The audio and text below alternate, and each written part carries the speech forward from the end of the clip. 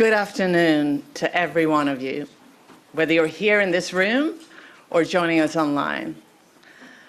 It's a pleasure to welcome you all here today, and I want to thank MEDAA, la Maison Européenne des Autrices et des Auteurs, for hosting this ECSA session conference on authors' rights and music streaming in the age of AI.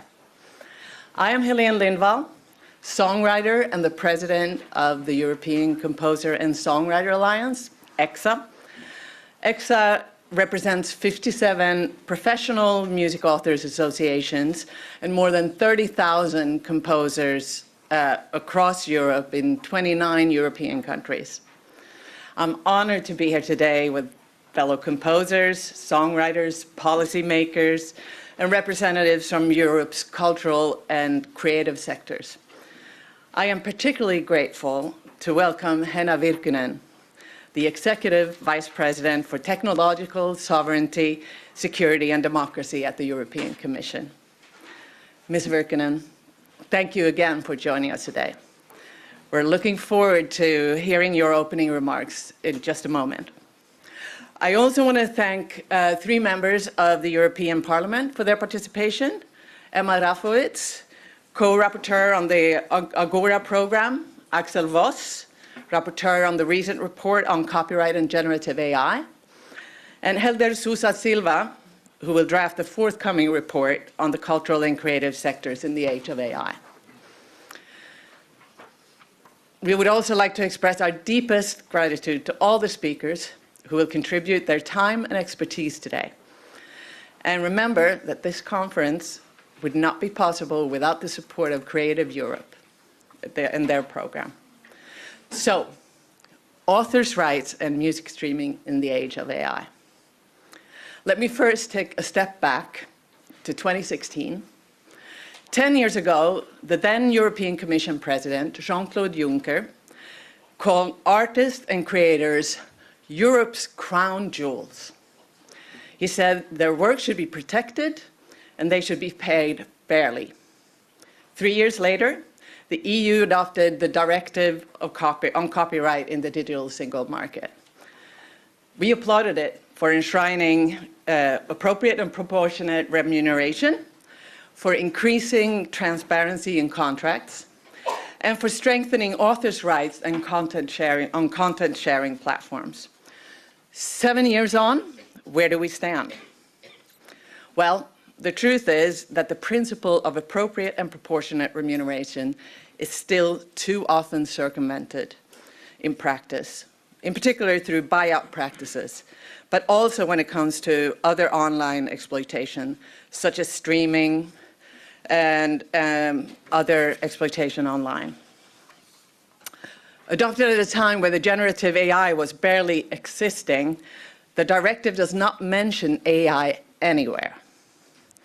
But it does include text and data mining exceptions, designed to help universities and researchers discover new trends and gaining new knowledge, supposedly with minimal harm to authors and other rights holders. The reality? We're not simply ignoring EU rules. Global AI companies have exploited those exceptions far beyond their intended purpose. They've scraped and used all our works without consent, without transparency, and without remuneration. The harm to music authors is not minimal, it's maximal. AI-generated content now imitates and substitutes us. Some say you could have opted out, but here's the truth. AI companies scraped everything, looting the entire history of musical works before we had a fair chance to opt out and even know how to opt out. To quote Baroness Beban-Kidron, the director of Bridget Jones' The Edge of Reason, should shopkeepers have to opt out of shoplifters? Should victims of violence have to opt out of attacks? Should those who use the internet for banking have to opt out of fraud? I struggle to think of another situation where someone protected by law must proactively wrap it around themselves on an individual basis. And for songwriters like me, without or working with co-writers, different CMOs, publishers, and labels, opting out is practically impossible. And even if it was possible, we would be naive to believe that it would be respected. How would we even know if it was when there is no transparency? The AI Act's implementation hasn't helped. Its transparency rules are weak. Trade secrets protect massive theft. Imagine a fast food manufacturer who had stolen all the ingredients that went into their products, refusing to reveal what the ingredients are or where they came from, calling it a trade secret. Then demanding it should be up to the farmers to prove it was their particular produce that was stolen. That's what we're dealing with. Coca-Cola may have a secret recipe, but it still has to display what went into each bottle and pay its suppliers. It shouldn't be up to creators to prove AI companies used our works. They should be required to get our consent and to be transparent. Or we should presume, correctly, that they already scraped the entire web. Yes, a few licensing deals have been signed in the past year between a couple of major labels and AI companies, usually after litigation and mostly in the US. But we know next to nothing about the details of those deals, or whether composers and songwriters will benefit in any way, despite it being our works that have been stolen and exploited. Licensing shouldn't only be available to those with a muscle to sue. In Europe, where we claim that we cherish our artists and cultural diversity, survival of the fittest cannot be the answer. AI companies have ingested all the music available online. It makes no sense that, that only the most powerful get a license and get paid, when they only supplied a fraction of the ingredients. And let me be clear, we're not against AI. It can be a helpful tool in our workflow as creators. We are simply against unlicensed AI. Generative AI companies must act ethically. They must work with us, not profit from our work without consent and at our expense. That's the only way that we can rebuild trust between creators and AI companies. Currently, the AI landscape is like the Wild West.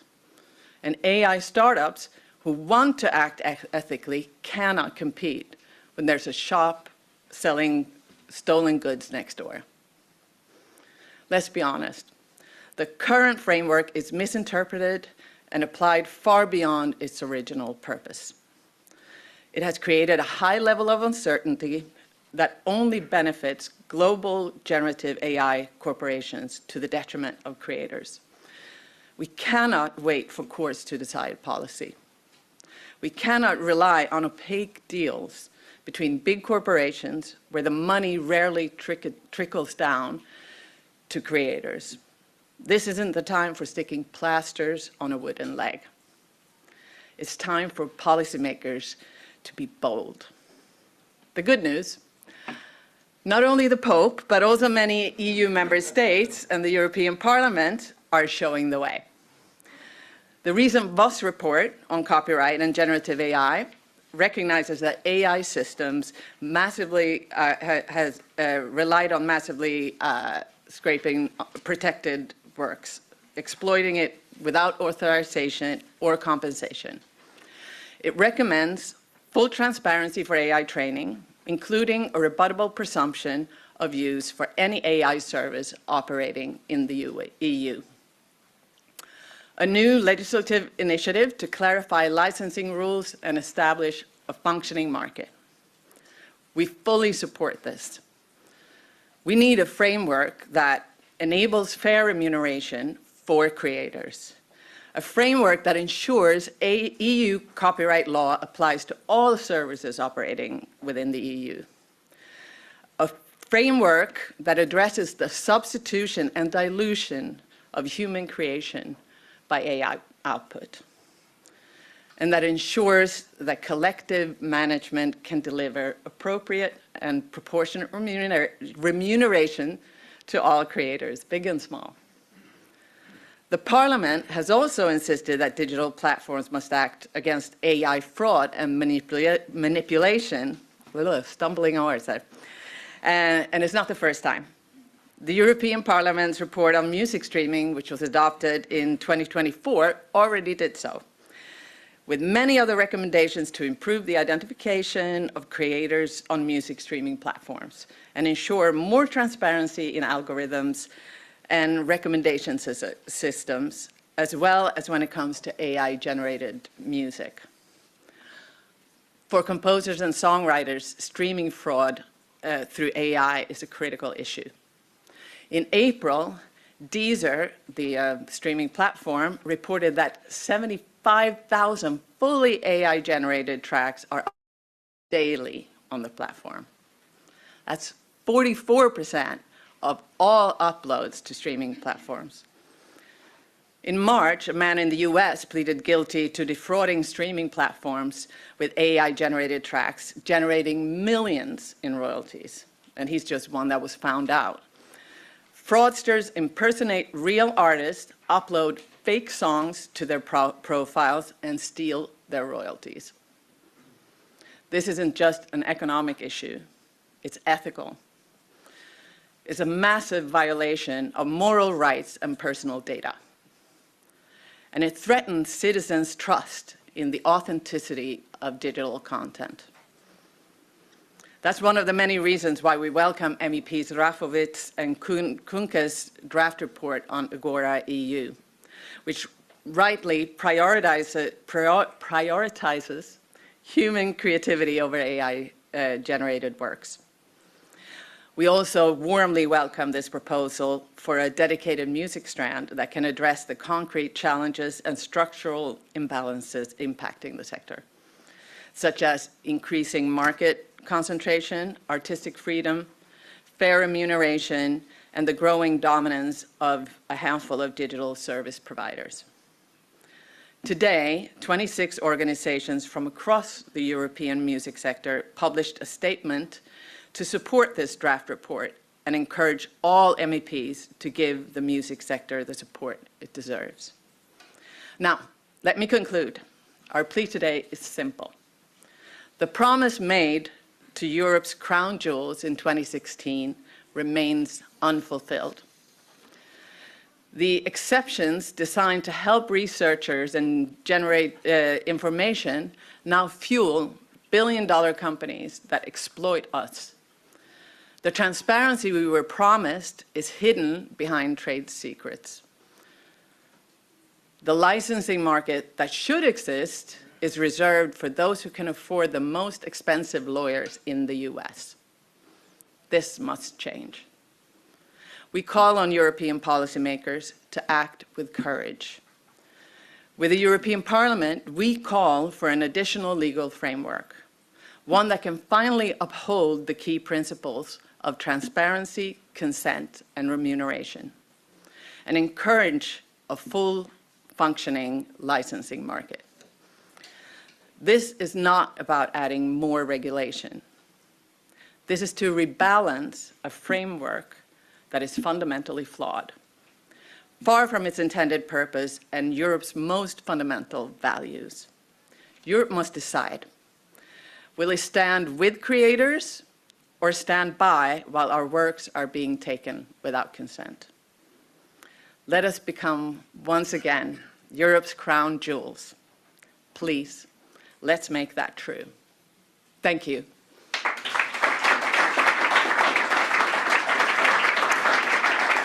Thank you. And it's now my pleasure to invite Henna Virkkunen, Executive Vice President to Tech Sovereignty, Security and Democracy for the European Commission, to join the stage for her opening remarks. Thank you.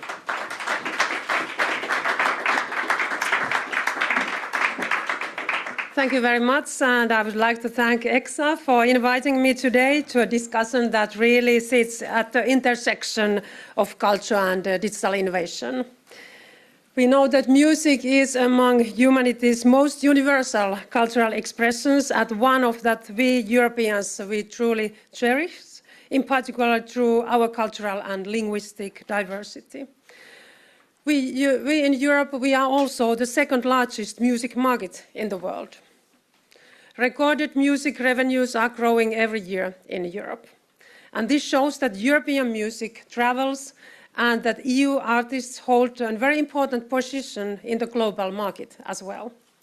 And this is why we need to cherish and continue protecting our creators, in particular on view of the growing economic challenges. As we very clearly heard already in the opening remarks, copyright is a key to protect and also stimulate creativity and innovation. With this 2019 directive on copyright in the digital single market, the EU adopted new copyright rules to address the challenges brought about by the digital revolution for creators, creative industries and users of copyright-protected content. For example, DSM directive introduced new rules applicable to online content sharing platforms in order to foster a fair licensing market, as we heard. And these new rules, they have brought about positive developments in the music market, with licensing deals concluded between right holders and online sharing platforms, unlocking new revenue streams. This remuneration should also reach authors and performers. The DSM directive introduced a number of safeguards to ensure transparency and fair remuneration of authors and performers. And we are currently preparing now the review of the 2019 Copyright Directive with the support of an external study. And in this review, we will be looking at the practical impacts of these rules to understand how they have affected our authors, our artists, other right holders and service providers. And we know that the music market has been also now profoundly impacted by generative AI, as we heard, which challenges the way creative content is produced and distributed. AI is also having a very fast-growing influence over streaming, with AI-powered algorithms being at the heart of how content is now discovered on different streaming platforms. While we know that AI has the potential to increase efficiency and also enable creators to explore also many new ways of producing music, I'm also aware of the challenges it presents for creators and creative industries in general, as we heard from the opening remarks of the President already. These new technologies, they can also make it increasingly difficult to also make difference between real content and manipulated content. Our legal framework provides responses to these challenges because through the copyright framework, which provides an exception for text and data mining, it has become particularly relevant also for AI training. The respect of the opt-out expressed by the right holders is an essential element to ensure copyright compliance.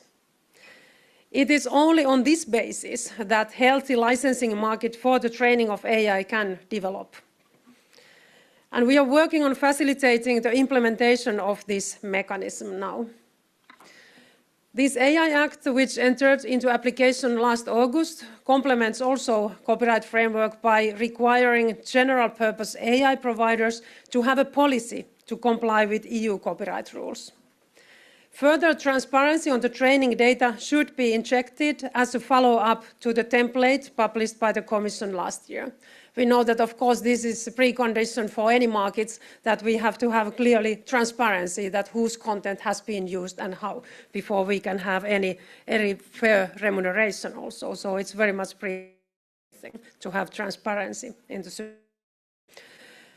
We have seen that there is some encouraging market developments in the music sector, with a number of agreements concluded between recorded labels and different types of AI providers.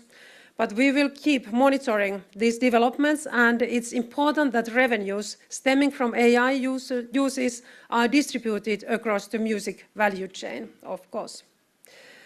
And I'm also very well aware of the challenges related to AI-generated content. AI technologies, they have opened up the new possibilities to create new songs in a few seconds. And the number of AI-generated tracks uploaded onto music streaming services continues to increase very fast. In some cases, AI is also used to support streaming manipulation. The AI Act includes relevant obligations for labeling of AI-generated content to avoid the risk of deception and help also people to make a difference between content generated by AI and content generated by humans. The future Code of Practice on Transparency, which is currently being drawn up, aims to support compliance with these transparency obligations. Dear audience, in the same time when AI is creating many challenges for this industry, AI will also be an opportunity, of course, for musicians and creators. With the Apply AI strategy, we are working to support also the adoption and integration of AI technologies in 11 very strategic sectors for Europe, including our cultural, creative, and the media sectors, such as music, as well as the public sector.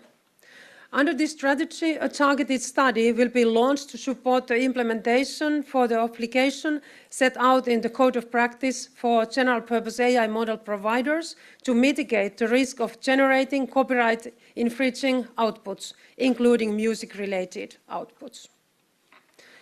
So, to conclude, I'm very convinced that the European music market can turn the existing challenges into new opportunities for creators, artists, and users.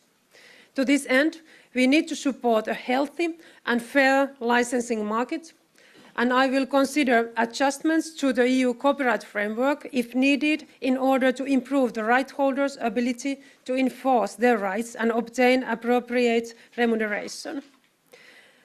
Like I said, we are currently now going through a review of the copyright rules, and the Commission has launched a call for evidence open until 25th of June. To gather now feedback both of the effectiveness of the DSM directive as well as on possible further adjustments to the EU copyright framework. So I very much call you and welcome you to really also put your contributions to this call for evidence, because of course this will be very valuable for our ongoing reflections on this very important topic. So I want to thank everybody for your attention and for your work you are doing, and I wish everybody a very successful and fruitful discussions during this afternoon with this very important topic.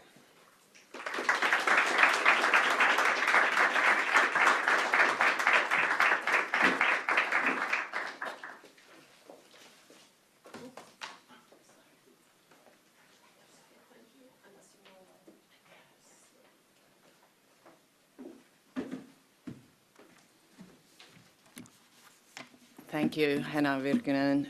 That was very interesting. And now we're going to go on to our next panel, that we're going to discuss a lot of these issues that we've just heard spoken about. So let me welcome up our panelists for the next panel. Rodolphe Wouters, Kai Welp, Alain Strovel, and God, that wasn't written on my... And Dominic Luckel. I guess we'll move that back, exactly. Where are you sitting? I don't know. Maybe I'll sit in the middle so I can so I can see all of you. We've got a microphone. Yeah, Here. You can take a microphone. Here. Here.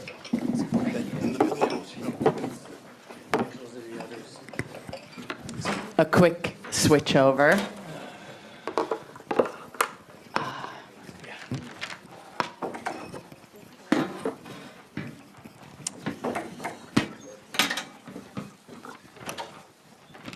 Right. Lots of information to reflect on in, well, if I may say so, both my speech and Henna Virkkunen's speech. as she mentioned, for example, which there's a review of the 2019 copyright in the Digital Single Market Directive, so we'll be touching on that. Also, obviously, there's cases going on, mainly in the US, but also in particular in Europe with GEMA. We're quite encouraged by the result against OpenAI. So we'll hear more about that. And also, at the same time, at the Court of Justice of the European Union, they're assessing the Light Company versus Google case, which may finally bring legal clarity on the application of the text and data mining exception to the training of generative AI. The Advocate General is expected to deliver that opinion in September, just to give you kind of lay of the land where we're standing. Yes, there are a few licenses, as I mentioned. There's no licenses with CMOs yet, which obviously then affects songwriters and composers, hence the lawsuits.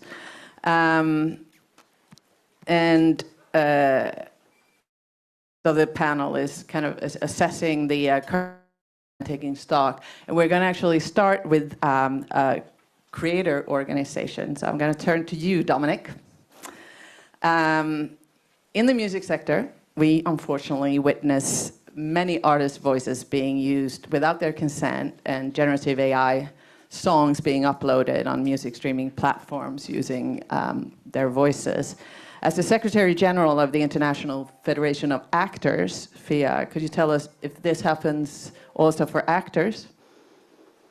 And could you identify some other challenges that your members face when it comes to AI? Right. Thank you, Helienne, and good afternoon, everyone. Nice to be here. Thank you for inviting us. I think your question is a bit rhetorical, isn't it?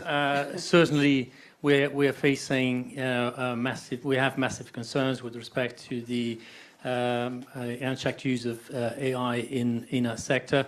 It is not just us. I think it's like everyone should feel concerned by how fast these tools are becoming a part of our daily life, and how invasive they are, and how easy it is to use them. Now, performers, some of your members, I guess, it's probably the same, the typical example of the canary in the coal mine. So, if, God forbid, the canary dies, hopefully there'll be still some time for the rest of the gang to escape the coal mine. But let's hope that we don't get to that point. Certainly, performers have amazing data. They have the perfect training data. Their voices, their faces, their images, their likeness. They're like, they're gold. They're fantastic, and they're great for the technology to use. And why? Because no one wants to listen to a machine. No one wants to look at a machine. And the whole purpose of artificial intelligence is to try and get us into thinking that we are actually engaging with humans, with or something that's very close to a human, with which we can even create a relationship and debate over the meaning of life and everything else. And for that, they need performers. They need our voices, they need our faces, they need our likenesses, and everything from scraping, the training part, ingestion part, to the output that results in deep fakes or digital replicas. Or even synthetics that don't really resemble, any of us in particular, but are a mix of all of us. All of that is a massive concern to our members. All of that is currently done without consent, without control, without remuneration, and is generating huge anxieties within our community with respect to whether they'll have a job tomorrow. So job displacement, but also, frankly speaking, considering how their faces may be used, and the digital replicas may be used, how their voices may be used in contexts that they haven't authorized, that they're not even aware about, how this is going to impact on their reputation, their professional career, And all of that generates a huge amount of stress, in addition to potential, economic and reputational damage. So, and it's been, perhaps the voice actors that have been impacted first. The dubbers, voiceover artists, the audiobook readers. But let's not be naive about it. This is spreading. We are beginning to look at ways and examples that AI is being used to replace background artists, for instance. And let's talk about advertising also. Advertising is like diving deep into AI to replicate performance without their consent or simply create synthetic performers.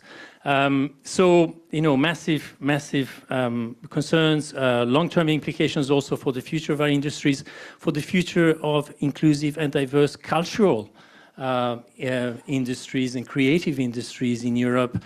Not to speak about the future of the democratic debate that is for which culture plays such an important role.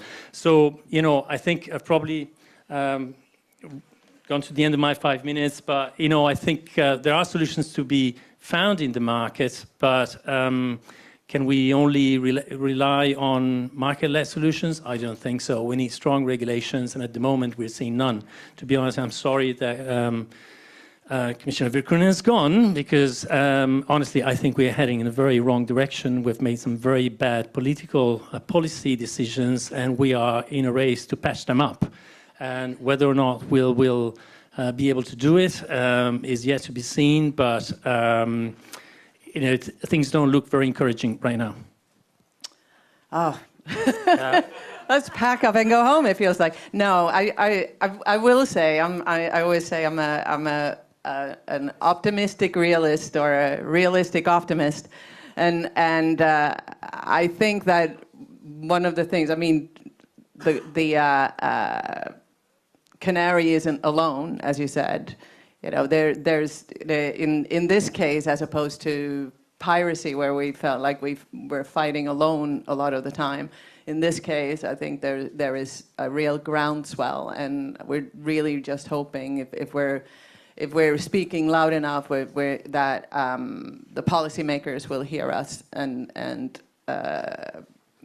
do something about it. Because, as you said, and we will get to it, there are solutions to this where that could be licensing solutions where we do not marginalize human beings, and a lot of that has to do with transparency, consent, and remuneration, of course. Consent and transparency being like the key to even get remuneration. Yeah, no, I totally agree, and I think there's been a large swell within the creative sector of voices that have united and have, being vocal about that, and I think there are still opportunities, as you mentioned, but it's these opportunities must in the end be to the benefit of all creatives in our industry, and not just to the benefit of some and not the others. And so I think we need to be careful about that. Yeah. I look forward to discussing the solutions, but for the time being, I'm gonna turn over to Rodolphe Wouters. As we heard from EVP Virkkunen, the Commission is carrying out a review of the directive. As we know, the Commission has already launched a survey for stakeholders, as we all have a call for evidence. As we know very well too, on 10th of March, the European Parliament adopted the Voss report on copyright and generative AI, which put forward several calls to the European Commission, including one for the additional legal framework to ensure a functioning licensing market and restore the bargaining power of all rights holders. And also, inspired by the French Senate, it proposes a legal presumption of use in parallel with many EU member states that also call for it. So, with all of this, is there anything that you could share at this stage the Commission plans to respond to Voss's report. Generally, what is position on these issues? It's on. So thanks a lot, Helienne. So indeed, I think we really believe that as my commissioner actually, music is really at the heart of our current jewels as well, like you said. And we believe that copyright is essential to maintaining. So with the adoption of the DSM directive in 2019, we actually have taken significant steps to strengthening the bargaining power already of creators and including music authors. We've been adopting Article 17, which actually provides liability regime, authorization and liability regimes, which has unlocked also licensing deals. We've also introduced fair remuneration principles. To today, we also have 2 text and data mining exceptions which are applicable to AI. We've now launched indeed the review, thanks to a contractor, and this stakeholder survey is open until 14th of June, as has been said already. What I want to say basically is that this consultation is really about the effectiveness of the implementation of the current rules. So we're really looking at AI training specifically, not actually other uses of AI beyond AI training. Also, your input in terms of how effective these measures have been, what obstacles you've seen in enforcing your rights would be very valuable for us to understand, including in the application of Article 17, which actually is very important for music because this applies to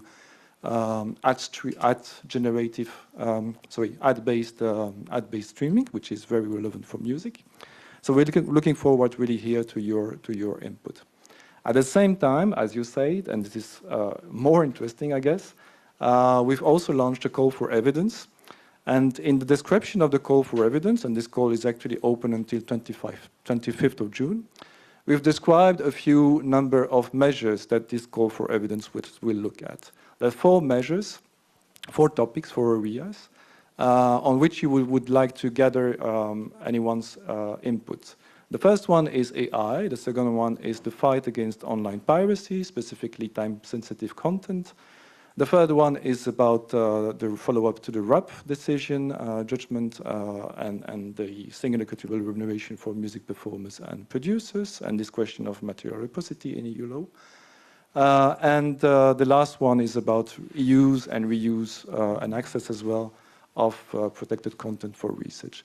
But more specifically, if I can give you a bit more details on AI issues, there are really 2 important aspects we want to look at. The first one is enforcement, and the other one, I think you've mentioned it, very important, is to facilitate licensing. So we still see licensing as the most promising avenue for AI uses. I'm speaking here not only AI uses for training, but also beyond AI training. So this is, you have to understand when you look at the review stakeholder survey, this looks only at the TDM exception, so this is only about the application to AI training, but for the call for evidence, this is more broadly speaking about also uses beyond AI training. So we want to hear your views and to gather your input on possible measures to facilitate licensing. We're obviously aware that there are different industry practices depending on the sector, but also within a specific sector there might be differences. And we are thinking about structured mediation or arbitration mechanism to facilitate the licensing, specifically whenever there is a weak bargaining position or information asymmetries. What I mean by information asymmetries is specifically about transparency, and I'm going to speak about this in a few seconds. So this is really where you could help us. Obviously, I think given the volume that we have also for AI training, and AI uses more broadly speaking, collective licensing is also a very important type of licensing which we need to look at. So coming to transparency, and you've been mentioning it also, I think we see really and we are aware that this is the main obstacle to enforcement. you need to know whether your works have been used, whether in AI training or later, and including downstream the value chain, and that's only when you can actually start to enforce your rights. This is not a new issue because right holders never have been able to control the circulation of their works, but this is specifically a problem for AI users. And scratch, we've been working with the AI Act on this transparency measures. Article 50 provides for transparency, including the template. We know that the template, you might not like it because it's maybe not work-based. It's maybe not fully complete, but it's still prescriptive about some part of the content. So we want to see, and you have to note also that the AI office will take enforcement powers. From early August. We want to see what it still brings to what extent it increases transparency and to what extent this is useful, if useful at all for the right holders. And based on this, we will assess the need for further measures.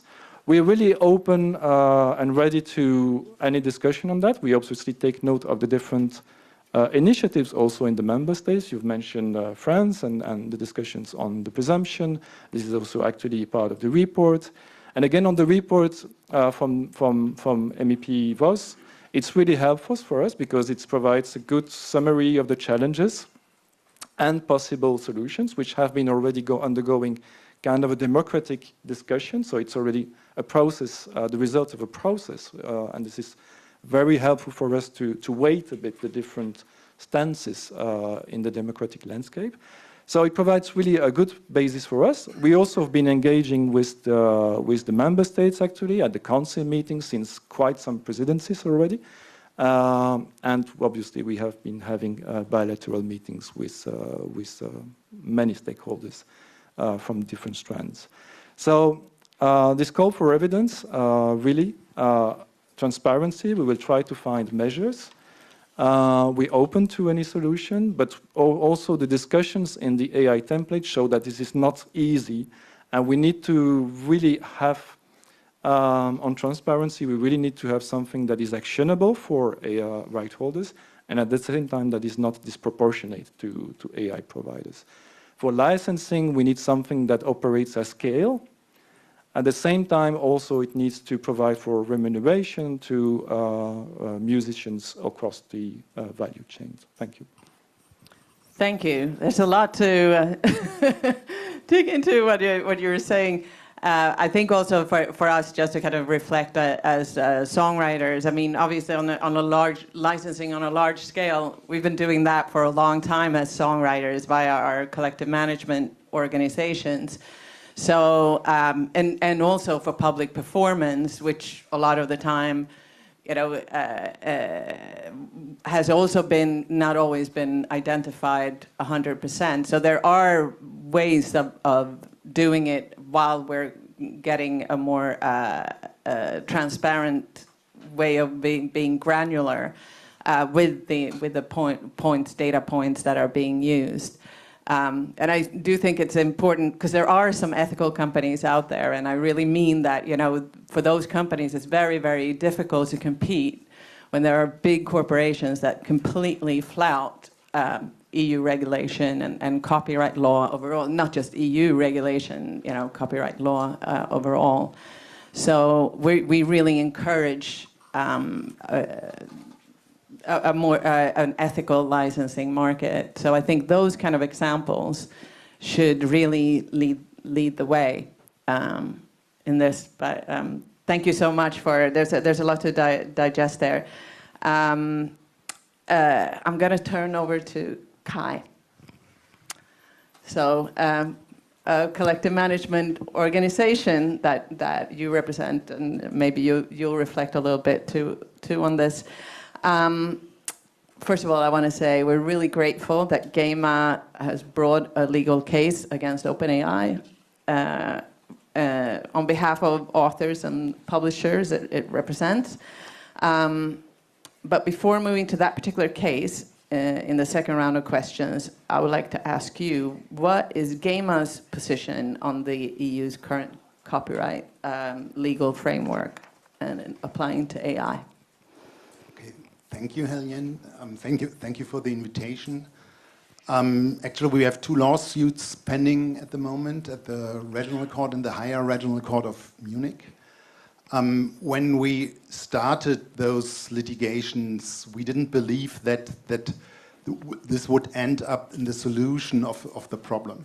So we weren't naive that we could find the real solution in the current legal framework. We did it just to put pressure on politics and to clarify legal questions and to put pressure on the services to enter into licensing agreements, because we offered a license at GEMA for training and the further use of the output. And of course, we weren't naive. We knew that we needed litigation to enforce our rights. So this was the beginning. We have some licensing deals at the market, but as you said, I don't believe this is sufficient, because these are the US under law, and they have a very narrow scope. So I think they try to reflect the need of the big music industry companies, and so they created very special business models for those contracts. So you have the use of the training material and the output just in an ecosystem with a walled garden. So this is where these licensing deals might prevail. But on the other hand, But with that, just not to kind of, but they like the universal deal with Urio, for example, that's not a deal that includes like the CMOs. No, of course it doesn't. It does not include our repertoire. So it does not even include European repertoire. And this is actually the problem. And the problem is what happens if the output leaves the platforms. So we need solutions for this as well. And you shouldn't forget, it is quite unclear from the legal perspective what the American law says, whether the training of the system is covered by the fair use exception. So if the courts come to the conclusion under the Trump administration it's fair use, then those licensing deals will vanish, or you will get less money from that licensing deal. So this is a really a big problem. So the contracts are not sufficient. You can see it in Europe. We do not have any licensing deals at the moment. I think so. We need solutions for the territoriality issue. We are addressing this problem in our Zuno case. So we sued Zuno, the most famous AI music company in the market at the moment, and the most successful one, we believe. And we went for the training in the US. So, and now the court in Munich will decide whether the training in the US was allowed under fair use. So the court said that the US law will be applicable on our case, and now they'll decide on basis of the fair use exception.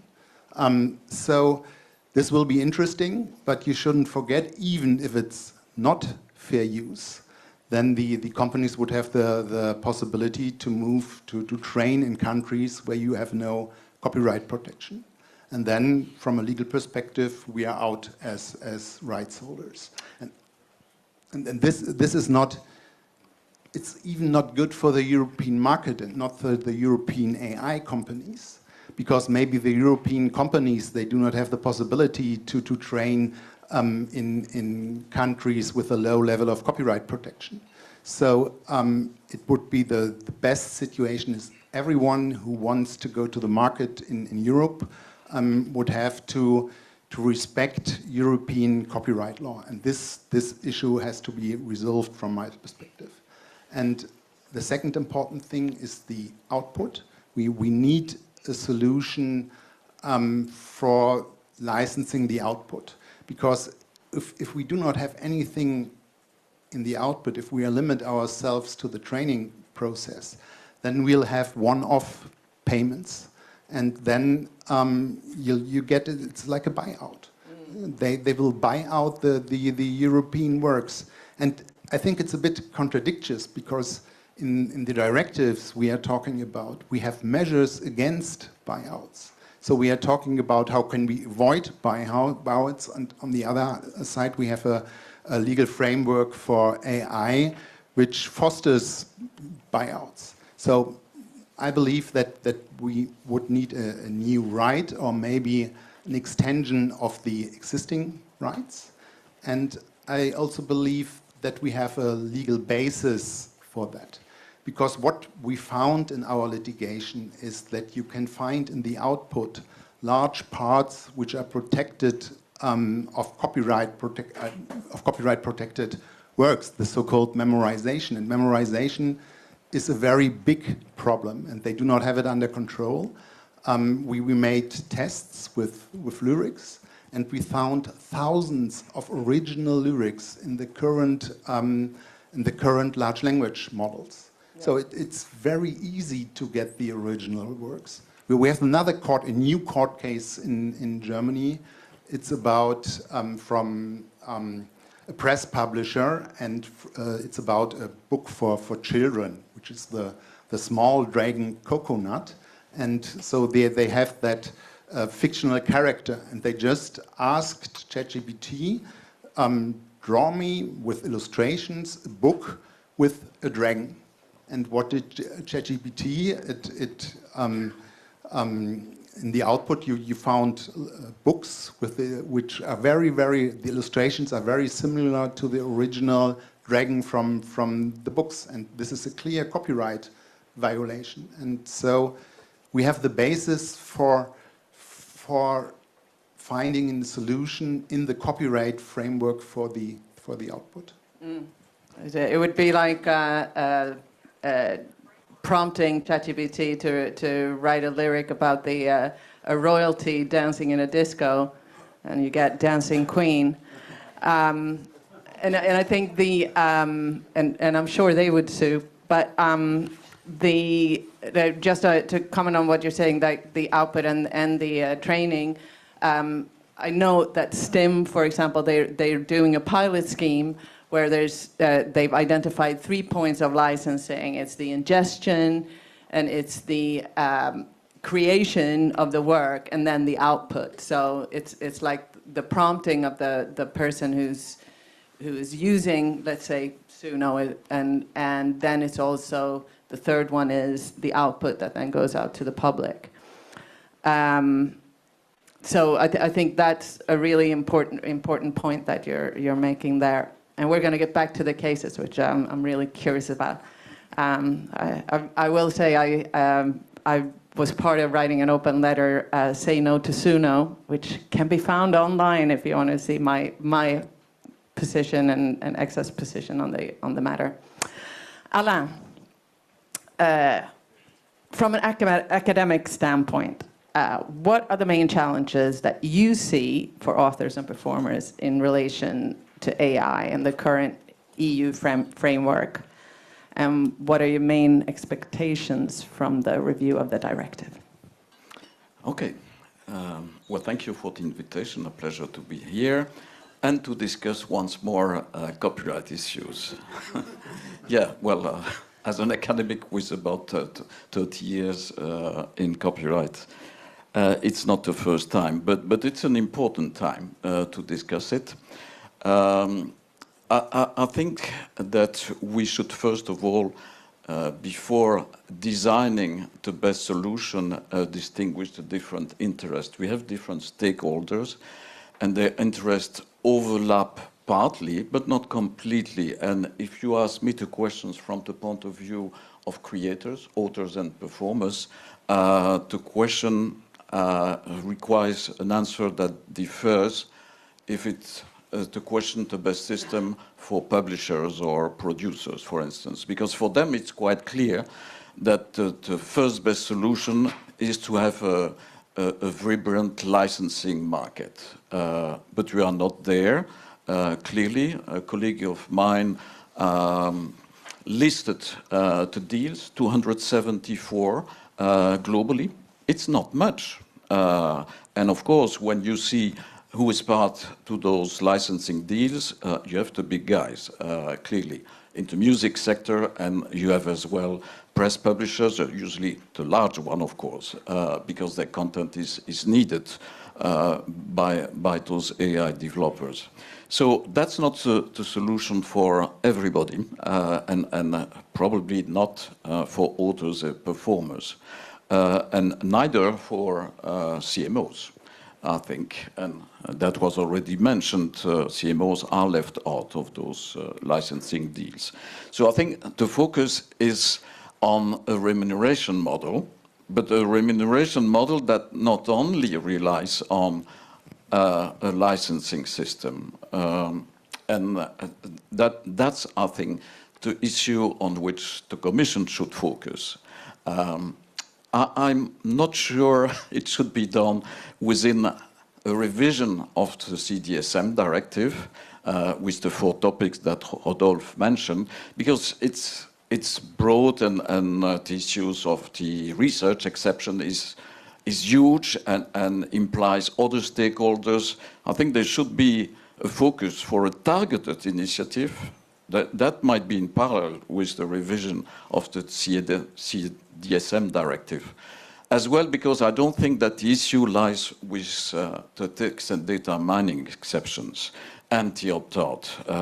I mean, I think we have understood that doesn't bring us quite far. I think the first problem was that when the AI Act was discussed, it was made clear, because of the introduction of the transparency requirement, that TDM applies to Gen AI, while there were good arguments to say no, that it did not apply before the adoption of the AI Act, which for me is just to shoot in your own, I don't know, feet, you say, in English. Yeah, the AI Act for me was that.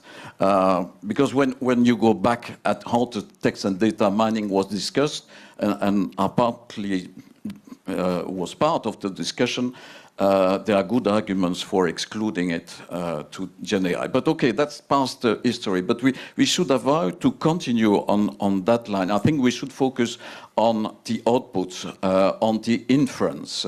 That's the part where we should focus. And we should start, as they do in Germany, and we had the presentation of Kai, we should litigate more in Europe. I think litigation is important to augment the pressure. And without litigation, you don't bring the people, especially if they are US companies, to the table. So there should be more pressure, and I'm not sure that an additional discussion that will take time around the CDSM directive will bring much. No, there should be more pressure because we know that there is memorization, and that means that you can bring cases in Europe because of memorization, similar case to the GEMA cases. And there is enough evidence when you start with the outputs that, of course, because you see substantial similar outputs, that, of course, the works have been used to train those tools. And then you can rely on memorization. So that's one thing. I think the political discussion with the Commissioner and other parties should focus on a remuneration model where I think collective management should be probably the main avenue forward. There should be an insistence on that type of solution for getting a remuneration. There are many models to be discussed: extended collective licensing, residual remuneration right that is unwaivable, many models. But I think the discussion should focus on that if we want to go forward. Yeah, I mean, that would still rely on licensing, though. Like when you say that, when it's, because if we say, our, CMOs, they, at least in Europe and unlike in the US, it's still a matter of negotiation and licensing negotiations even for a collective licensing management companies. I was just confused when you were saying we shouldn't focus on licensing. Yeah, I mean, I should have said individual licensing, but of course there are many definitions of licensing: individual licensing, collective licensing. I think that, yeah, licensing has a place, whether it's individual, but that's for the big guys, or where it's collective, and I think that helps CMOs, for instance, but we need something more. But that's not. I think that again, and you're right, where we are used to in the collective licensing, both for performers in when it comes to broadcasting, and certainly for songwriters and composers. And I think this brings it also back to the licensing deals, mainly in the US. One of the issues that we're looking at is, of course, if one record label and one publishing, which if we say universal, makes a deal, the vast majority of songs are not written by a person or by one person, and not by the same person who is signed to the same publishing company as the record company. So we're kind of looking at these deals and saying, like, how could they say that they have the rights to do these deals when, I mean, let alone for performers, on the kind of the background performers on those recordings, but certainly on the songwriters and composers, and even to address what Kai was saying, Max Martin, he's a Swedish writer, and he writes for Ariana Grande and Taylor Swift and whatever. So you have collection societies, the repertoire is kind of bleeds between the CMOs. So I think that there's certainly a look for licensing. I don't think we want a licensing program that is forced. There should still be negotiations. And when it comes to lawsuits, I guess you have to explain why there's fewer lawsuits in Europe, but it's also, I guess it's certainly for songwriters and composers, we don't have the money to sue individually. So I think that's one of the reasons we're not doing it. And just as an extra thing with, if you ask Axel Voss, who's going to be here later, he would say that AI was not included in the TDM exception. That's what he's told us, but that's too late now. It is. We're having, I guess the reason we're having a copyright directive review is to kind of look at that and what the TDM exception actually covers in that sense. So I'm going to go back to you.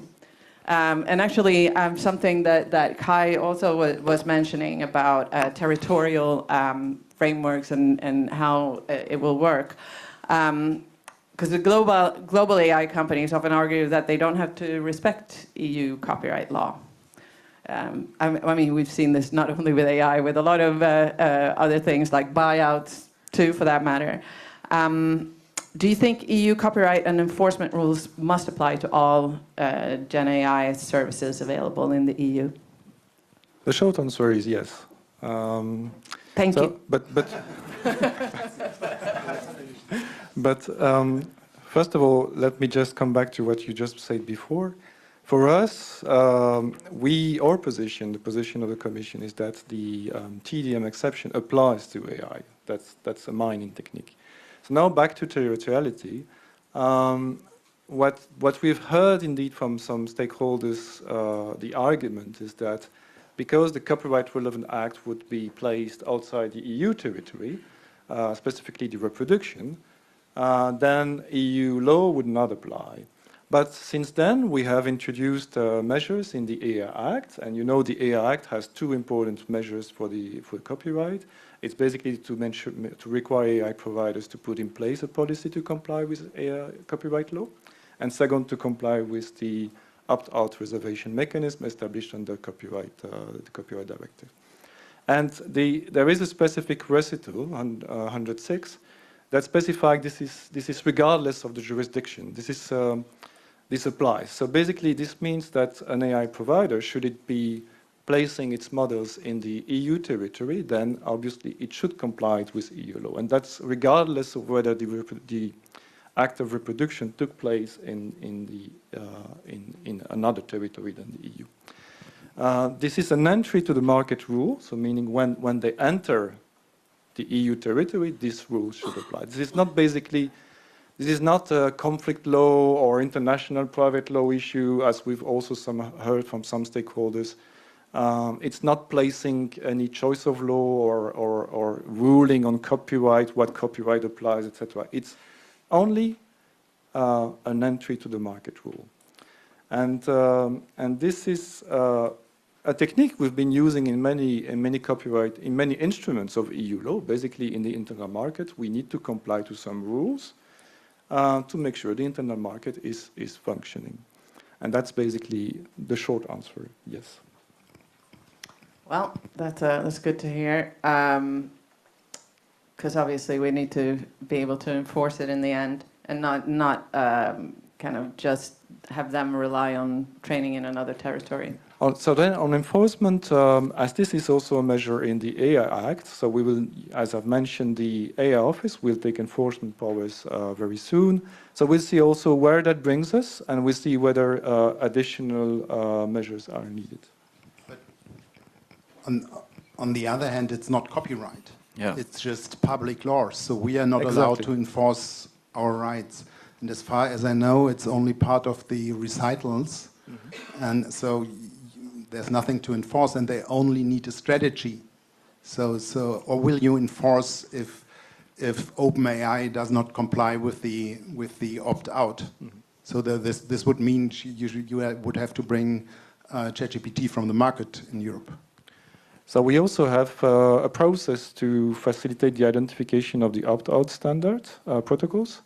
We had a workshop this morning, and we will continue the conversation, which actually gathers both right holders and AI providers. So we want to find a solution with the industry from both sides, and we want to make sure that the opt-out is actually effective. So only when it's effective will your rights be effectively enforced, and that's also something. Indeed, the AI Act is a public instrument, and so it's the AI office that will enforce it. And as I said, on this basis, to what extent the identification of the protocols and the agreement, the general agreement on an opt-out mechanism is effective, and to what extent this is enforceable with the AI office, then we will see what additional measures we need to take.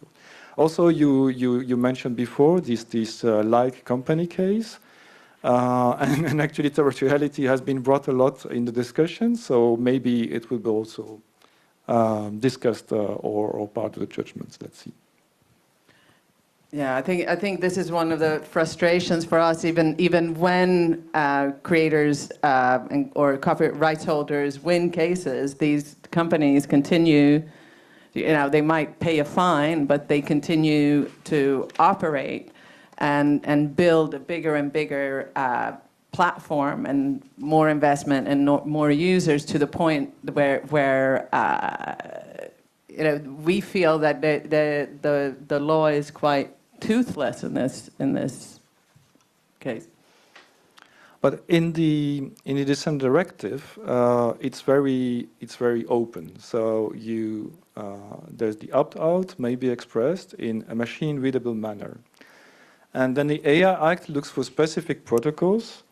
But this is without prejudice to the right holders to express it in another way, basically. So this is just trying to make sure that we find some general agreement with the AI providers, because that's the easiest way where we would actually make the opt-out effective. But if that doesn't work, then we need to find other solutions. I think we feel that, I mean, they've already scraped the entire history of music. They, you know, even if they didn't kind of ingest any more music for the next couple of years, they'd still be able to train on massive amounts of unlicensed music where that was ingested even before we had an opportunity to opt out. So as a creator, it's very frustrating. How do you look at a solution for that? I mean, they basically, when they say that we should have like put a lock on the door, that actually we weren't able to put a lock on because there was no such law. We only had copyright law at that point when they scraped it. They scraped it before the AI Act even came into effect. But what matters first is the copyright law. This is providing you with the exclusive right. So this is your basis for enforcement. So whenever you have that right, you need to make sure that it can be applied. So if it was scraped before we had an opportunity to opt out, then that is actually, it was scraped illegally. I think what we want to do is, I mean, if it's a reproduction of your content, then the exclusive, before the DSM directive was put in place, there was no exception. So in this case, it was your exclusive right to authorize or prohibit the reproduction of your content. So I think what we want to find is again, to facilitate licensing, because as you've said, litigation costs. Litigation is not a solution, it's just an intermediate step to try to find the solutions. But what we need is really the license. We need the deal. So we need to have a discussion first, and this needs to be, so that's why we actually want to, in this call for evidence, that's why we see licensing as a promising avenue. That's why we want to reinforce the means and the mechanism for rights holders to be able to even enter licensing. And this could be via further transparency, because if you don't have, memorization is not sufficient. Even if you know that there is memorization, we know that in the Gemma case, it was very difficult to just find out which songs were actually, no, it was easy, okay. But it's work. Kai's going to get into the OpenAI case. I would be interested to hear how difficult it was for you to actually identify the evidence, because for us that's what we need. We need transparency that allows you to get into litigation, or even better, to get into licensing. I am going to move over to Kai. We'll get to you, Lynn. Lots to digest there. We're going to get into the OpenAI case. As we know, your case against OpenAI, which you initiated at the end of November, has been successful so far. And we'll soon hear about your case against Suno, with the first instant ruling next month. Can you share with us a bit about what you see as the biggest challenges in bringing these cases? And see, as if we already could predict what the question is going to be. And what could you say to help other rights holders litigate? Because we have, for example, Coda also suing Suno. And what's your outlook on these cases going forward? So, okay, of course, it was a big challenge to get the evidence for the cases. That's true. But we have to distinguish. In the OpenAI case, we used graphical rights, just lyrics. And this was actually very easy. We just prompted, and we did it in the legal department, not any technology people who know something about technology. We just prompted and asked, give me the lyrics of a famous German song. We used some German songs. And this was quite easy, and you could see in the output they were similar to the original works. So, and this was, from our perspective, a clear copyright violation in the output, but also the proof that the works are in the systems, they are stored in the systems, and that they used it for the training purposes. This is what they admitted. OpenAI admitted that they used all the lyrics for training their systems. What is interesting, we tried again after we received our judgment in November last year, and it's very, very easy to get thousands of original songs out of the systems on the market, like from Gemini or from the systems by Anthropic, and even from ChatGPT. So we know that these works are in the systems. This is a violation of copyright, and you can get evidence in the output. We have some new papers. They say that if you fine-tune the models, then you can circumvent the protection measures of the system operators. So, and then you know what is in the systems. It's different with Zuno. Of course, it's not. This is what actually is the case in music. If you can hear music, it's not that easy to prove violations of copyright in the music you can hear, because we had to enter the prompt, the lyrics into the prompts, and then we got the output. And of course, we were sure it's a violation of copyright. We can identify the original song, and it was clearly the original song. And what we did is that we wrote down the songs in lead sheets and then compared them to the original songs. And of course, this is burdensome. But it's burdensome to prove copyright violations in composition. This is, of course, this is not easy, but it works around the world. It worked in the US with the major labels who sued Zuno. It worked in Denmark, which is, as far as I know, Barbie Girl, and some other songs. So you can find those proofs if you want to, and this is what we actually did. Why don't we have more lawsuits in Europe? Of course, there are a lot of American companies involved in the music sector, and they want to clarify the situation in the US first, and later on in Europe under different rules. This is a reason. And of course, there are so many open legal questions. So, and one of our aims of our lawsuits was to clarify those questions. It starts with the international jurisdiction of European courts. So a big question in our Zuno case is can the Regional Court of Munich decide about a training process in the US? And this is, for example, an open question. If it can't, then we only can go to the reproductions in the systems and in the output. So we'll get a decision on that topic at the end of July, next month. And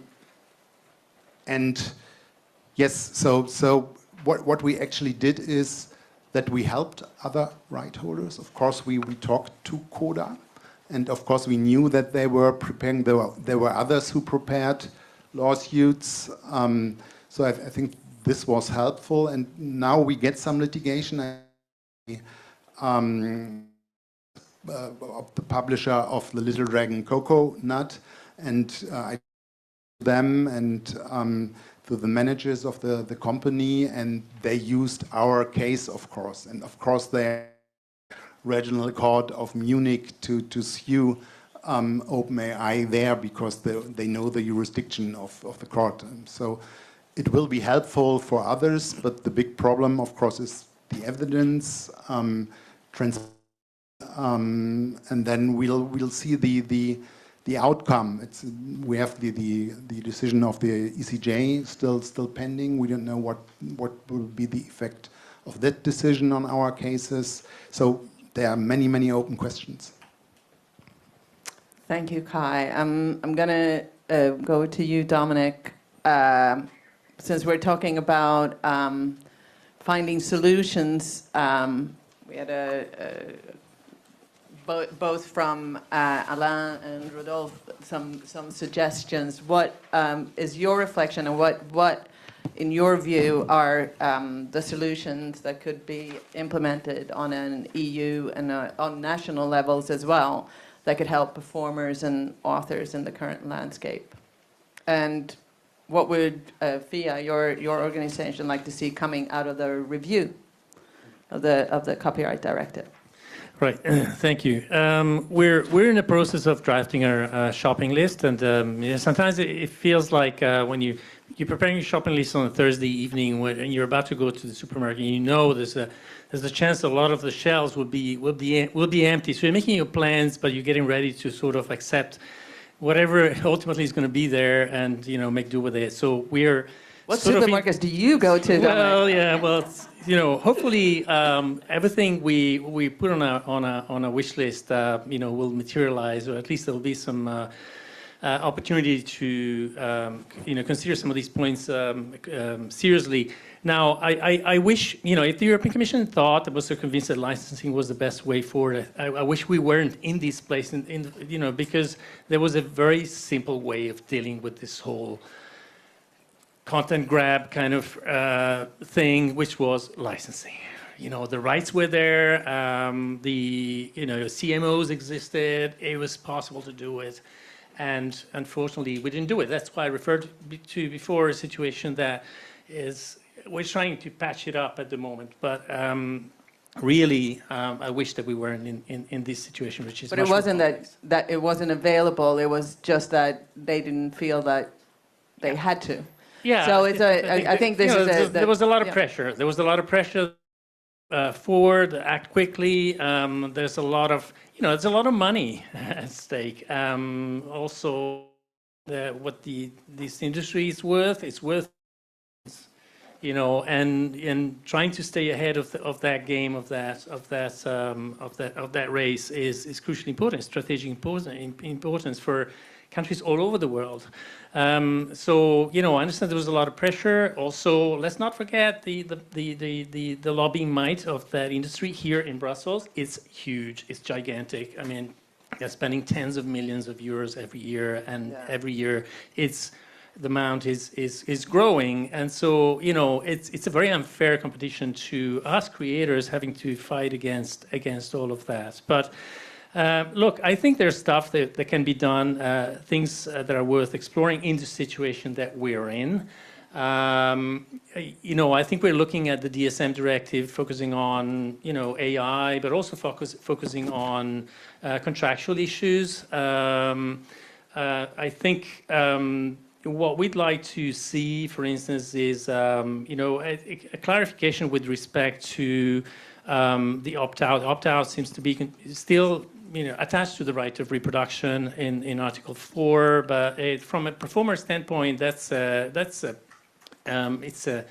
right that we end up transferring to our employers or the countries that are the companies that are engaging our members. So we don't even know whether effectively we have the right to opt out, or whether it's companies that have that can only decide whether content should be opted out and licensed based on whichever terms they can think about. So we have no say. So we like to get some clarity as to, or perhaps I encourage the European Commission to see whether it may be impossible and feasible to dissociate the exclusive right of reproduction that is intended for the purpose of producing the content and exploiting the content in say primary markets, so to speak, from the reproduction right that is intended for training artificial intelligence purposes. And for that one, perhaps identify ad hoc licensing mechanisms like collective management, for instance, when it comes to particularly direct licensing with the tech companies, and individual collective licensing when it comes to how we transfer, on which conditions we license those rights to the companies that are engaging us, because it's not just about making money, it's also about having a say as to whether or not we want our content to be used for training purposes. And some of us don't want it. End of the story. So we need to have that conversation, and we need to be in a position to have that conversation in the first place. I think we're very interested in reversing the burden of proof when it comes to transparency. There is no transparency, data transparency in Europe. The code of practice is so voluntary. The whole negotiation process was heavily influenced by the tech industry. Again, that whenever we were raising the bar, they would say, no, this is impossible, this is impractical, this is, and it was all Chinese in the end, because frankly, those discussions are really complex. And so the only ones that can sound reasonable are the tech guys. They're kind of scaring everybody around, including the European Commission. No. If you're raising the stakes so high, we're not going to invest here, and you're going to be losing a lot of money. So you end up with something that basically is what? The minimum that pleases them, that they're happy to live with. And so transparency, there is no transparency. It's completely unsatisfying. There's no granularity there. So inverting the burden of proof, I think, is one of the things that we're really looking for, that we are not the ones that are having to prove that our content has been used, that has been copied, or that our opt-outs have been respected or not.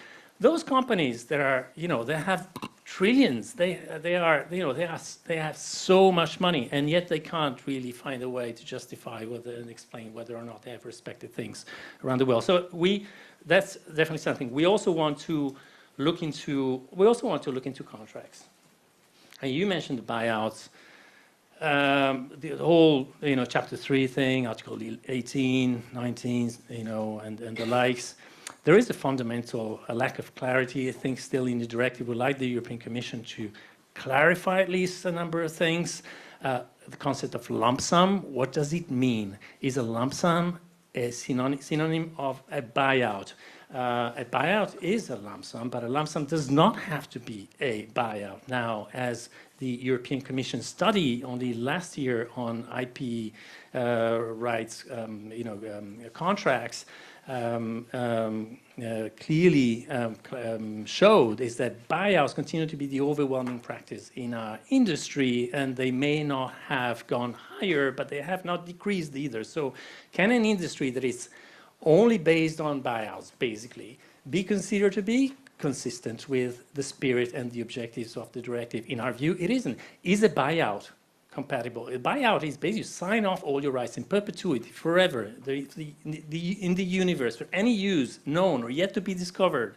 Is that?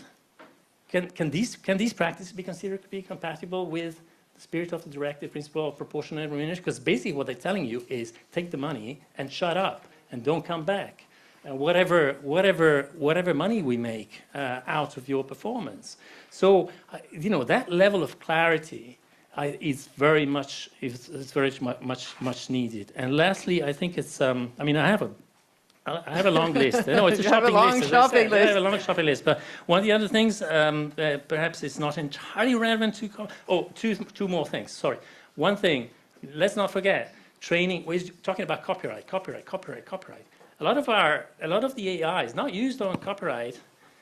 Is used on works that are in the public domain, works that are not protected under national copyright rules for some reasons, because like variety performances are not necessarily protected everywhere. Improvised shows are not necessarily protected everywhere. I know in Denmark they're not protected, for instance. And let's not forget image, face, likeness. Right. Yeah. So a lot of stuff is scraped from our own social media, from interviews that are freely available on the internet.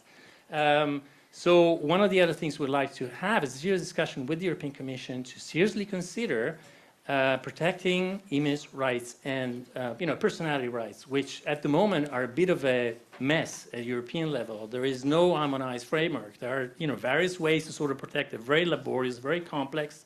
There's not one single way to say, hey, take my image off your social media. And by the way, if you don't do it, I'm going to sue you for damages.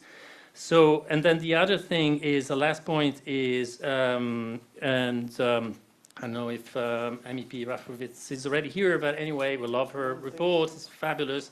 One of the things that is going to be very important, one of the things, lovely job. You're going to have a hard time fighting off, some of those amendments, but we will do our best we can to support you and help you.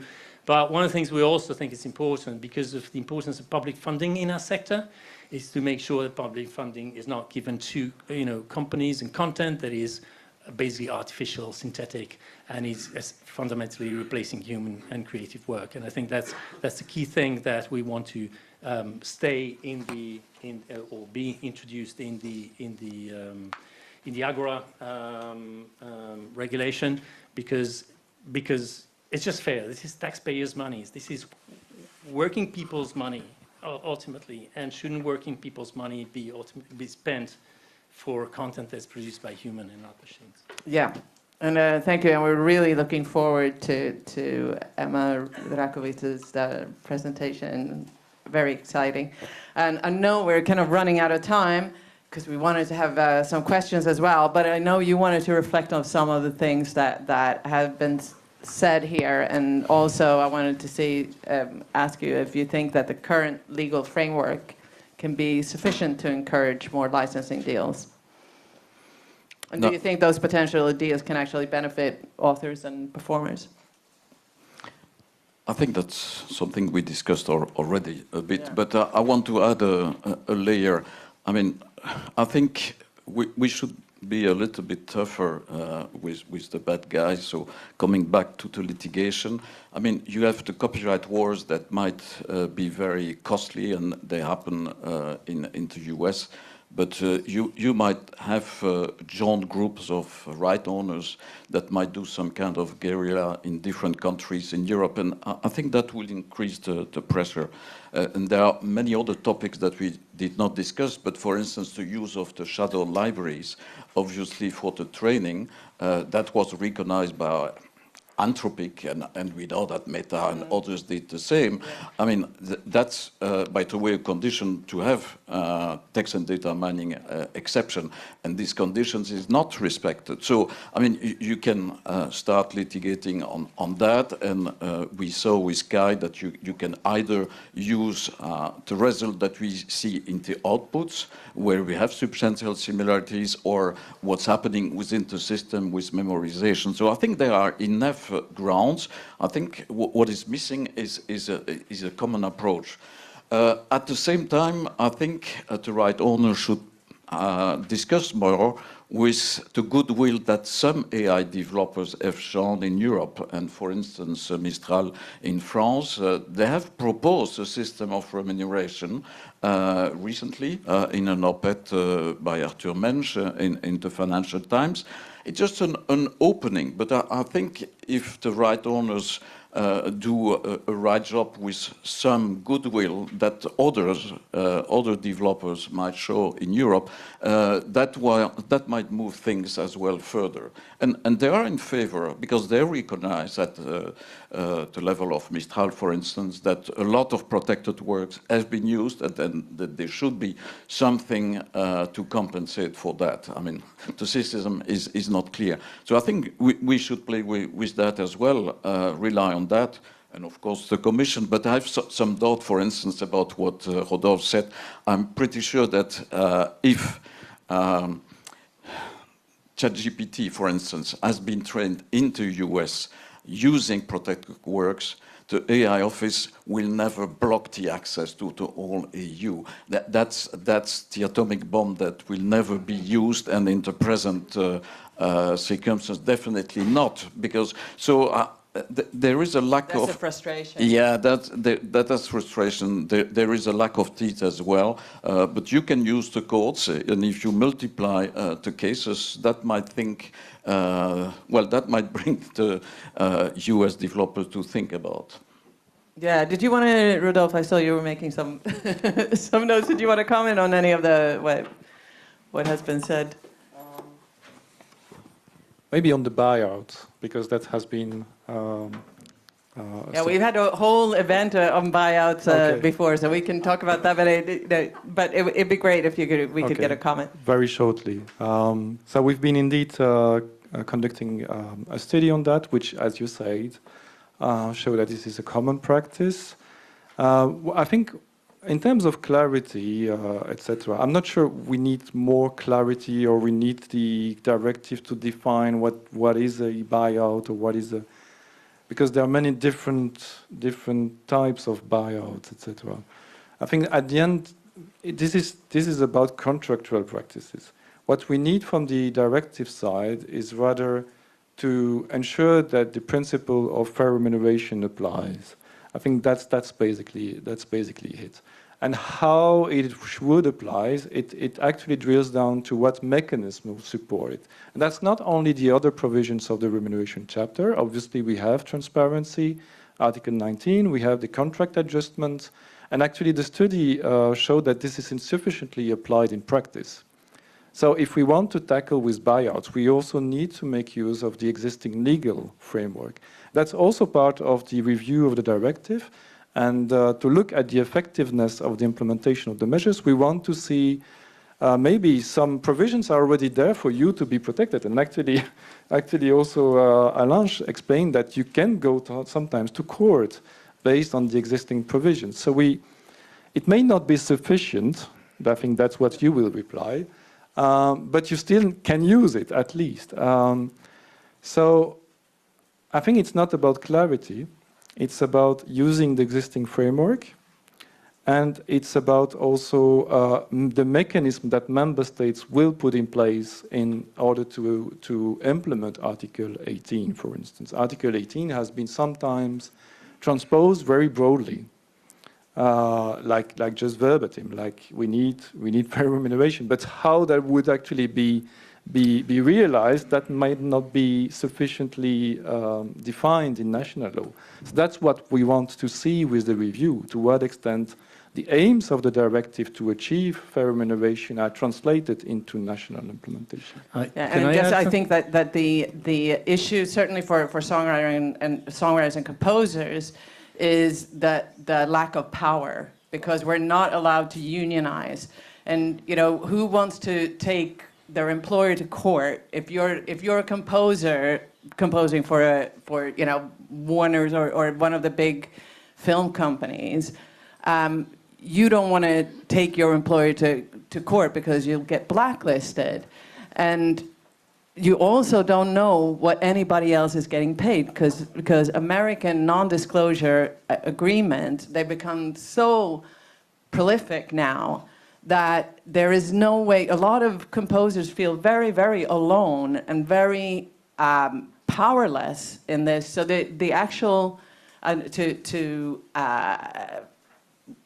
get this to work in practice, there needs to, first of all, maybe be I know that there's been talk about collective negotiations, but I think that needs to be taken further. Also because if you don't, with the non-disclosure agreements that exist, and a lot of American companies that will say, well, I know when you're signing the deal, I know that this doesn't apply to EU law, but I'm willing to, circumvent it. So this is where we keep falling when it comes to that. Yeah. Can I add something very quickly? I think there's something to be said about also the European Commission not intending to go into contracts. I mean, if you look at the consumer laws and how these rules have been developed at European level, they're quite extensive, and they actually provide consumers with pretty sound protections that do actually look into contracts as well. And we keep hearing about sacrosanct contractual freedom, but when you look at the buyouts, they're not contractual freedom, they're exactly the opposite. We have no freedom. Our members have no freedom. The only freedom they have is to sign a contract or go home and then look for another job. So, I think you need to consider that very carefully. When the whole industry is predominantly based on buyouts, they are the complete opposite of contractual freedom. How can you still rely on contractual freedom as an excuse not to regulate those situations, which, in our view, are an abusive dominant position? I know we're like we're like 5 minutes past the time, and I wanted to open for questions, but I don't know. Do we have any time? One or two questions. One or two questions from the audience. Do we have any questions in the audience? Okay, we have two takers right now, and yeah. Do we have a microphone that can? Oh, you've got a microphone already. Great. It's quite simple, actually. And also identify yourself. Nicole Schulze, IMPF, the indie music publishers. I have a question, maybe Rodolphe, that one is for you, on the opt-out, but maybe everyone has an opinion about it. I mean, the industry stakeholder dialogue on making this opt-out work. Do you really think that that's still happening? Do you think there will be a result that the opt-out can function in practice? The directive was in 2019. We're like 7 years on. I think it was faster to build ChatGPT. You really think we can still live in hope, or do we wait another 7 years before we include any consideration in a review process? I think it's the key to making sure that the exception works and that we actually can revert the exclusive right back to the right holder. So I think that's an important question. We are committed to finding solutions to make it effective. We also are engaging, as you said, within this by workshops, by means of workshops. We also held a consultation on possible protocols. What we see from these discussions is that, so first of all, you also have to understand there are two different frameworks, basically. First of all, there is the copyright framework, and then there's the AI Act. The AI Act tries to find solutions that are usable for AI providers at scale and are also widely adopted and satisfactory in terms of licensing, etc., for right holders. And in this extent, we have identified some protocols that could actually meet the criteria of the AI Act, so widely adoption, technical feasibility, etc. And we're discussing them with the right holders, the AI providers, and we are committed to facilitate the identification of our protocols. And then the copyright framework is a different, as you know, obviously, a different instrument. So whatever protocol we find there, it does not mean that we can not have other protocols that you can use to express your reservation, and that would be accepted by the copyright directive. So whether that will be successful or not, I have no crystal ball. We're committed to discuss it. We're committed to find solutions with the industry, and that's where we stand right now. Thank you. Thanks. Did you want to add something quickly? Because we have one more question. But on the buyout, which is a huge issue, because I think the solution of the CDSM Directive Article 19 and following, it's a solution of the past that has been adopted by countries 30 years ago, 20 years ago, and I think when you are a practitioner, you realize, for the reason that were mentioned, that it doesn't work. For that reason, what is important, I think, is to have an unwaverable right of remuneration that is parallel to the exclusive right. I think that's a model for the future. You keep the exclusive right, and that allows licensing, maybe only for the big guys, but at the same time, you avoid the buyout issue by having, under collective licensing, an equitable remuneration right. Thank you. And we've got our last question. Yes, Jan Pees de Graaf, New Geneco, from Composers Association from the Netherlands. The slogan of these tech companies is move fast and break things. I have the feeling that we are running behind and they are moving faster than us. Especially, and this is a very dark thing that is coming across. There has already been, someone has been copyright striked for original content that was made by AI. How do we prevent that AI and tech companies will sue us for content and compositions and songs that we made? Can I just give an example on that? Because it's actually really interesting. Somebody I know, a composer friend of mine who's also an artist, played on TikTok he did a verse and a chorus on guitar that he was working on for his fans. A week later, he realized that somebody had lifted that, put it into Suno, which had produced another verse, chorus with it, produced a recording behind it, and released that. So suddenly, this original artist composer that wrote this could not upload his own track because it was being waived as if he was committing copyright fraud. So, do we have an answer? The lawyers in the... I guess we can finish on that line. It was a question or a statement, I guess. Yeah, it was basically a question if there are any ideas on that. But yeah, it is. I think it's a very real danger. Yes. That we are facing, and we have to move, I think, very quickly in order to prevent that. Yeah. Yep. Rudolf. Very shortly, because I don't have any data on this case. But first of all, in principle, AI output is not copyright protected. So, in principle, if they sue you, it would not be based on copyright, at least. Yeah, and on that note, something to think about when we're having a break. So we're going to have a break and come back at 3 o'clock when we're going to see a presentation from the European Commission study on discoverability. So get some air, get some coffee. Thank you, and I'll see you in 15 minutes.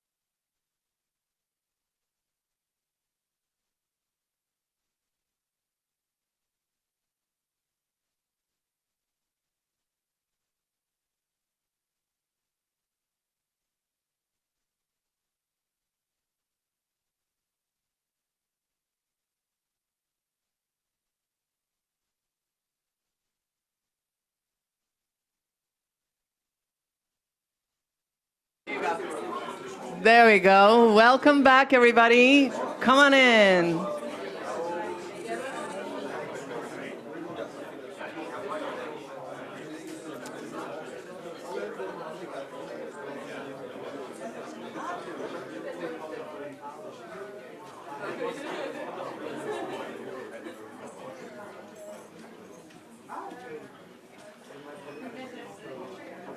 I hope everyone got some fresh air and some coffee or water and refreshments. We have a few stragglers that were and discussed copyright and AI and solutions. And up next, we're going to have a presentation by Martin Clarke on the recent European Commission study on discoverability of European cultural content in the digital environment. Welcome up, Martin. A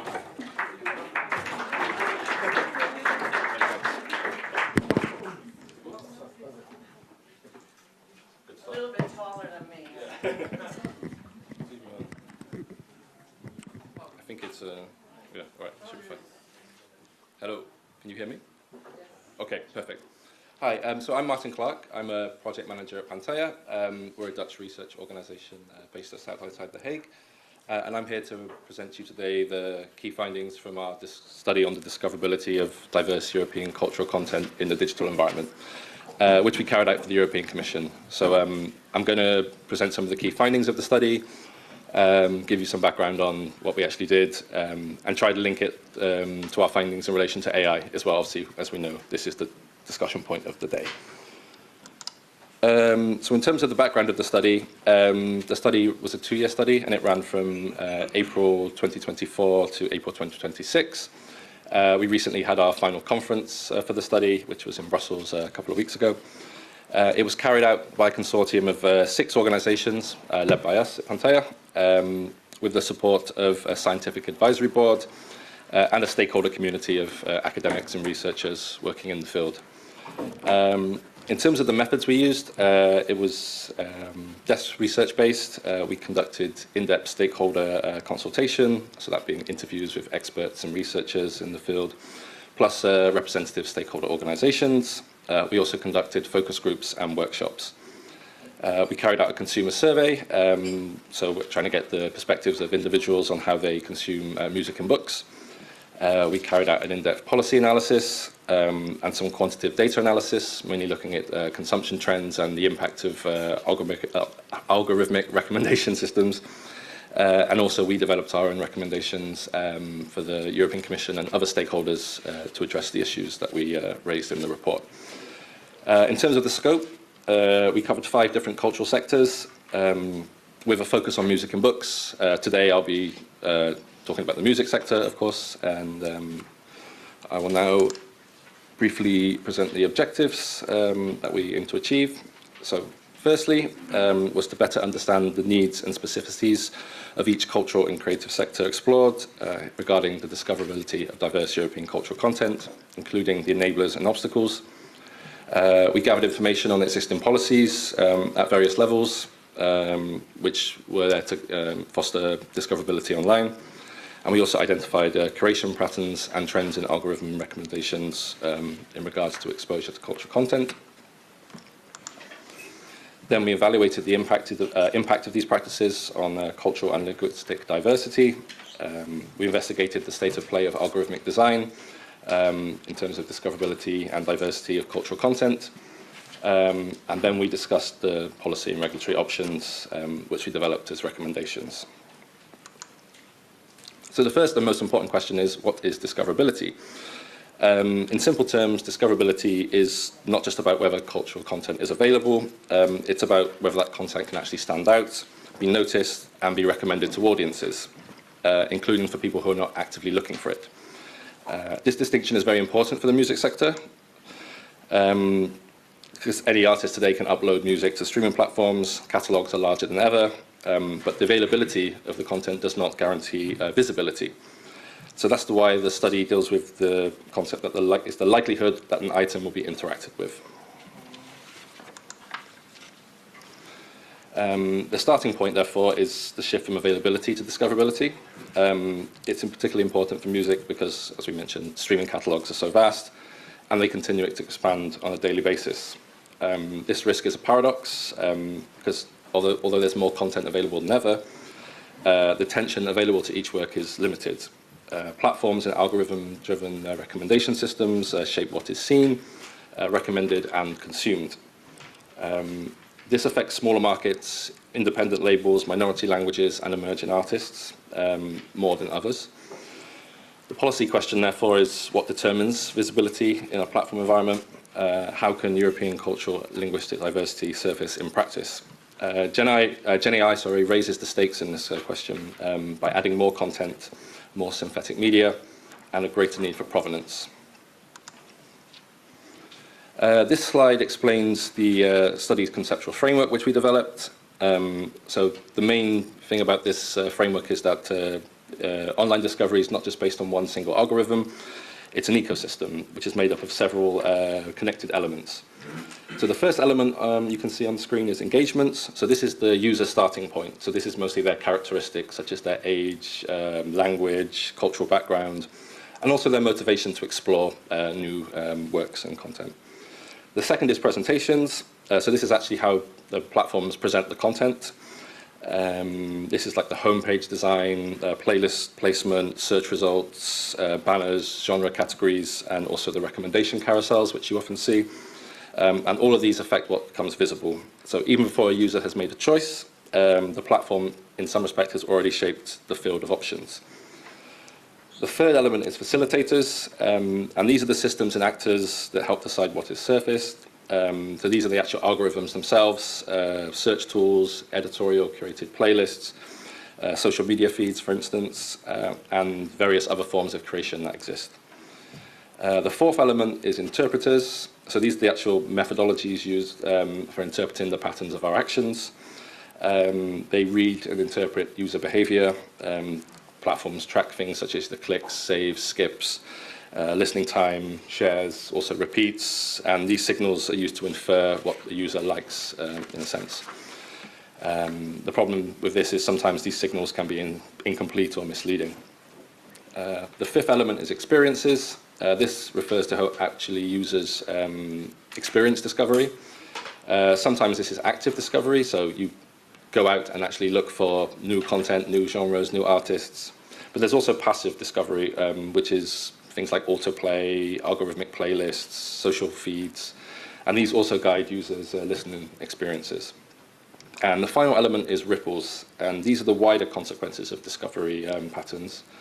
So what happens here is what surface along this process can affect artists' careers, royalty flows, cultural diversity, language visibility, and also the long-term value of European music.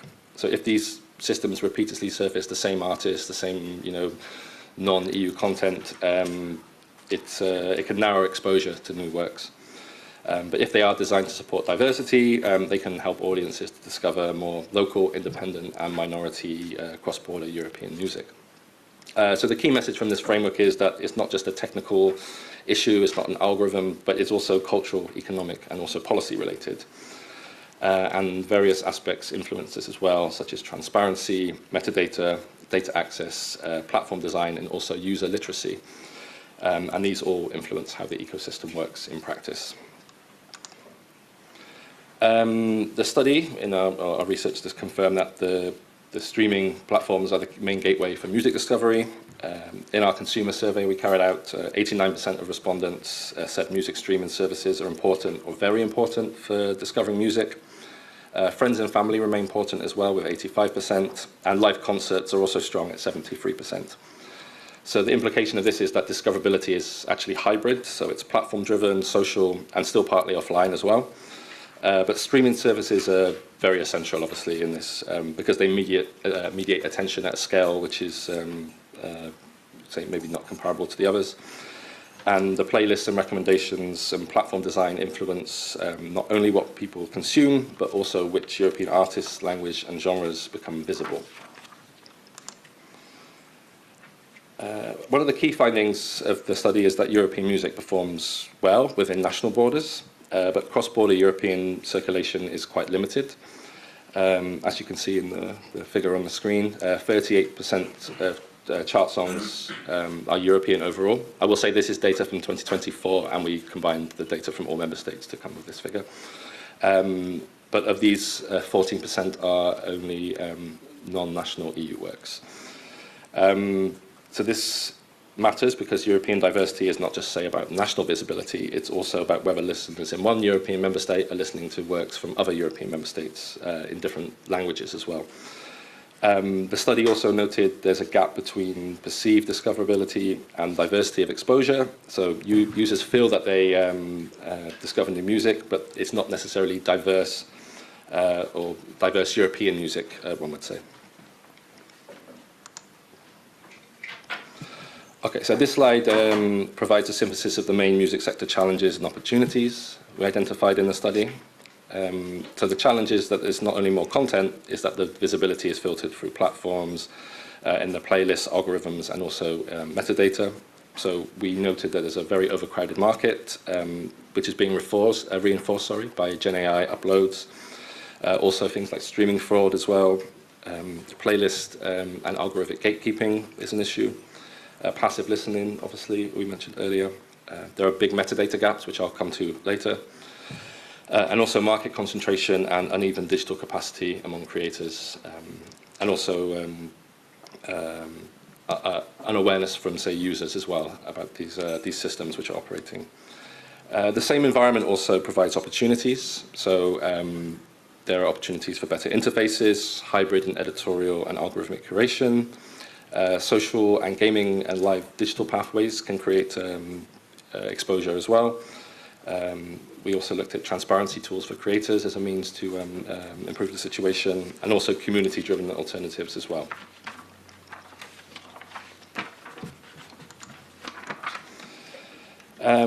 So as I mentioned previously, Gen AI intensifies the discoverability challenge. So more music is not the same as more diversity in a sense. So it's already adding to the high volume of uploads and releases, so it's making attention even scarcer. This doesn't mean that Gen AI is a threat. It's just a threat, sorry. It can also support creation, tagging, and localization as well. But without the required safeguards, it can flood platforms with synthetic content, increase misattribution, and make it harder for human-created European works to stand out on these platforms. This raises three big questions we identified for the music sector. So can we identify AI-generated content?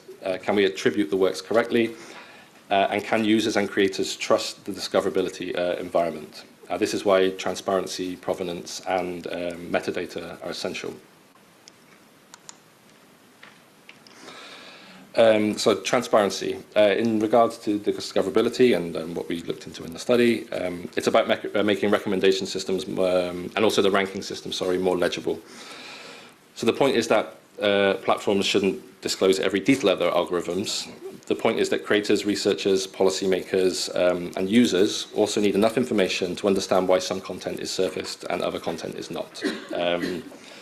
Because what we found, the playlist placement and the recommender systems, they act as gatekeepers in a sense. And if they're optimized mainly for engagement, they can reinforce popularity bias and concentrate visibility around, say, already successful artists, big hits, and often is the case non-EU artists.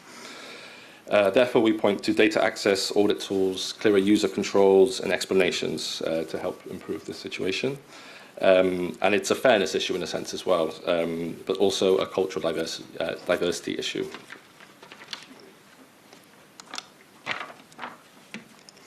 Onto metadata. So metadata is the hidden infrastructure of discoverability. So if a track has incomplete identifiers, missing language information, weaker genre tags, unclear rights data, it becomes very hard to classify, identify, recommend, attribute, and remunerate correctly. We actually had this issue in our study as well, where you'd be surprised how hard it is to actually get data on the language of a work. So we had to combine multiple data sources to be able to carry out our analysis in a sense. So we've actually been a victim of this as well. The study, what we tried to do in the study is point to concrete music sector problems in this regard. So the inconsistent identifiers, there's limited metadata on language, as I mentioned, also of origin, and there's also the major challenge of what is a European work as well, which is very important in this regard. In the Gen AI context as well, metadata also need to capture provenance, so whether the content is generated by AI or has been assisted, or whether it has been human created.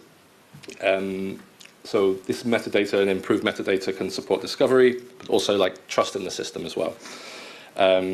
It helps platforms surface diverse repertoires and helps creators receive recognition and also, importantly, payment.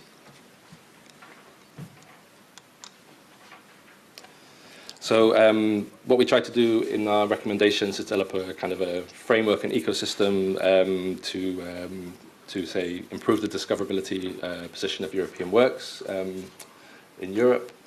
There's not, let's say, one recommendation is say more important than the other. It's like a holistic approach, so they have to work in tandem really to succeed.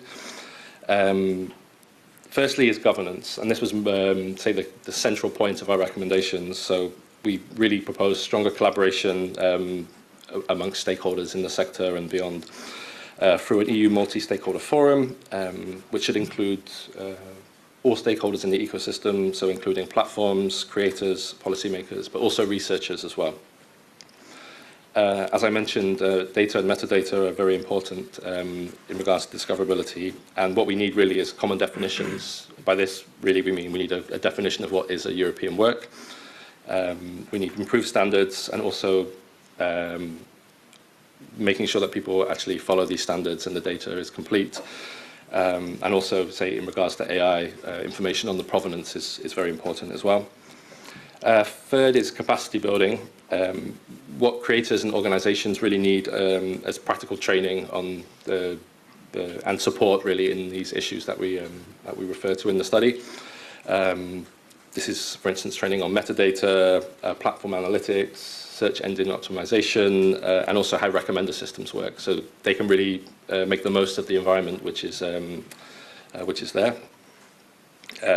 Fourthly, audiences also need to have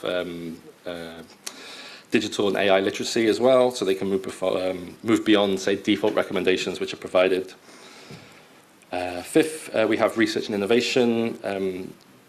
There should be more funding and support for projects dealing with fair algorithms, sandboxes, and also monitoring of AI-generated content. And sixth, there are also suggestions for supply and prominence measures which can help European works become more visible through things such as curation, showcases, and also authenticity mechanisms. That was my very brief presentation. Many thanks for your attention, and also ECSA for the invitation today. And I remain at your disposal if you have any questions on the study. Second time. And I do invite you. I'm not having much luck with this. And I do invite you to check it out as well, which is available on the European Publications Office as well. Many thanks.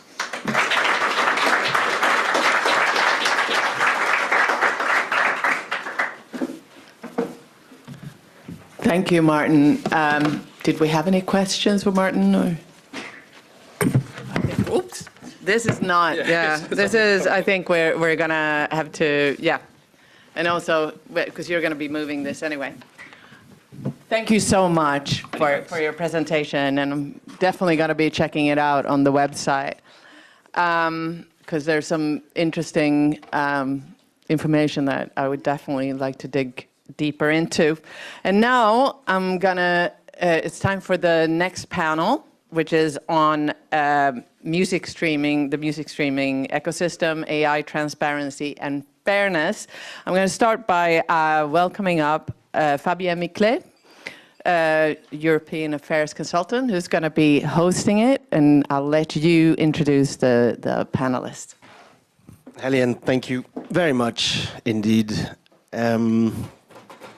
Hi, everyone.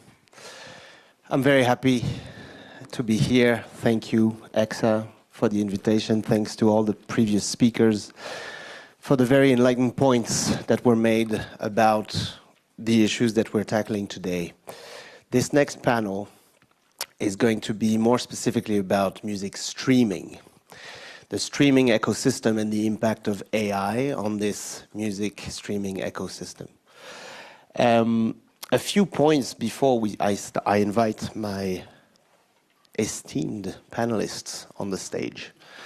The first thing is that there's a phenomenon of proliferation on streaming platforms of AI-generated tracks. We heard the figures. Helienne, you presented those figures very accurately this morning. 75,000 daily new tracks last month. That represents almost 45% of daily uploads. On Deezer alone, that's probably a similar phenomenon on the other main streaming platforms. What does it mean, this proliferation? Obviously, there's a mechanic effect of reducing the so-called streaming revenue pie for actual, real artists. Second phenomenon that has been identified also by the speakers today is the fraudulent use of technology to boost streaming. And that is very much linked to AI-generated content as well. We have specialists of this field who will talk about this extensively today, but this is also a phenomenon that is growing. 85% of AI tracks have, on Deezer again, this streaming platform has a lot of transparency on their figures, is subject to these fraudulent bot-generated streams. Third, and I think also very important point that is happening, that has been flagged, is impersonation. Impersonation of real artists, fraudulent use of real accounts to push fake songs and basically fraud the listeners who think they're actually listening to a real artist. So those phenomena, we are going to tackle them. The context, the policy context, I think a lot of you are specialists in this field, so a lot of you will be aware that there was a report that we also discussed this morning in 2024 that tackled these issues, that pressed the European institutions to act on these issues, a European Parliament initiative report by MEP Ivan Yarcel Blanco.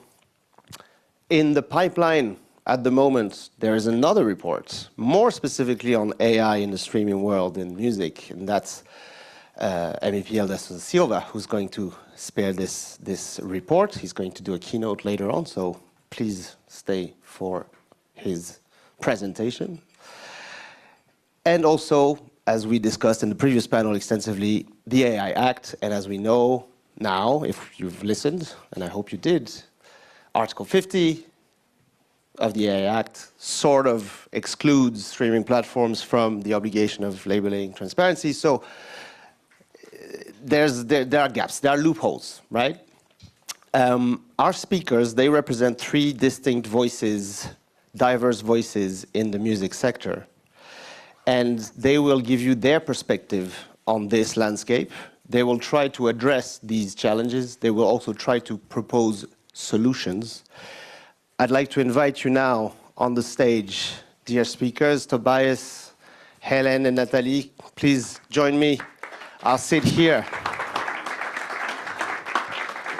I'll sit here on this side if everybody's okay. You choose your seats the way you prefer. Hélène, you prefer to be next to me or? Up to you. You tell me. I prefer to be next. Oh, nice. Hélène, we know each other. I haven't been introduced to Tobias and Nathalie yet, so nice to meet you. And welcome on stage. Feel free to pour yourself a glass of water, make yourself comfortable.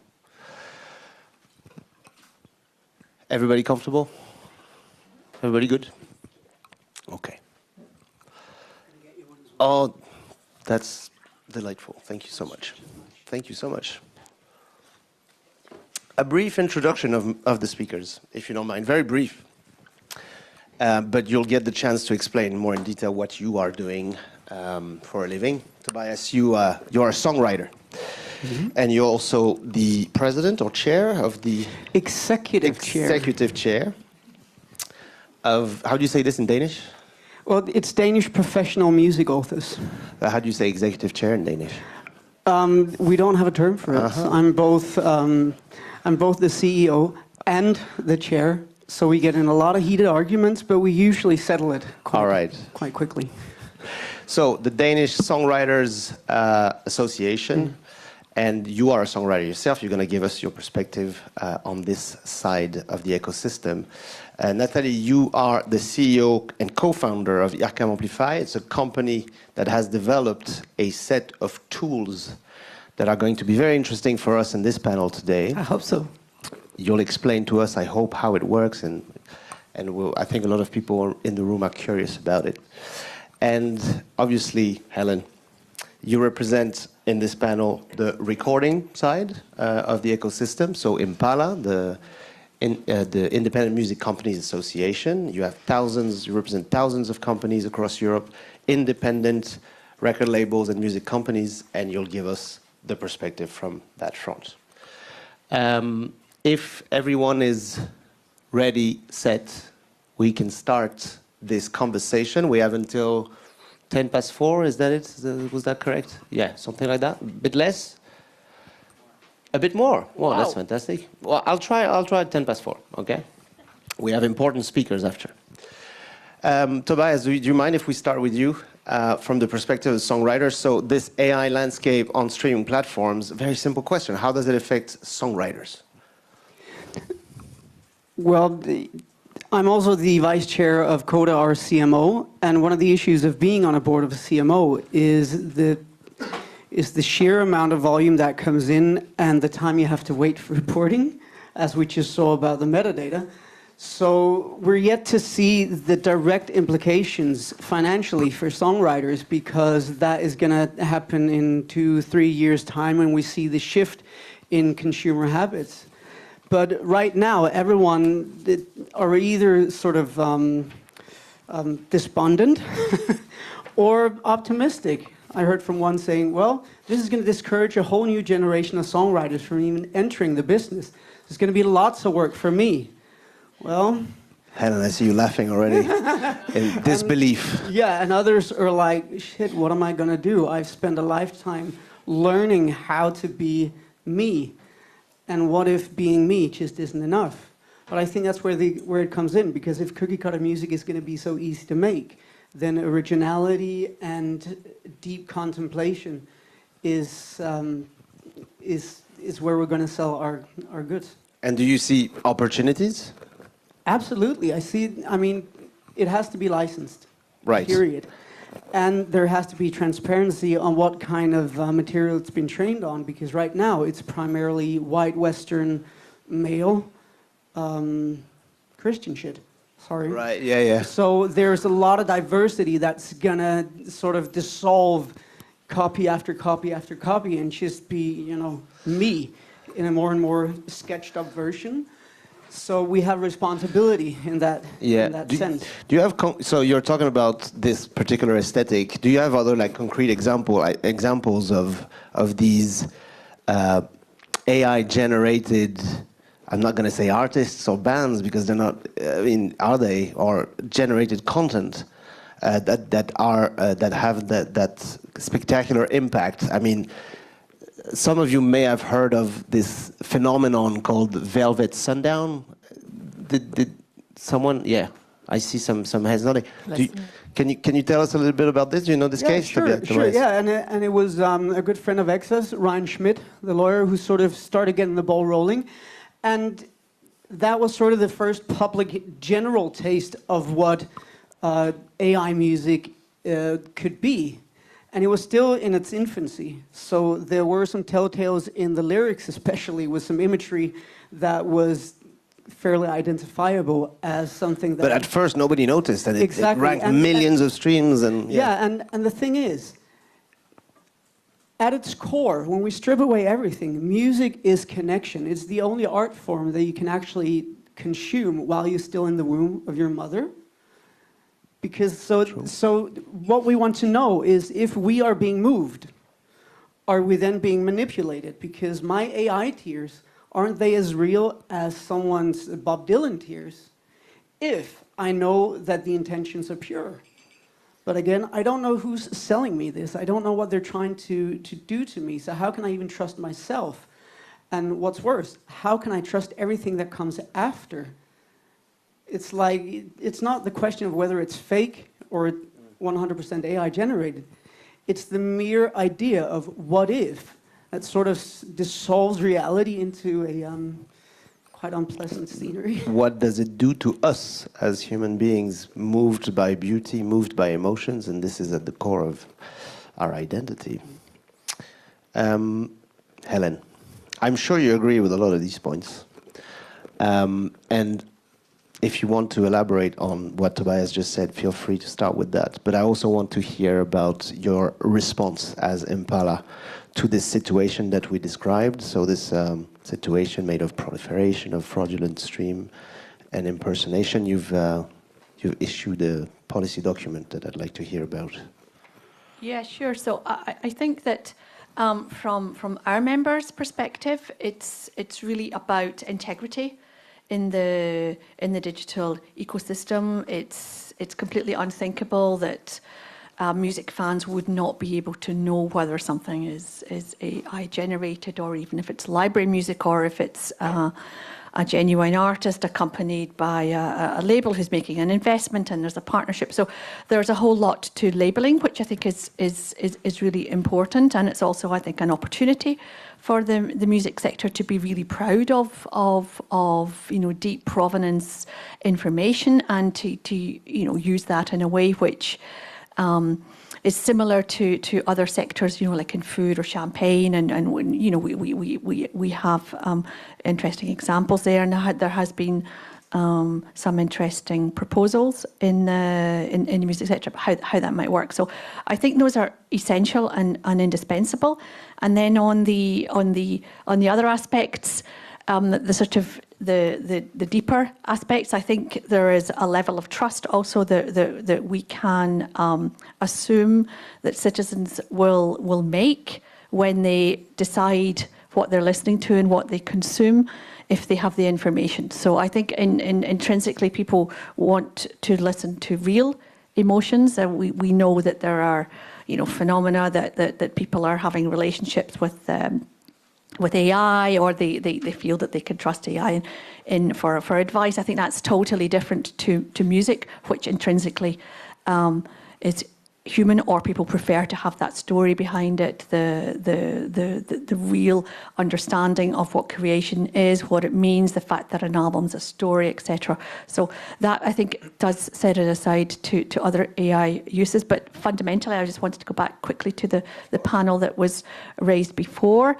The uses that we're seeing of AI go way beyond any exception. There's no way today that we can even justify the application of the exception and even an opt-out system. It's completely, and it was very interesting to hear what you had to say earlier, Alain, but even when those particular exceptions weren't envisaged. For us, there is no exception, and it's covered by exclusive rights. And we think we would encourage the Commission to really, even if it believed at the time that it possibly could have an exception, that it would be in very limited circumstances.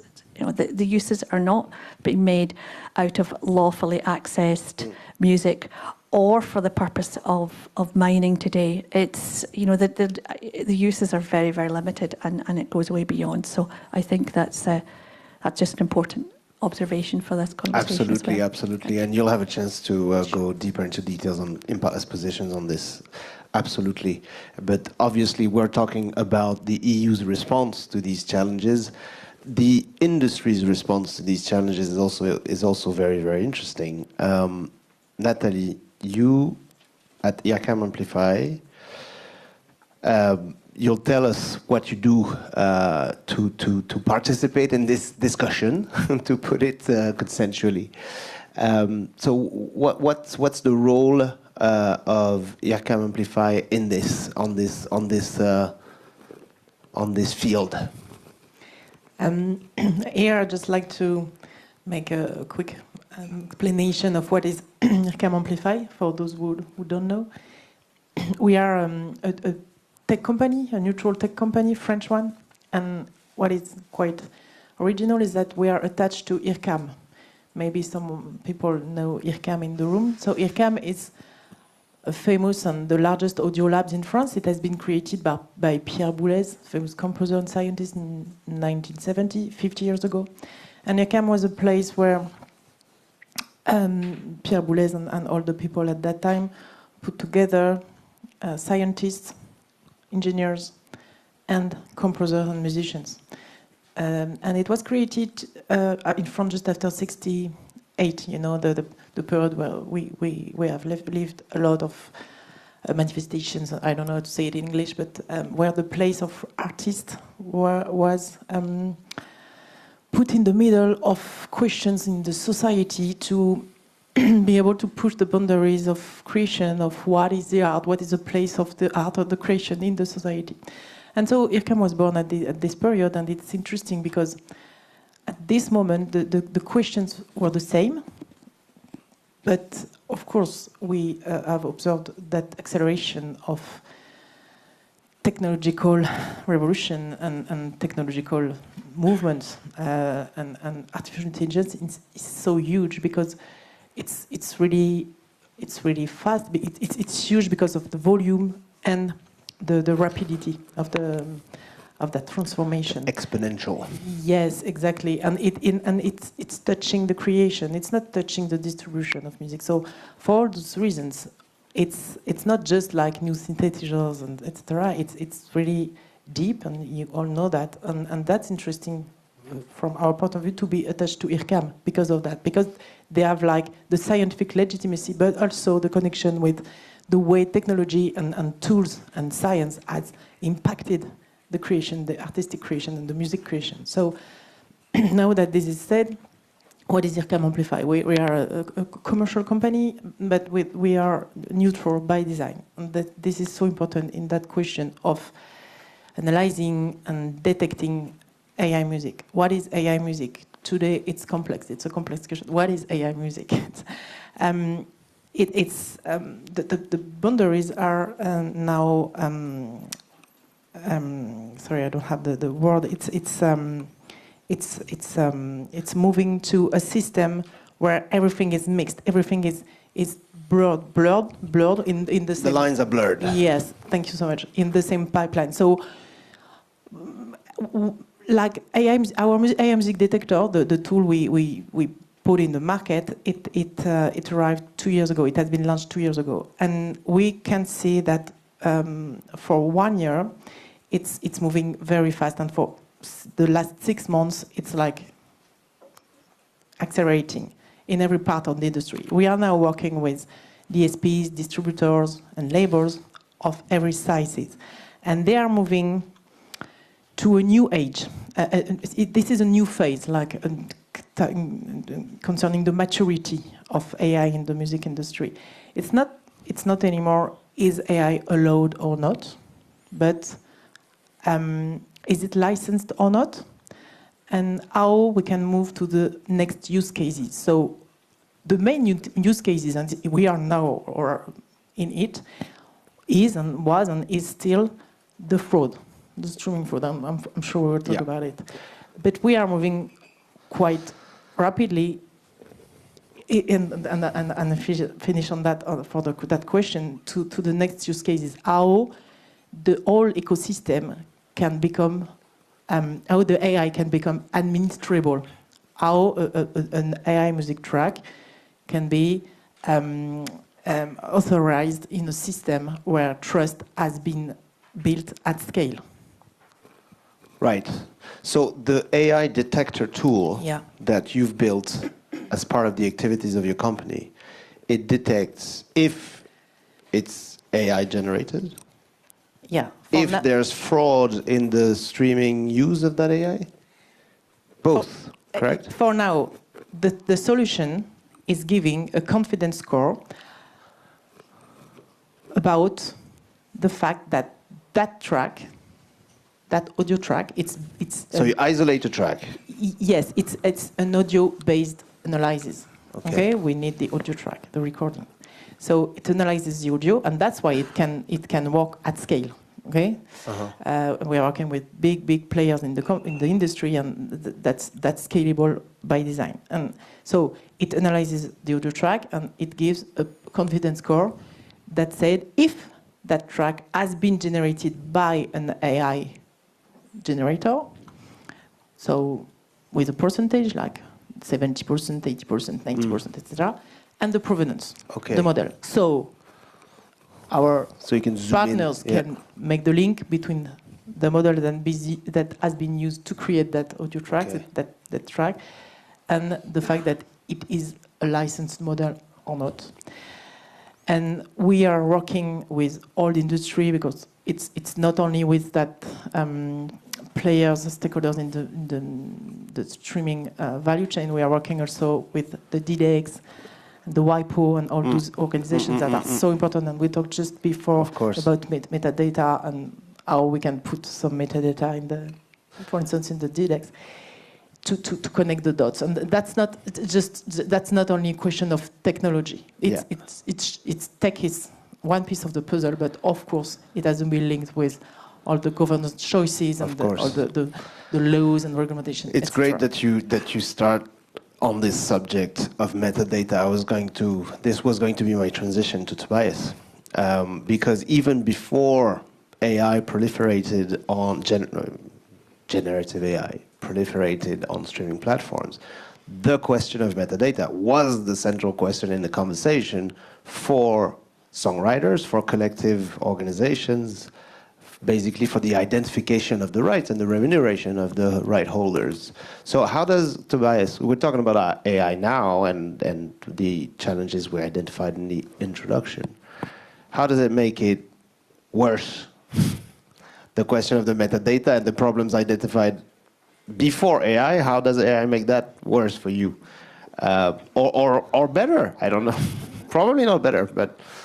Well, to start on the positive side, and I'm always preemptively negative. We'll go to solutions at the end, Tobias.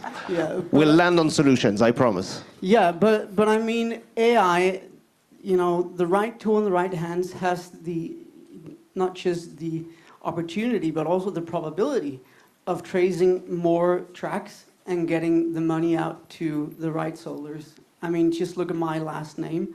I have a middle name that's equally difficult to spell and pronounce. Even my own PA doesn't know how to spell my two names.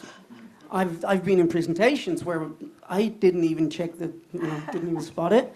So imagine the songs I've had out in the US or had out in Spain or Japan. Right now, what's in the MLC? Is it, $750 million in black box money? Just because people can't spell. Or because tracks are released before you get to link the ISWC and the ISRC codes.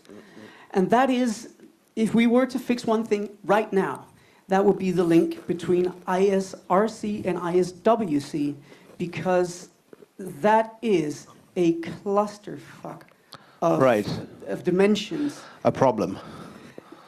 It's so infuriatingly simple. If you only had, like, when I order a plane ticket, it's like you can't move forward until you've put in this.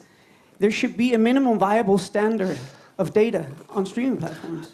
At which level should we intervene to bridge that gap or to create that coherence between the codes? Well, our organization is old enough to actually have an agreement with the IFPI back from 1947. Not that they remember it, though. That before release, you are to contact the rights holder to ensure a proper release, and we are to collaborate with them in good faith to ensure the best possible release of our works. But a lot of works are now released without clearing the song, especially in Europe. It's a bit different in the US. Okay. But it's like, hey, congrats on your release 3 weeks ago. What? So clear the song. Nathalie, I see you nodding a lot to Tobias's points. This is a challenge that you see, obviously, in your activity. Yes, but what I always say is I'm just a tech company. Like, I want to. Okay. It's an easy. You're role, an expert in the field, anyways. But it's what we can observe is that we can see that the industry is moving to a very more nuanced model. And it has to be built on data, on something reliable. Because We talked a lot, you talked a lot about transparency and clarity in the industry. So how to build that transparency and that trust at scale? My point of view is that it's possible only if it's based on the audio analysis. And what is complex with metadata is that sometimes it's not reliable. And just hearing that, it's not me saying that, it's complex when it's only declarative, for instance, and it's complex to make the connection between all those different metadata. Mm-hmm. And that's why we are working a lot with the different stakeholders and also with DDEX and CMOs to try to make something and to put on the market some tools that are concrete and useful. That's just our mission. So a possible solution to streaming fraud through AI could be to create a universal scalable template to create that audio footprint so that we know where it comes from, who it is it human, is it AI, is it legal? You would agree on that? We are building, and I'm saying that with love of humanity, but we are trying to build a trust infrastructure, a trust layer infrastructure at the AI era, at IRCAM Amplify, and it's possible because we are linked to that audio labs and that scientific labs in France, and that's why we can have this level of conversations. But concerning fraud, it's once again, it's not just a tech that will say you, okay, it's fraud or it's not.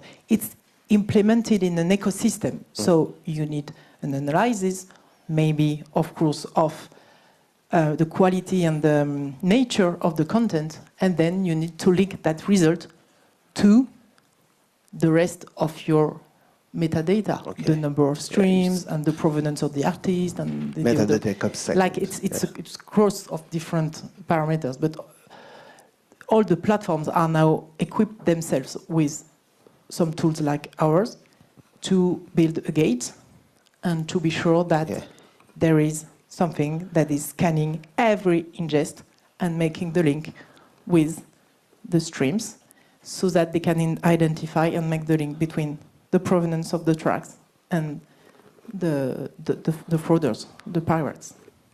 So there are solutions being developed out there, and it's reassuring. It feels, optimistic. Helen, we heard Martin earlier brilliantly present the study that the European Union commissioned to a consortium of research organizations about the discoverability of cultural works online. One of the main themes, main sectors the study focuses on is music. You've read the study, Helen, right? Cover to cover, 325 pages. You know what's inside, you know what the research was based on. I have questions on it. Martin just said he hasn't read it He himself. hasn't, yeah, I know. I can live read. Discoverability obviously is a huge issue here, right? Because we talked about this pie, right? This playing field of real artists that is actually reduced through AI. So it's more and more difficult for artists to be discovered. And at Impala, one of your main missions, right, is to ensure that discoverability. So what's the position here? Yeah, sure. And I'm glad that you brought it back to the question of discoverability, because that is something which is for all the reasons that were summarised earlier, I think the most important question, and the others, they kind of fall off that. So it's important that we have urgent industry collaboration around what does AI generated mean, what does materially AI generated mean, how we work together on fraud, how we clean the pipes, how we make sure that detection tools are properly applied. They're kind of technical issues, but they all depend on the whole industry collaborating and agreeing that there is urgency. So we need collaboration on a scale that's never really been seen before. In terms of discoverability, I think the recommendations which I have read in the study are very good. There are also some kind of recommendations that we as Impala have come up with as a sector, and we are renewing them. I'd love to hear them.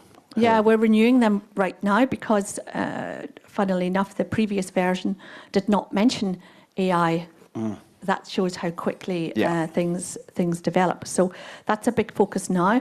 But I think that from our members' perspective, there is an overall question that's one of the disconnect, and that is impacting how we all look at these questions. So there's this disconnection between what's happening with a creator and what's happening with AI and mass proliferation, oversupply, etc., and how we address that, and therefore the urgency.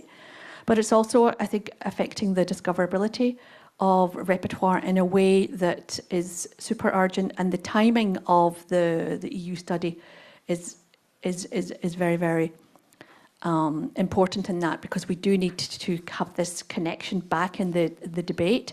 And from our perspective, there's how the market works, and we have recommendations about how you would improve discoverability, and of course a level of transparency in that without asking services to disclose their secret sauce, but the parameters that affect how music is recommended or not recommended or discovered or not discovered. That's clearly algorithmic essential. Transparency, correct?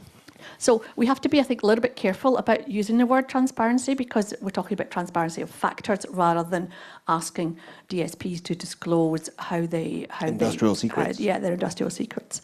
And the other aspect that I wanted to mention, because I think it's not really addressed, but it is fundamental when we look at our Europe's horizontal ambitions. So, for example, on the European Green Deal, we know that digital content has a massive footprint. And one of our suggestions is going to be that digital services, they actually account separately for the carbon that can be associated with fraud and AI compared to commercially released music, because that is also a factor which is fundamental to society and also fundamental to a responsible digital economy in Europe. And the question of diversity, we think, is the most important challenge. The rest comes in behind but falls off. And if we have an industrial policy approach to culture, you have a business plan. The EU has a business plan. It has targets. It's taking decisions that it has to explain and match with its ambition. So therefore, you have a whole new dynamic around the question of culture and diversity, and the opportunities there in AI is very interesting, because the more diverse repertoire that's constantly evolving, then the stronger your AI models are, because they're constantly learning and they need all the diversity that they could get. And of course, Europe's in a leading position there. Obviously. So there is an advantage. But underpinning that, you need to have the licensing framework. You need to have the legal framework. Yeah, you also labeling, need to have the public policies. I mean, the EU will hear about that later on, I guess. But here comes the subject of the budget and the funding. Yeah, sure. I mean, the new proposal, there's going to have to be an element of discussion about that, how the funding nurtures this diversity, this discoverability, and creates an environment where artists are at the center of this discussion. Tobias, I saw you were taking notes during Helen's last points. Were you about to respond? No, this is just my working memory. Right. But feel free to elaborate on these points. Obviously, they're crucial. One of the, when we're talking about diversity and we're talking about discoverability, one of the main issues, if we look to Iceland, for example, Spotify has a market coverage of 98%. And Universal owns upwards of 80% of the national catalog, meaning that if any one of them chooses not to do business in Iceland, they've effectively shut down an entire country's critical cultural infrastructure. And that's what we need to realize here, is that the 1,000 plays threshold on Spotify, for example, that's a double whammy, because to begin with, longer works by some of our classical composers in ECSA are being remunerated the same as a 31-second track. And a lot of them, they don't get 1,000 plays on one song or on one work. So they're doubly Yeah. That's a double whammy for them. And this was decided by, 7 guys in a boardroom in LA. So in terms of our infrastructure here, we rely on tech companies who don't give a damn about the real local impact they have, the national and the regional impact that they have on our countries. And that's what scares me the most. I mean, back in 2020, when YouTube removed all Danish music from the platform just to try and squeeze a bit more out of us, the week after, Google removed our Danish national broadcaster's children's app from the Play Store because they disagreed with some of the characters. So some arbitrary Puritan rules all of a sudden silenced our publicly funded national broadcaster, and that is a dangerous position to put small countries' agency in. That's where the EU comes in as a legislator, correct? Helen, you wanted to... Yeah, absolutely. I mean, those are great examples, and there are many more. And one of the justifications for introducing thresholds, payment thresholds, was that it was a way of controlling excessive uploading or fraud. Okay, but you cannot say that a genuine stream should not be paid. It's just fundamentally contrary to copyright, and the question of concentration is valid, I think, across the whole sector. And for small countries, we see that within our membership. As you say, you might not get 1,000 plays, but all those plays do add up. And if you're a label and you're working in a very specialist genre or as a small country, particular language, then you really see that's really taking, that's the cost of an employee who's spending their time otherwise promoting particular diverse repertoire. So we're going to recommend that it's taken away, but it's also matched by proper industry collaboration on handling fraud, because it is part of the equation. Yeah, no, absolutely. And intuitively, you would think, a young emerging artist under 1,000 streams is the kind of artist that needs that little help, remuneration the most. Like intuitively, you think this is so unfair. They need a little bit of boost, especially if they're from a region that doesn't have a lot of coverage internationally in terms of the streaming platforms, and that maybe there's no major label activity in their countries. And intuitively you think, well, this is where we start to nurture diversity, to nurture discoverability. But just quickly, the numbers we saw before, they echo what we see in most of the European individual countries, is that we have a trade deficit, that most of our music is import rather than export. So there's a discussion to be had on that, for sure. Yeah. And again, this is where public policy comes in, and funding and projects. And Natalie? I just wanted to... Maybe I had the impression that we're opposing human creation and full Gen AI, like prompt music, text-to-music creation, which isn't creation. It's in the middle. What we're seeing right now with all our clients and partners is the fact that today we're entering a world where a lot of artists are using AI tools, AI studios, AI DAWs, a lot of solutions that are legal and that are used by artists. And I've read that 81% of AI music involves significant human contribution today. So, of course, there is that question of full Gen AI content that is linked to fraud. And this is the main use case now, and this is a very important subject, and we are all working on that. But in parallel, we have to think about that new wave of hybrid works and how it will live and it will circulate in the system, and how it can be monetized, how it can be trusted, how it can be administrable. You understood? Yeah, build a legal framework around this hybrid content. Exactly. And it's just to, it's all about also discoverability and it's Yeah. It's good. Tears of joy. Yeah, but please. No. Can I just comment on that quickly? Because Quickly, and then we'll open for Q&A, yes? I am not a Luddite. I mean, I'm from the era, I still have my hard copy thesaurus at home, and I'm lazy as fuck. I love having tools that augment my creativity. So I think in a properly licensed environment, AI could be a leveler of, especially a lot of our members are female top-liners who rely on male producers to manifest the song. And a song that isn't recorded doesn't exist. Yeah. Period. So we need the recordings. So this could be agency for a lot of those music creators who don't have access or money or network, but whose voices we need to hear. So just saying that, I think in a properly licensed environment, this could create a multitude of voices and augment art in a way that we've never seen before. And that's exciting.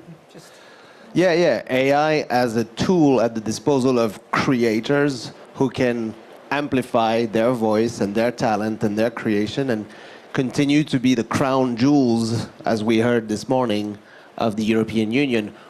Helienne, you wanted to add something? Your mic is not on yet. My mic, here we go. That is. Yeah, because we didn't know that we were starting. I thought we were starting. Yeah, I just wanted this to is be a great first up there transition. when Let's we go. were, Let's, when we were it's starting. Q&A time. Are you okay with this? Yeah? Because I think it's a really good point that you bring up, Natalie, and you too, Tobias. Because I get, after I speak about AI, and even when it comes to our letters say no to open letters say no to Suno, a lot of creators come up and they do want to use AI, but they want to use ethical AI.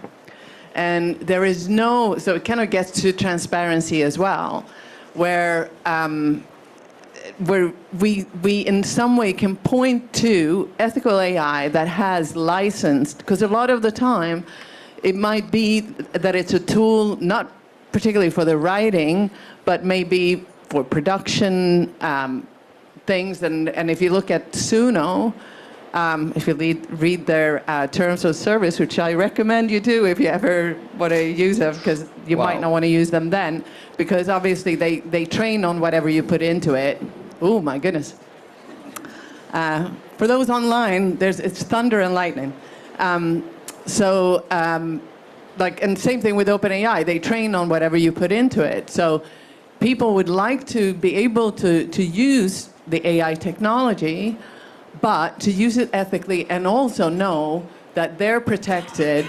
So if they put something in, it is closed off to what they're using it for, and it's not being then used to kind of give ideas and training to other users of that service. So I want to hear your reflection on how can we kind of move forward to get to that point where that, because right now the only thing I can think of is like Ed Newton Rex has a website that is like, fair training that, has a handful of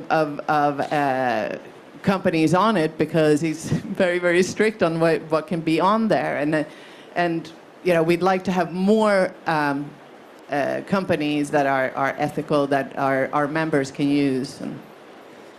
Can I just quickly reply? Of course. Because at Coda, as some of you know, we took inspiration from our great colleagues south of the border and sued Suno, because they don't pick up the phone.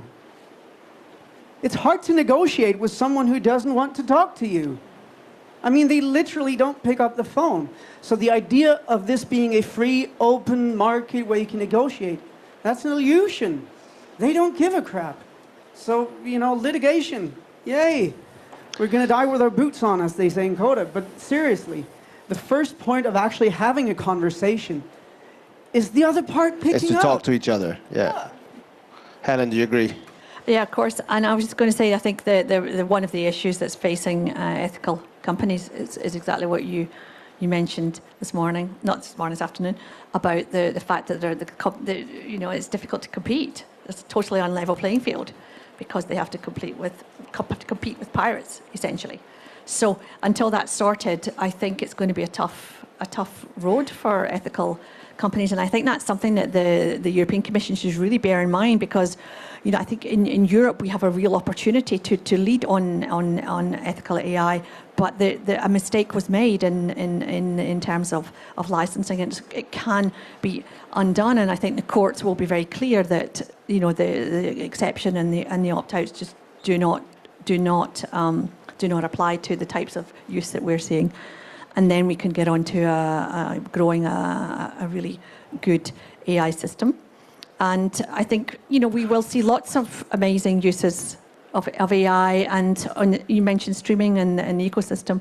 There will be really great toys, if you like, that subscribers can use with participating artists who are quite happy for someone to create a crazy remix or put a new voice on, and where artists are consenting, there's really no limits to exciting uses that we will see, as long as they're open to everyone, obviously. This as long part is and it's a license, and that's why labeling and provenance is super important, including the tool that's used. Yeah. We have a question from the European Commission. Or a comment. Yeah. Can you hear me? Yeah. Yes. Hi, Willy. Kokolo from the European Commission on Cultural Policy. Just wanted to come back on the 1,000 stream threshold that was mentioned on Spotify, because Spotify CEO was actually in town last week, and I think he was quite vocal in defending this measure, arguing that it was to fight streaming fraud, but also to distinguish between the proper artists, so to speak, and the hobbyists. So I was wondering what you have to say about that, especially Tobias and Hélène. But Nathalie, if you want to comment as well, yeah. Thank you.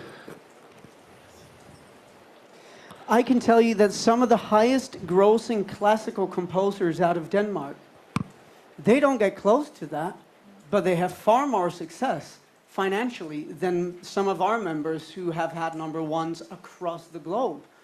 But that's because it's grand rights. So the causality between low streaming figures and success is, I'm not going to curse more than I have to, but that is... I can translate, Tobias, if you want. Yeah. Absolutely. There's too much music being made available, period. The energy consumption, the rise in cloud compute, everything is wrong with the model we have now. Like sending emails. Would you send an email if it cost you, €1 per... But still, there are so many amazing talents who don't gain, the simple metrics of financial streaming success. But as we saw from the numbers, the discoverability is what 89% streaming platforms. And that's where they're replacing our public service broadcasters as well. So they have a public obligation to secure our infrastructure and our supply chains, if you ask me.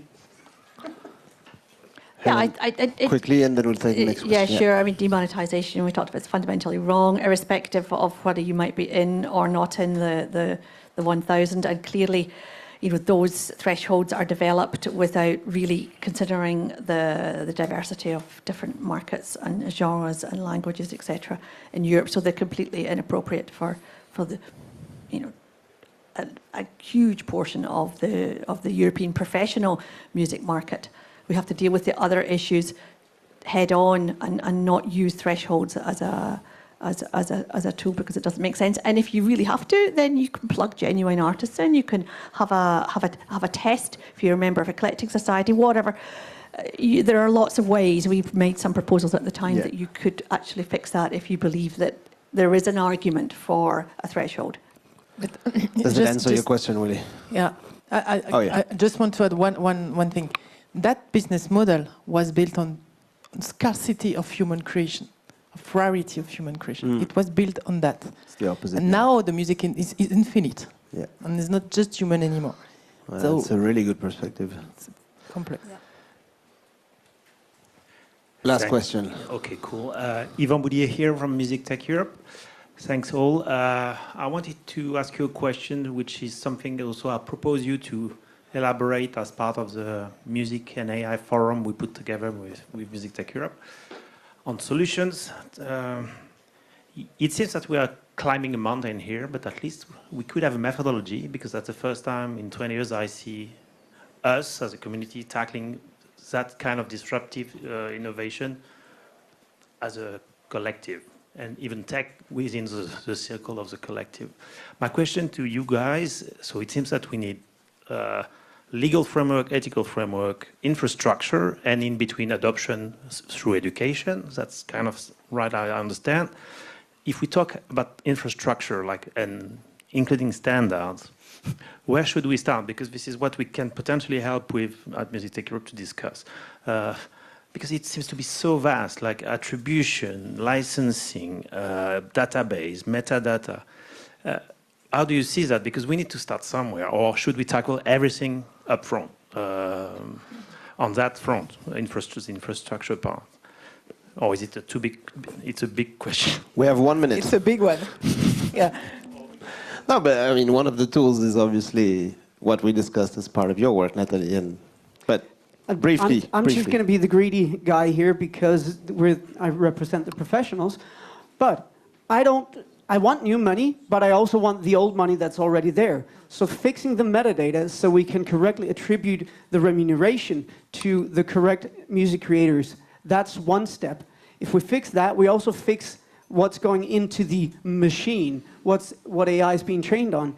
And then obviously there's going to be a whole ethical discussion about when is something AI.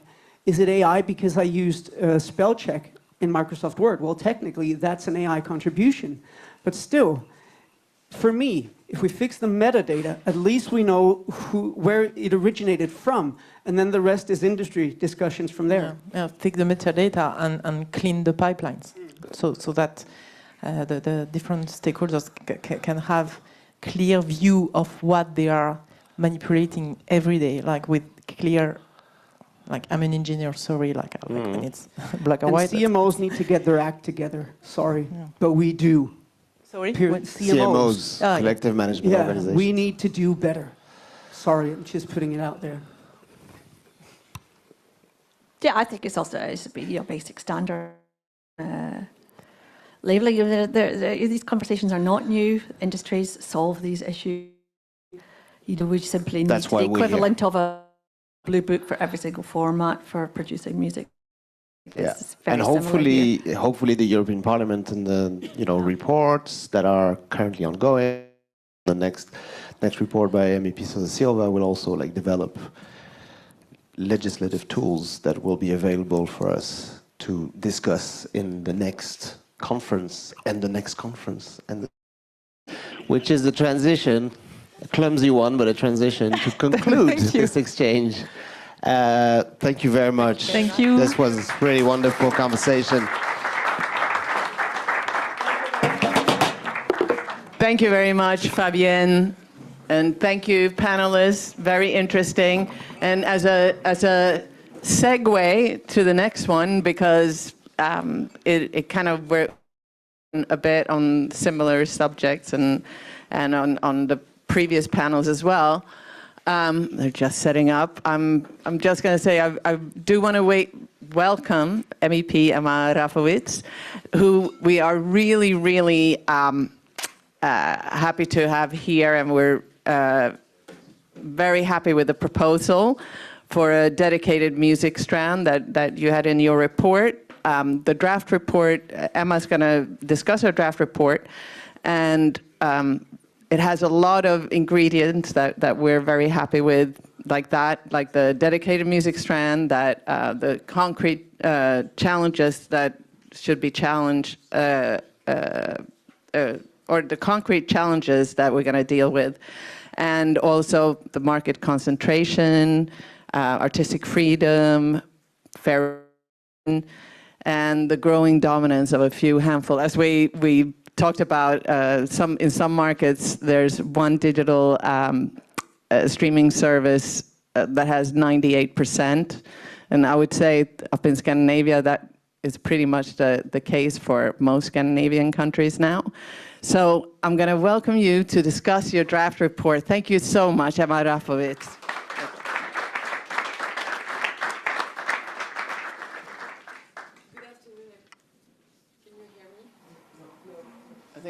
He's putting in a good...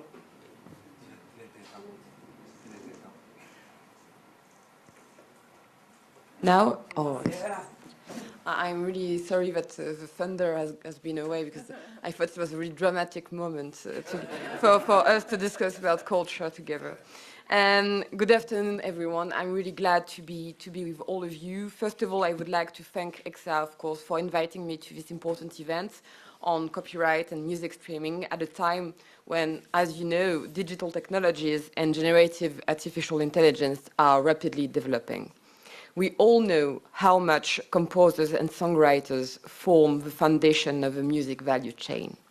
The topics discussed today prior to my remarks are of crucial importance. First, the issue of discoverability of European cultural content in the digital age. Second, the issue of artificial intelligence and its impact, both on copyright when it comes to generative AI and, more broadly, as you know, on the integration of AI into the core of music streaming models. I wanted to place these two issues to which at the growing problem of concentration in the music industry at the heart of my first proposal regarding Agora, published 2 weeks ago. This is because I believe that the music sector must be supported and given special attention. This is why I decided to include in Agora an entire chapter dedicated to music, accompanied by a binding indicative budget allocation of approximately 600 million over several years. Among the key priorities I have introduced for the music chapter are the support for creation, production and distribution, strengthening the independence of the music sector, and also improving access to funding, particularly for first-time applicants, independent artists and SMEs, notably through simplified procedures.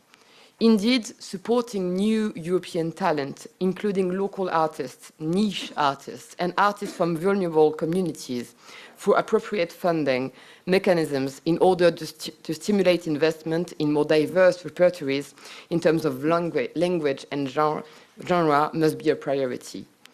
My other priorities, because I want to actually present to you this report, include support for the entire value chain, particularly through European music networks, the support also for the circulation and mobility of artists, the effective integration of cross-cutting priorities such as gender, equality and accessibility, and finally, as I would like to emphasize this point, the creation of a European Music Observatory to better document trends across the music industry, especially concentration, as you know. These priorities are further reinforced by a focus on improving working conditions and ensuring fair remunerations. Agora also tackles the issue of generative AI head-on by emphasizing that funding should be contingent upon a substantial and identifiable human creative contribution. Culture is not something that can be done outside of what is a human. I would now like to return to the issue of the visibility of European content. Make no mistake, the picture that sometimes is presented to us of ideal globalization is sometimes a bit of a miss, and it needs to be qualified. First, because we need to look beyond the top 10, top 100, and top 200 to avoid an incomplete analysis. And also because discoverability cannot be assessed solely through the lens of language. We must also take into account distribution, ownership, and concentration at the top of the market and throughout the ecosystem. Discoverability therefore naturally involves addressing algorithmic biases that lead to cultural bubbles in which Europeans are confined. But more fundamentally, it requires rethinking how music is created and remunerated by promoting independence, combating concentration, and addressing issues related to streaming platforms. Let us not forget that streaming remains an essentially unregulated cultural sphere, and the consequences of this dominance are particularly alarming and violent. First and foremost, the current imbalance in income distribution in the music streaming market is worsening for both songwriters and performers, jeopardizing the long-term viability of their careers. Furthermore, as algorithmic recommendation systems are AI-generated, and AI-generated music become increasingly widespread, they are gradually leading us to view music as a purely instrumental activity that requires neither significant investment nor attentive listening to recognize an artist or a style. What lies ahead is aesthetic stagnation. At the same time, we are told that nothing can be done. You have all heard that there is no solution. Yet examples of regulation do exist. Countries such as Canada, for example, have decided to legislate. Bill 109, I think it's something that you can all note if you need that in your arguments, requires streaming platforms such as Spotify to give greater visibility to French language content. Similarly, Bill C11 allows Canada to require major online streaming companies to contribute their fair share to cultural ecosystems. So yes, let us stop saying that there is nothing we can do. We could, for instance, I am saying that sentence and maybe thinking that some of you, maybe not some of you, but some people outside of this room can be scared. But maybe we could, for instance, consider including streaming platforms within the scope of AVMS directive and requiring them to meet diversity targets monitored by national regulatory authorities. Why should platforms such as YouTube, TikTok, and Instagram be included, but not streaming platforms like Spotify, especially when YouTube, TikTok, and Instagram all distribute musical content? Thank you. Now more than ever, we must establish a legal framework to ensure the visibility, accessibility, and prominence of European musical works on music streaming platforms. Furthermore, it is always useful to refer to the European Parliament's previous work, and in particular, Ibn Garcia del Blanco's report. More than ever, its recommendations remain relevant, notably the proposal to use new technologies such as blockchain, together with international identification numbers for right holders, musical works, and sound recordings to improve transparency and efficiency in the music streaming markets, particularly with regard to metadata accuracy and remuneration. Finally, and this will be my final words, I would like to conclude with a few words on generative AI. As you know, the French National Assembly, maybe you don't know that, but is right now meeting, and actually meeting in this called committee, and is going to discuss an important proposal about AI and obviously copyright, or as we call it, droit d'auteur. I don't know yet if it's going to be voted, but I really hope so.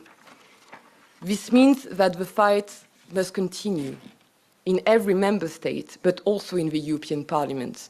The Voss report has shown the way by reaffirming the obligations of generative AI services, particularly the full applicability of national and European copyright law to all generative AI services operating in the EU, regardless of where they are established or developed.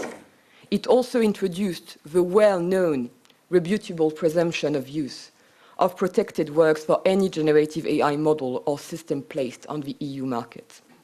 The fight continues, and I want to fight alongside you, both in the context of the upcoming revision of the Copyright Directive and in the context of future legislation dedicated specifically to this issue. Let us be more ambitious than ever. As I say really often, actually, culture is the backbone of democracy. This is our first line of defense.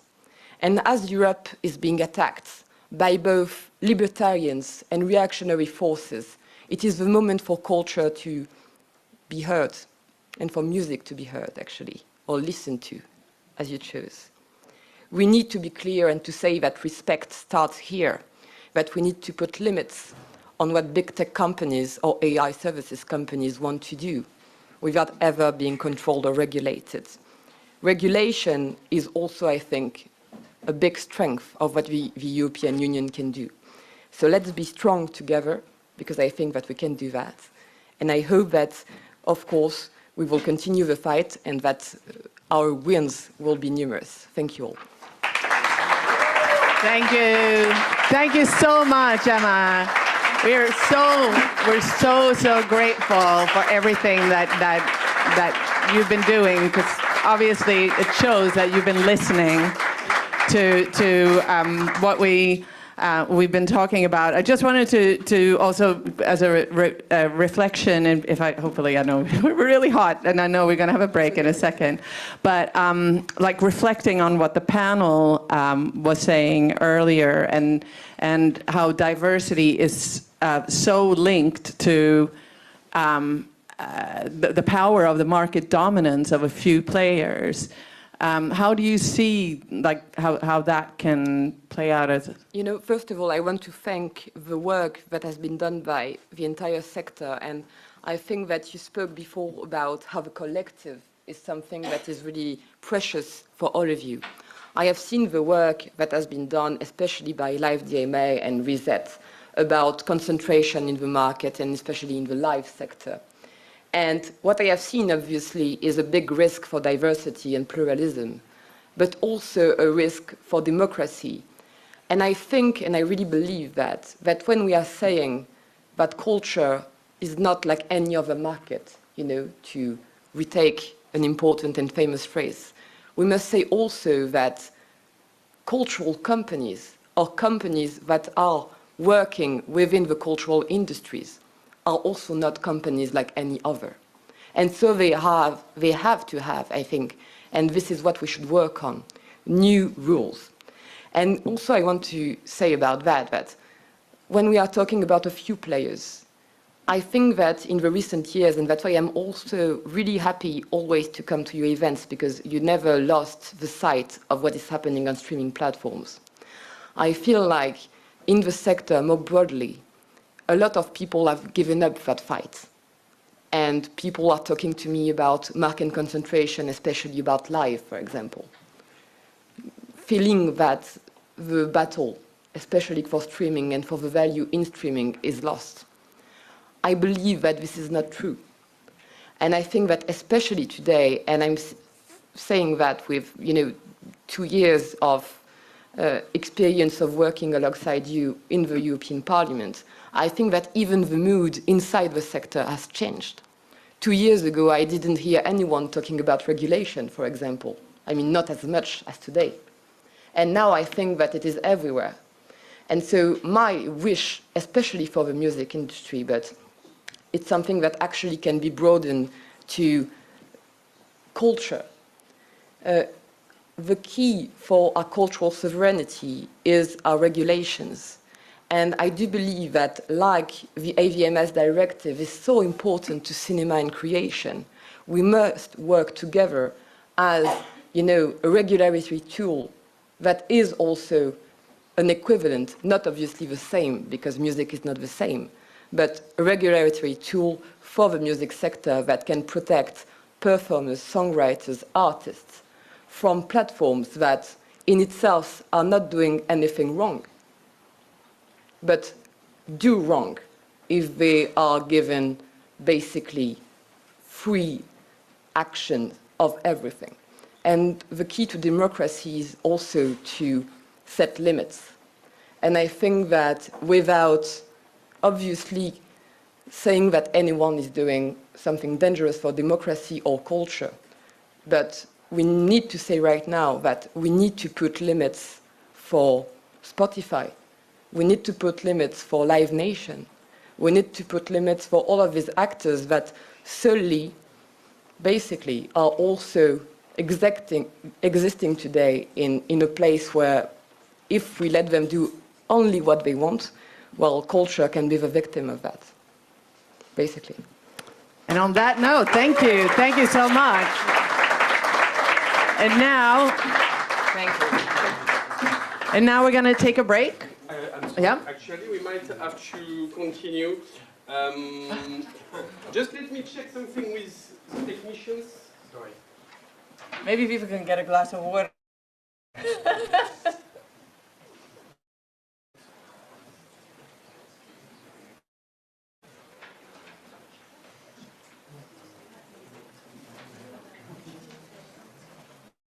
Because our next speaker is coming in via video, so I think they're checking how that is going.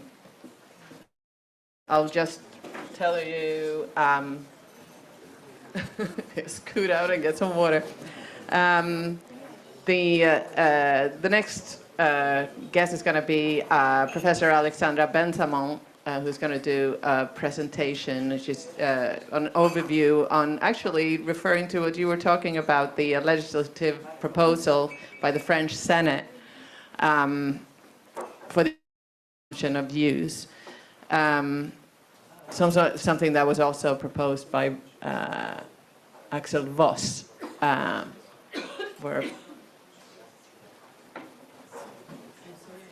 we still have to kind of. So let's have a break until 5. Oh, okay. Great. Now we can get some fresh. Unfortunately, we can't go outside, but well, you can if you want to get drenched. But we'll be back by 5. Thank you.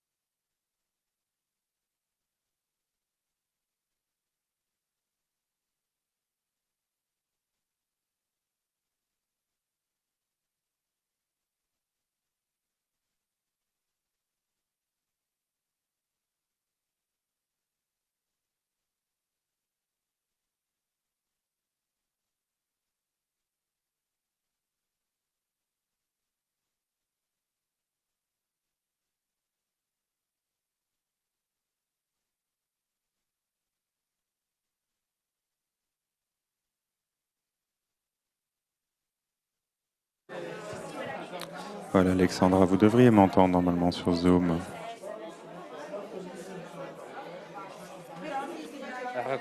Ok. De quoi? Oui, tu peux, s'il te plaît.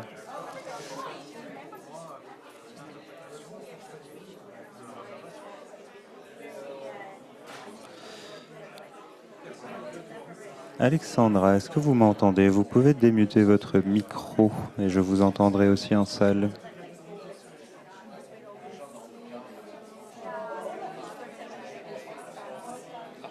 Voilà, Ah. c'est bon. Est-ce que c'est bon là? Oui, je vous entends parfaitement. Super. Alors, Alors, je vais juste un je petit vais peu augmenter le son quand même chez moi. Hop, voilà. Ok. Vous voulez que je partage mon écran pour voir comment ça fait? Oui, s'il vous plaît. Voilà.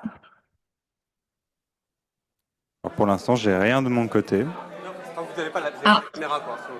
Non, non, Attends. le share screen. Est-ce que là, ça a Ah, partagé? voilà, là, c'est bon. Oui. D'accord. Ok, parfait. Ah bah, Alors, écoutez, attendez, je regarde parce qu'il veut pas, en revanche, il veut pas avancer. Ah si, voilà. Il Ah veut oui, bien. ok.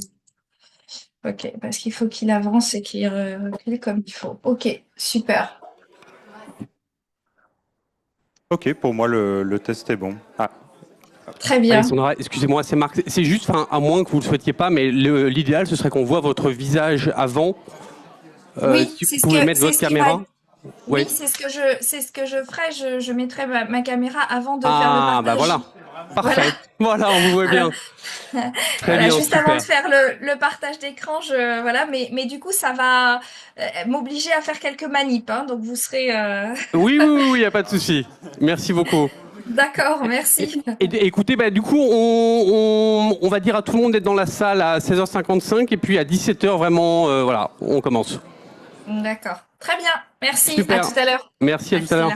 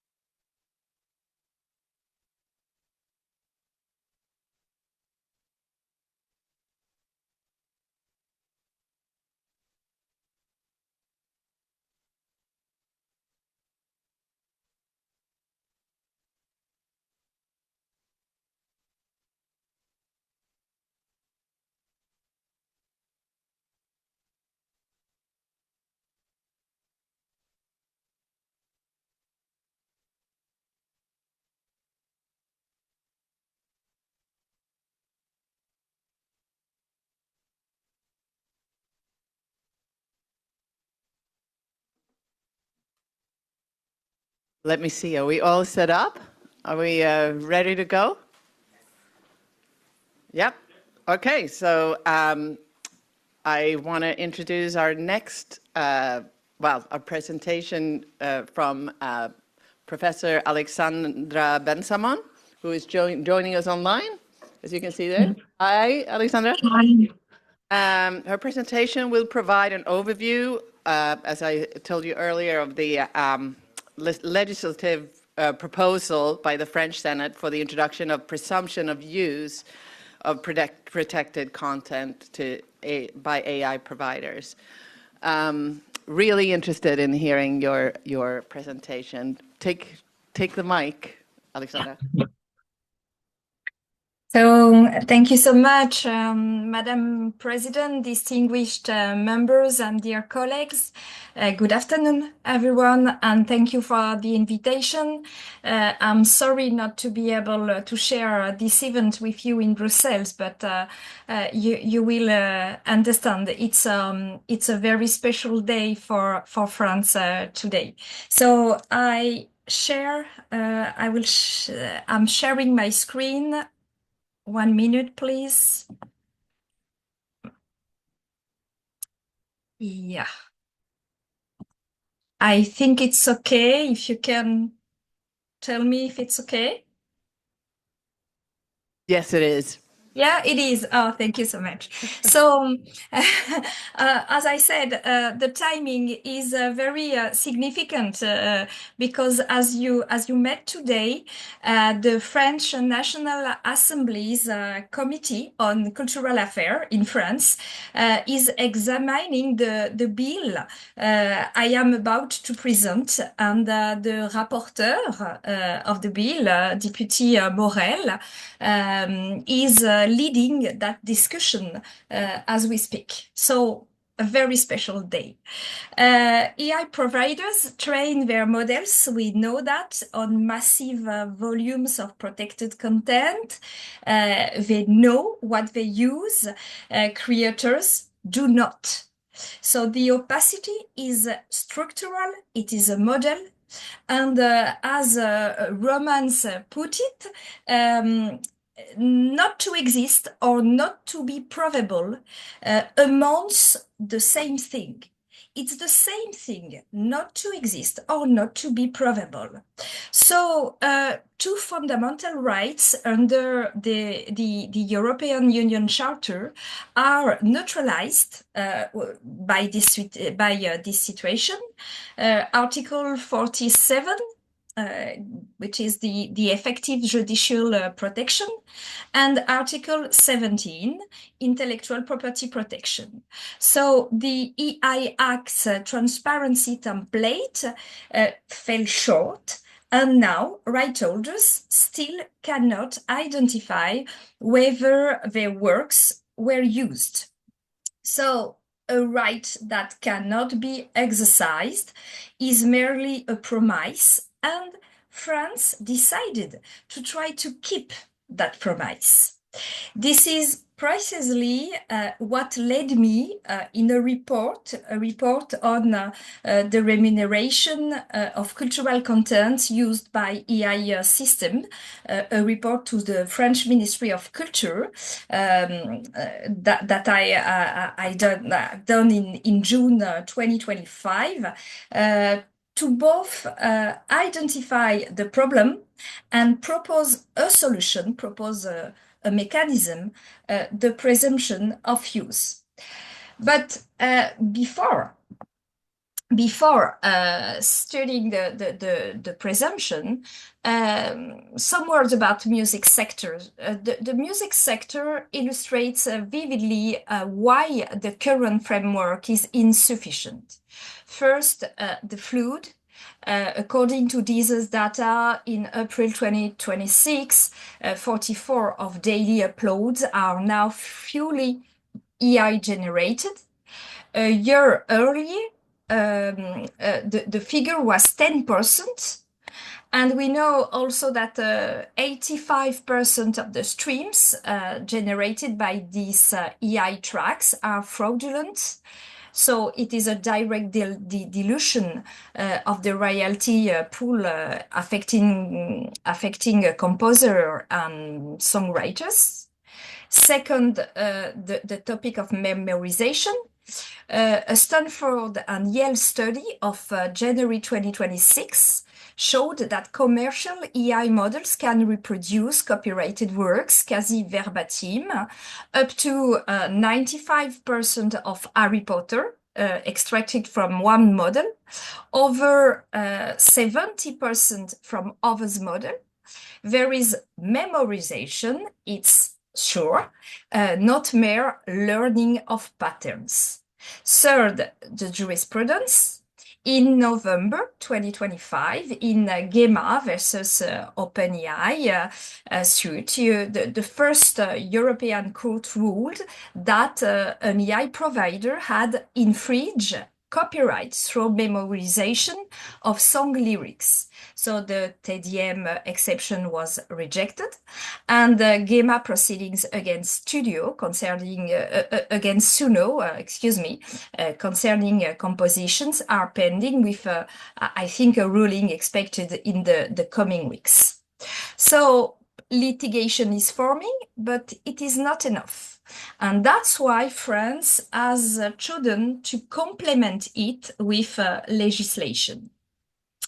On December 2025, a cross-party bill was tabled in the French Senate. The bill was drawing on my report, on the report I submitted in June 2025 on the remuneration of cultural content used by AI system. And the bill creates a new article in the French IP code. You can read the proposition, the provision on the screen. What can be said about this bill? First, it is a simple, a rebuttable presumption. It shifts the object of proof. Instead of requiring the right holder to demonstrate the quasi-impossible, it requires a plausible indication. It is like a dialogue, a proof dialogue, and the provider can then demonstrate otherwise. Second, the presumption bears on a fact, a use, not on a right. And the Conseil d'État in France qualified it as a presumption of use. It is not a presumption of infringement. If the provider invokes a TDM exception, the judge will still assess its conditions: lawful access, opt-out, and also three-step states. It's reliable. Third, following the Conseil d'État opinion, the term exploited was replaced in the bill by used. We changed the word to avoid overlap with the European harmonized notion of reproduction. So the scope is also limited. It is limited to civil proceedings. And the presumption covers both the provider of the model or of the system. This bill was adopted unanimously by the French Senate on 8 April 2026, and it is being examined by the National Assembly, the Cultural Committee of the National Assembly today, now.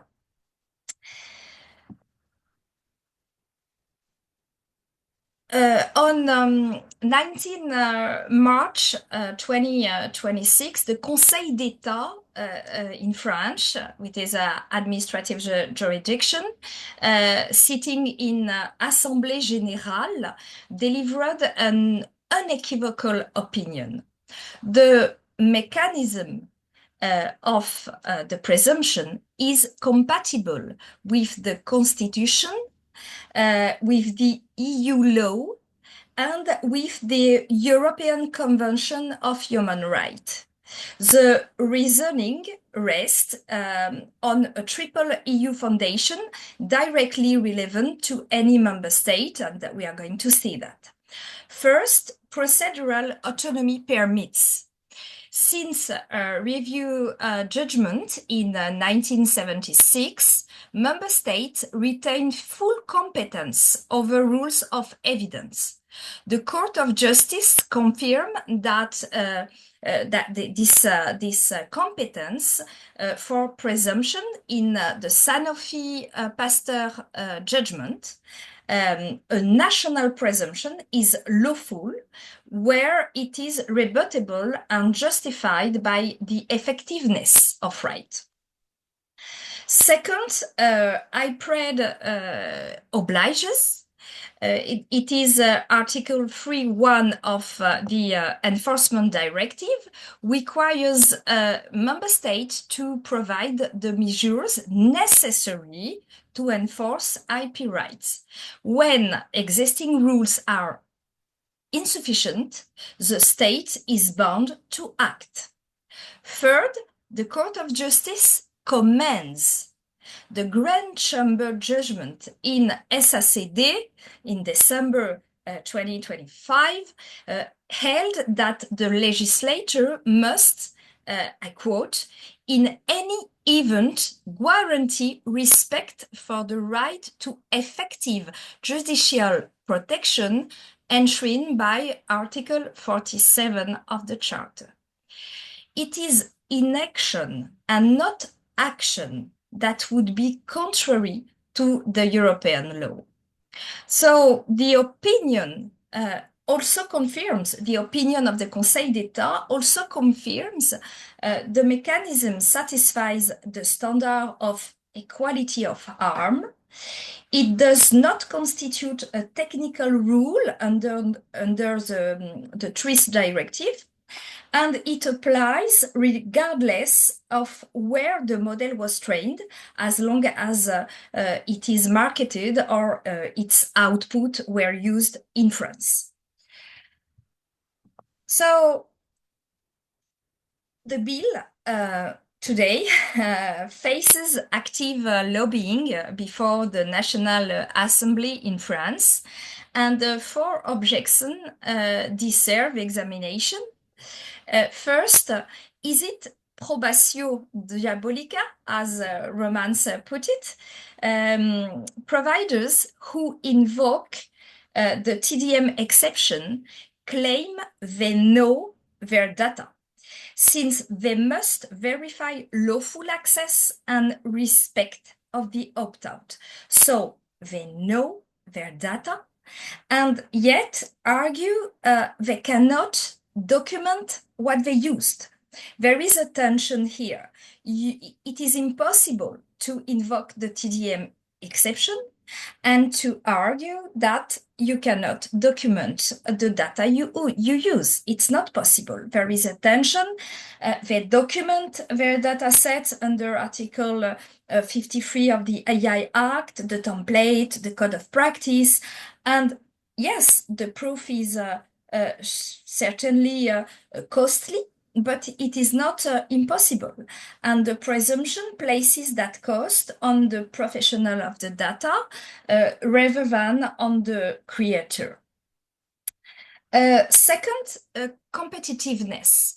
Cultural industries represent over 100 billion in turnover and more than 1 million jobs in France. Every EI input is paid. Every EI input is paid. Servers, electricity, talents, engineers. So the question is, should creation be the only unremunerated factor of production? Third, France is alone in this way. I don't think so. The Voss report was adopted. And perhaps you see that the White House published its EI legislative framework on EI in March. We have also over 100 US lawsuits, 5 China's ruling for right holders, and I think that a global reflection is underway. And then fragmentation of the market.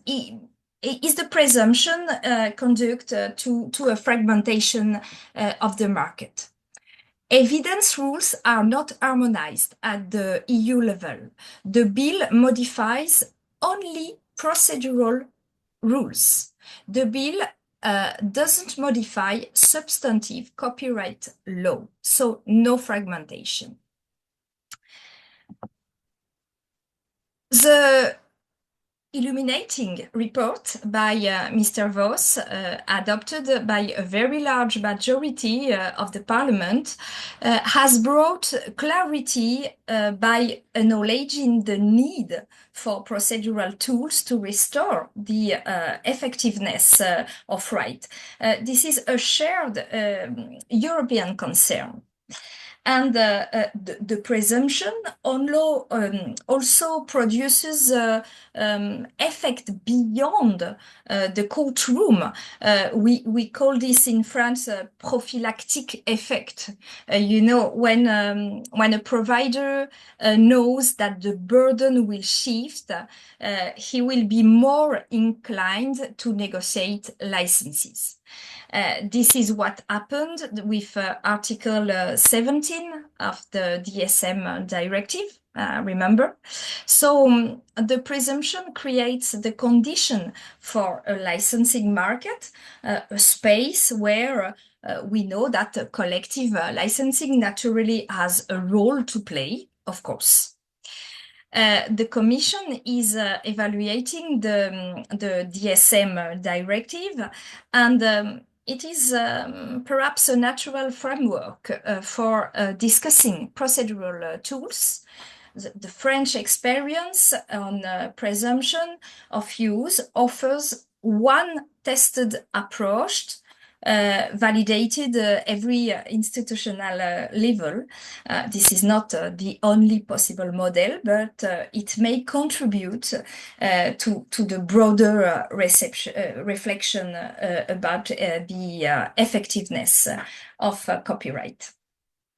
And perhaps to conclude, cultural data are not just any data. Music is not just any content. The presumption does not block artificial intelligence. It only restores the effectiveness of existing rights and create the conditions for a market where innovation and creation coexist. It is possible. We are not opposing artificial intelligence. I am professor in digital law, so we are not opposing. We are asking that it respect the same rules as the rest of the economy, because consent is not an obstacle, is not an hindrance. It is the foundation of the market, of a fair market. So thank you for your attention. I am sorry, but you understand that I have to leave now due to the context, the emergency of the context in France. However, I will stay connected, of course, so I can listen in the transport. I can listen to you, and particularly Mr. Voss and Mr. Sousa Silva. Thank you so much for your attention. Thank you so much, Alexandra. And the wonder of technology that Axel Voss entered as you were showing the slide that was in particular about his report, and the thunder and lightning stopped too. You have some powers there. Thank you so much, Alexandra. And now we're going to move over to our next speaker, Axel Voss, member of the European Parliament, and also the rapporteur, well, on the, obviously before, on the copyright directive, which we've discussed earlier, rapporteur on the European Parliament resolution, copyright and generative artificial intelligence opportunities and challenges. We're really grateful for all the work that you do, Axel, Voss, and we're really looking forward to hearing what you have to say today. Welcome up.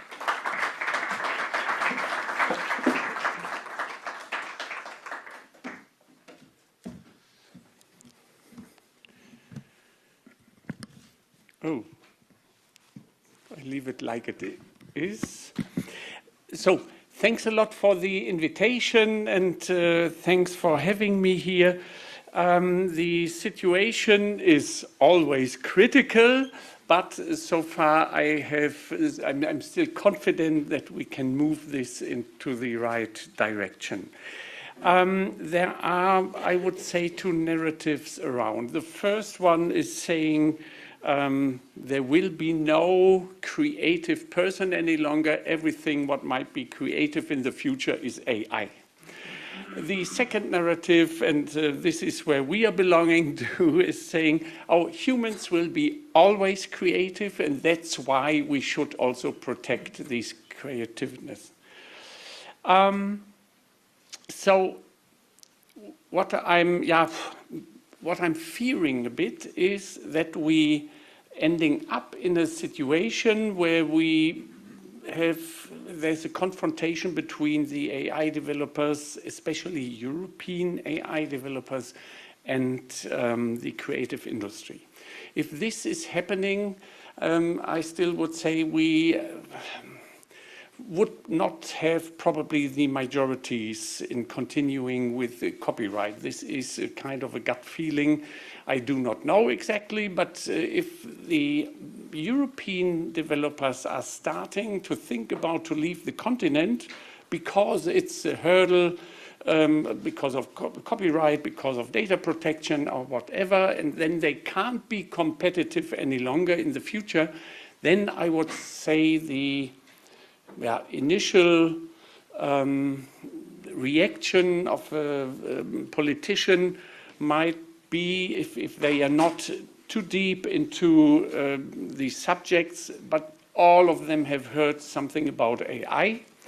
And that's why there might be a kind of a way then they are saying, oh, no, we should work for or in the direction of AI. And that's why I see this kind of a dangerous moment.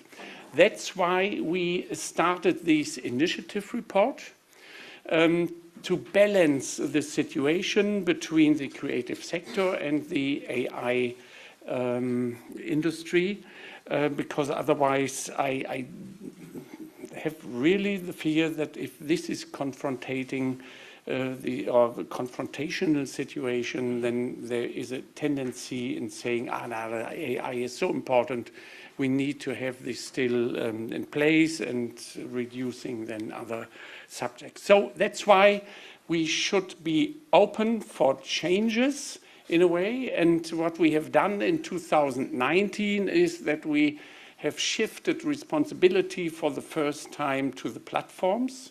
And now what we are doing here, probably for the first time, is that we have to adopt the existing laws to the digital technology or to technologies.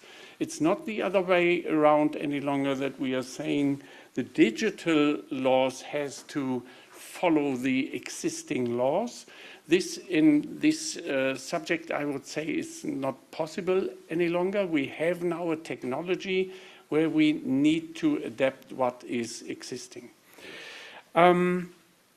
So that's why we also in comparison, text and data mining in 2019 has been a totally different subject for us, that we have thought about, oh yes, the technique we should allow, but the usage of all of these was in our mindset that we are saying you can use this as a company for your own purposes, but not as a business model. So this was not expressed, but we have had in mind only this is just for your, let's say, private company use.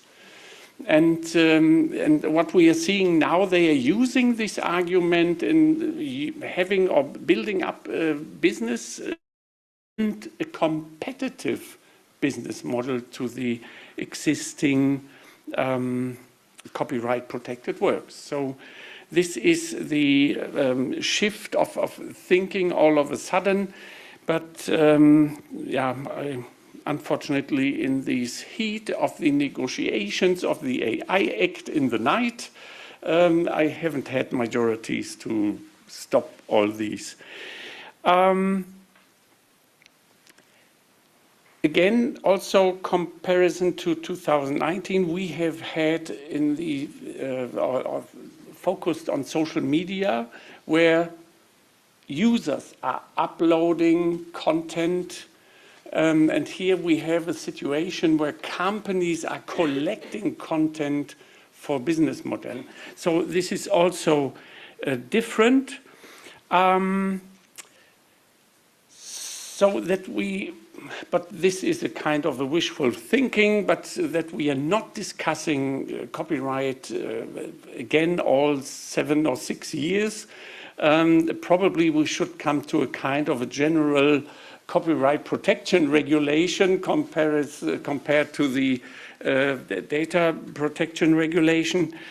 But this won't happen right now. I still would say this would be a kind of a good way forward in just signalizing everyone, if you are developing something, on the one hand side you have the data protection, on the other hand side you have the copyright protection.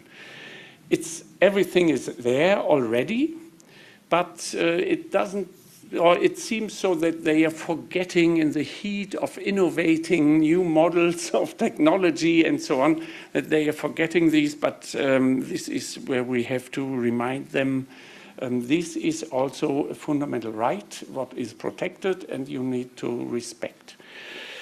So what we have thought it might be helpful is a kind of an initiative report now, where we have a pragmatic approach between the copyright sector or the creative sector and the AI development. So also meaning, and this is the logical result out of it, with a fair remuneration, and meaning also that there should be a kind of a supported licensing market.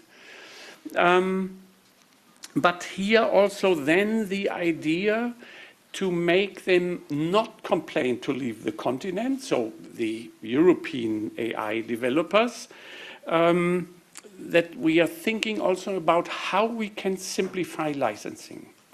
So if you would like to start with an AI or large language model, and you would like to start somewhere, you do not know exactly what you can crawl and what not. Even my homepage contains photographs what might be copyright protected and so on, and this might be on every homepage or on every page, and this is then why AI developers might think then it's a no-go. With other words, we should minimize the hurdles for AI developers, but also getting out of it the kind of fair remuneration what we would like to have. But this would mean we should think about how to simplify licensing in a machine-readable world. And so, of course, and one having also in mind this situation, of course, with these global machines, you need a kind of a response to it that only the big ones will probably fulfill their demand on a lot of data. They would like to have a lot of data, and they are asking for it, and only the big ones probably can provide. So everyone who is not organized or who is more than less or has less data might be totally not of interest of these global machines. So that's why I think we also need to think about how we can strengthen the negotiating power of the European creative sector in general, or every sector for itself, somehow that you have a kind of a better positioning in bargaining how this might coming forward. So what we have done now with this idea, and probably you have better ones, and we are open for better ideas all the time, but simplifying licensing and in a machine-readable way, how can this be done? So at first, we thought about it might be helpful to have a standardized stop signal. In the directive of 2019, we mentioned robot TXT, but this has been an example so that everyone has been free in doing something, whatever you want to do. And this is giving these big companies a kind of an excuse that they do not know where this might be written in a written form or a machine-readable format and so on. So that's why I think we need a kind of a standardized format and then obliging them to respect this format. We can also have 2 or 3, but we should limit this somehow in giving them not the excuse and saying, oh, we didn't know that there is something in place. No, we need to come to this point and saying, you have to respect this standardized signal. On the other hand, for all the one, might be single artists or authors, performers or whatever, if they can't afford a kind of creating a stop signal on their pages or whatever, we thought about it might be a kind of an easy way forward if we have a, however you're calling this, a central list or central register or whatever, meaning a place where everyone can go and say, these are my data, you can't crawl this data if I'm in this list. But also it needs to be machine readable.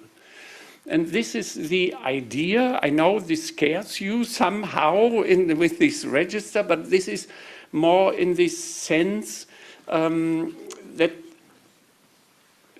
if you have people which are not organized and they just would like to have a kind of an easy access in protecting yourself, then it would be a kind of a good idea in saying, I go to this list or register or whatever you can think about, just an easy access for smaller artists and so on. This has been the idea.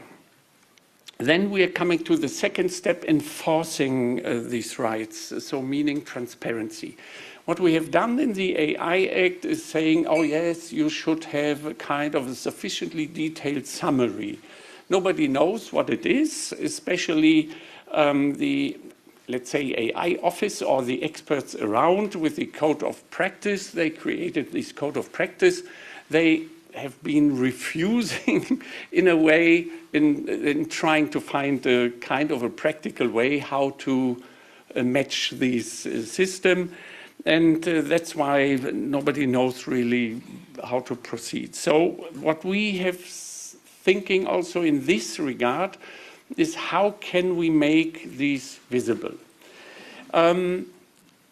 On the one hand side, you are facing this argument, I do not open my data fundament for the public because these are my trade secrets.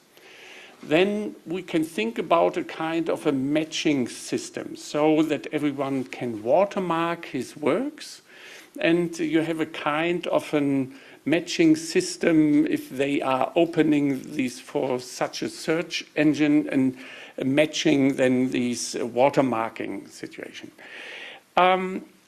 Also here, once again, if you do not want to do this or the others do not want to have a kind of a matching system like this in place, we thought about then there must be someone who has no commercial interests, who is a kind of a third trusted party, and where you can go to and say, please find out if my work is integrated in this data fundament of this large language model. And so that's why we thought EO-IPO might be the right organization for this. They are dealing already with the patents. They are mediating already everything in this regard, and they are working very professional. That we can think about that they might. This is just a suggestion. So, but they might then the right third trusted party where you can go to and asking them in finding out if your data in this kind of data fundament. So these are the ideas. At first, licensing, and second, also transparency. And so, of course, then you have some additional problems. If you would go as a large language model to Japan and train your model and then coming back to the European market, this would then mean so far you do not have to license and you can just offer here your model. And this is what we should avoid at the end. So that's why we also mentioned the territorial principle that we're saying at the end, we don't care where you are training your model, but if you're coming to the European market, then you have to license. And this is something where we are confronting the situation for the AI developers, the situation, but I think it's the right way forward in saying at the end you need to license and so on. Yeah, Japan is opening up their data somehow because they would like also to be integrated in such models with their culture and so on. That's why also we need to think about how we would like to appear in such models as Europeans. So that's why we might come to ideas on a different stage. This is what you can't do with copyright. But what we have done also in the MEDAA and so system where we then might say, oh, 30% of your content need to be European. But this is a kind of a different question. Then we have some special situations, especially for the press and the media world. Beside this crawling of existing data, they are updating the system day by day with a lot of money and new information. And if you would like to be up to date as a large language model, you need to have these data also. What, as far as I know, they are calling this retrieval augmented generation. So here, for this, we need also kind of a solution. And here, still, I would say we need also to be very careful. If this is, but this is also kind of a different question, if we have only US companies around and having these offers or these services on large language models, then we might be coming to a situation where this political backing in the US is saying we are dictating what the Europeans are thinking through these large language models.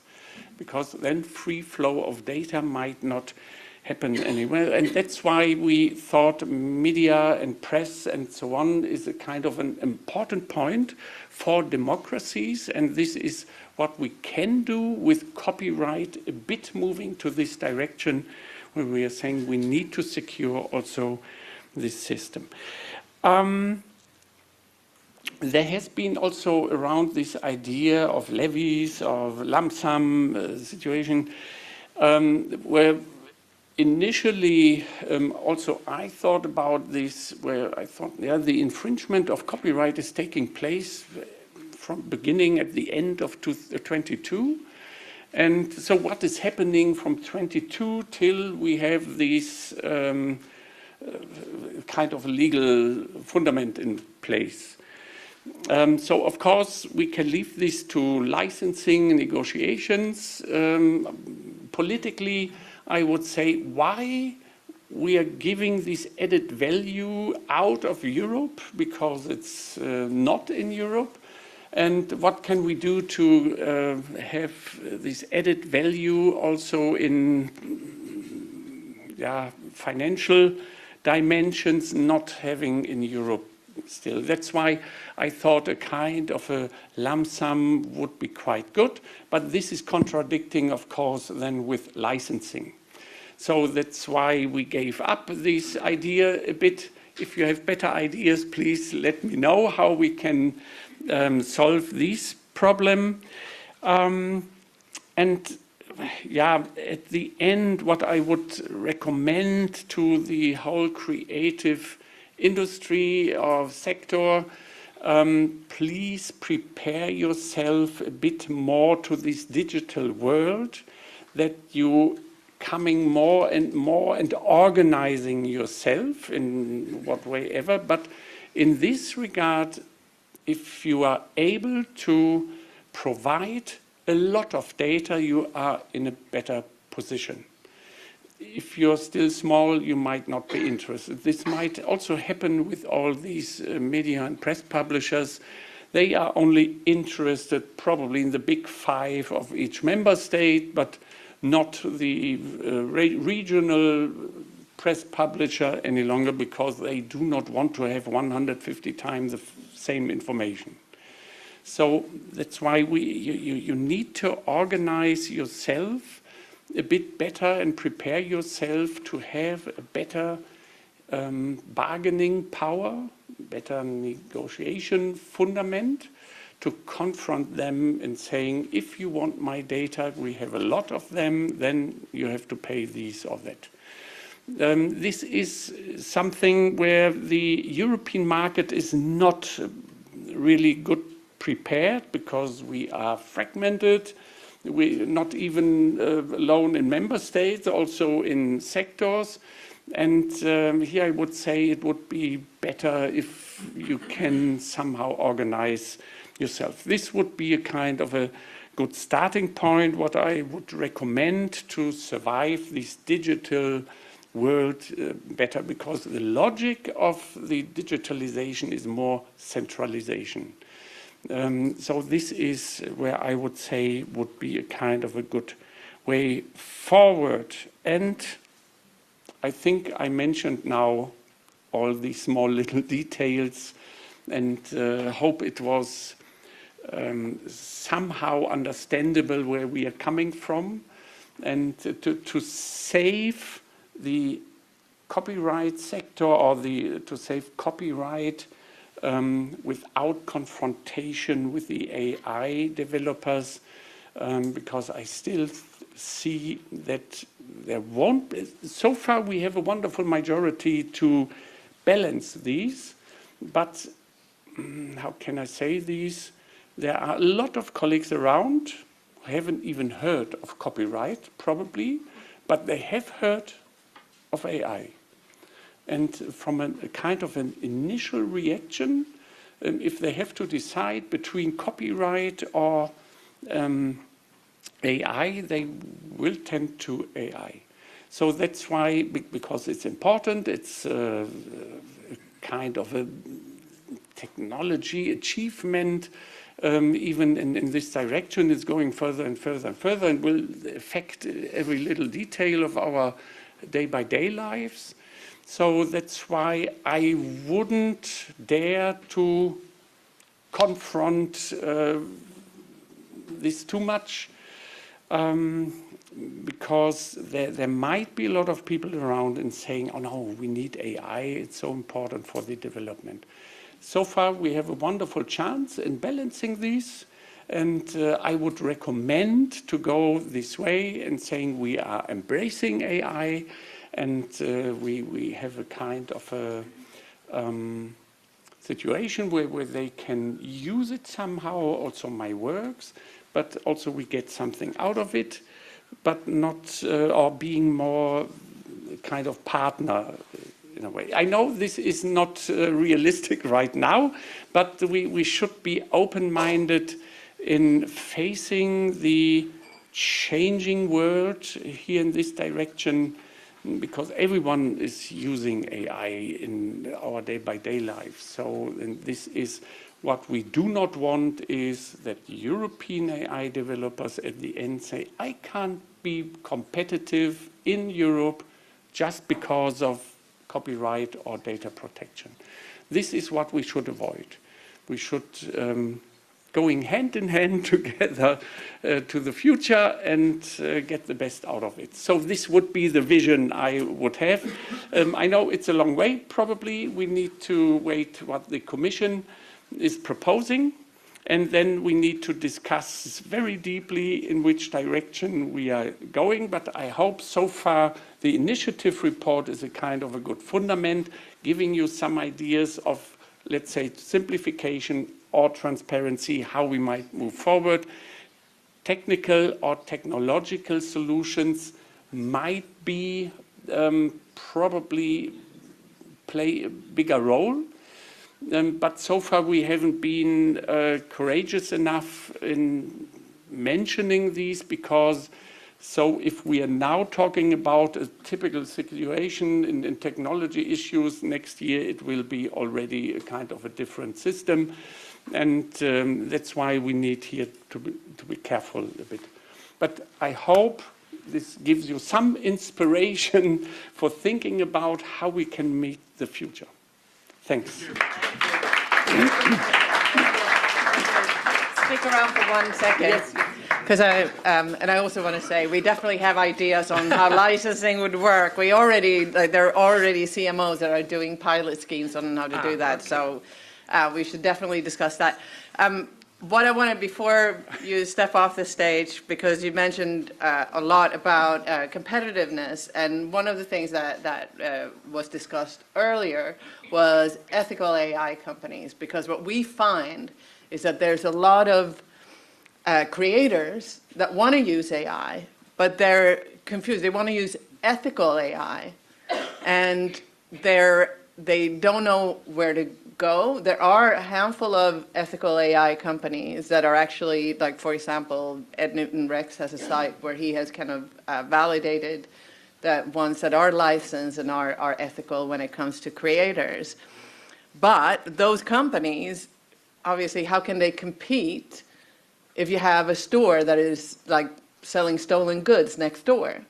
So I think this is a way to kind of approach the market, where if we're looking to have ethical AI, where a lot of consumers, in particular young consumers today, want to act ethically in this way. And I think that could be something that could be focused on. I don't know if you want to comment on.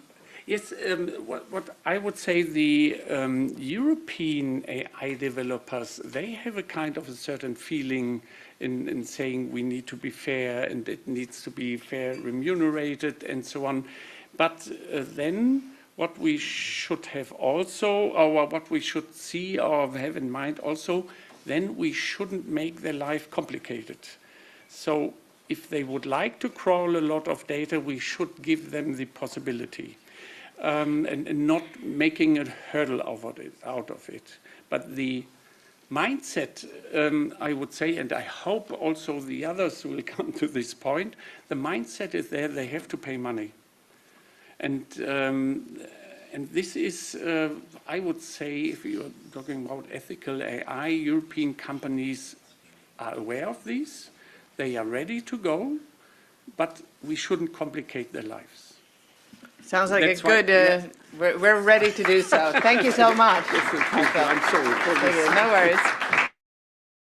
I know we're running a little bit late, so we're going to not waste any time before our next speaker. I'm really looking forward to hearing the keynote from Mr. Sousa Silva. We mentioned you earlier.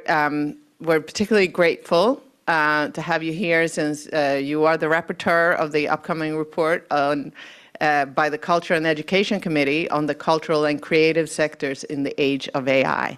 So we're very much looking forward to hear your thoughts on this. Welcome to the stage.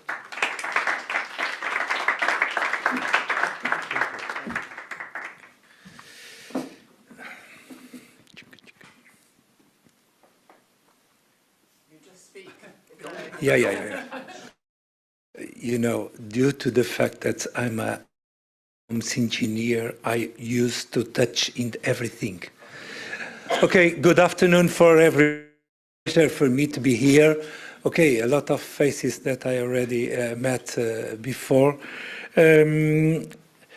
As you already said and during the introduction, I received this cake, last week, due to the fact that my colleague, Zoltán Tár, he assumed the mission of Ministry of Culture in Hungary, and he was responsible for the file. And after that, they invited me to continue this, I'm suspicious to say that, this very, very important work done by Zoltán Tár.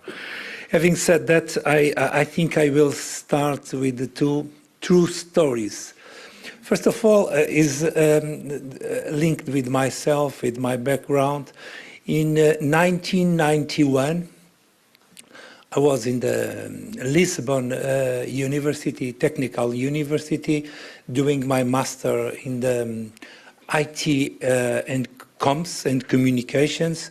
And one of the areas that I learned during this master, it was the former master between Bologna, it was the neuronal networks. The neuronal networks, I studied this issue, 30 years ago, and it was the beginning of AI. And I was really involved in this beginning of AI in Portugal. This is tricky, but it's true. At the time, I can remember the teacher, because the teacher is teaching a brand new area, and it was, a very strange area. And I thought maybe this will be the future, but right now it's not the future; it's the present. The second story that I would like to tell you and to share with you before my intervention of 10 minutes, because I received the 10 minutes to speak. No? No, it's okay. It's okay. No, c'est pas possible. Hein? Yeah, it's too much. Again, when I was young, I had a chief, a boss, and this, and due to the fact that I was very committed with the new technologies, I tried to implement a lot of computers and all the software, the last generation of software. And this old guy told me, Hélder, please never forget the HPP method. Because I worked in the Portuguese civil protection and it's linked with the preparedness and so on. And HPP method, Chief. Yeah, HPP method. What means HPP method? The head, the pen, and the paper method. Until now, nevertheless, we are speaking here two stories. It's true, two true stories. This means that we are working on the brand new area, the AI. AI, it's with us since 30 years ago, but right now we are speaking a lot because it's spread around the world and in our daily lives. And but we never lose this focus related with these backup systems. And speaking to the composers and the songwriters, I think it's a good beginning of this, sharing of information, because we need all the time, and I don't forget my pen, my paper, and my head to write my articles, my books. And I really enjoy to read the books on the paper version, not in the digital version. I'm provoking you directly due to my age, but I think I have space and room to do that. And let me start with a clear message in the beginning of this intervention. And my clear message is, this is not a war from my side, at least I'm speaking by myself, this is not a war against the artificial intelligence. But I read in the last trip between Brussels and Lisbon the encyclical of Pope Leo related with AI. The name is Magnifica Humanitas. And I think it's a good inspiration because AI is not a neutral, area, proposal, and technical issue. And due to the fact that AI is not a neutral one, we need to discuss the positive aspects and the negative aspects in the same way. This means that AI brings important opportunities, and my colleague Axel already spoke, including for the music industry and the wider cultural and creative sectors. It can help creators understand better their audiences, improve discoverability, support translation, transcription, and accessibility, and open new possibilities for creative experimentation.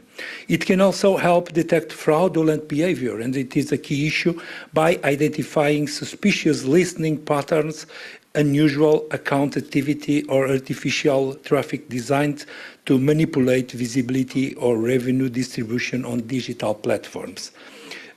I'm speaking about the positive aspects in the beginning of this intervention. Businesses are naturally aware of these opportunities.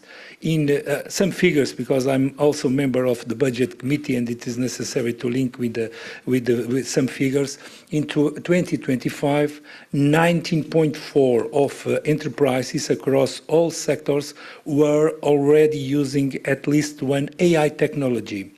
But this trend is even more visible in the cultural and creative sectors, and I'm speaking to you and to them. Among companies involved in publishing, motion picture, video, television, sound recording, and broadcasting, 49% have adopted AI technologies. It's a huge number. This means that for some of you, the AI brings something positive. Paradoxically, a 2025 Eurobarometer survey found that more than 8 in 10 Europeans prefer content created by humans over AI-generated content. And it is, for me, a good news, because the human being must be, in the center of the decision, not the AI take the position of the human beings. This should tell us something important. Europeans value authenticity, human creativity, and understand that culture is not simply content production. It is expression, identity, and human connection.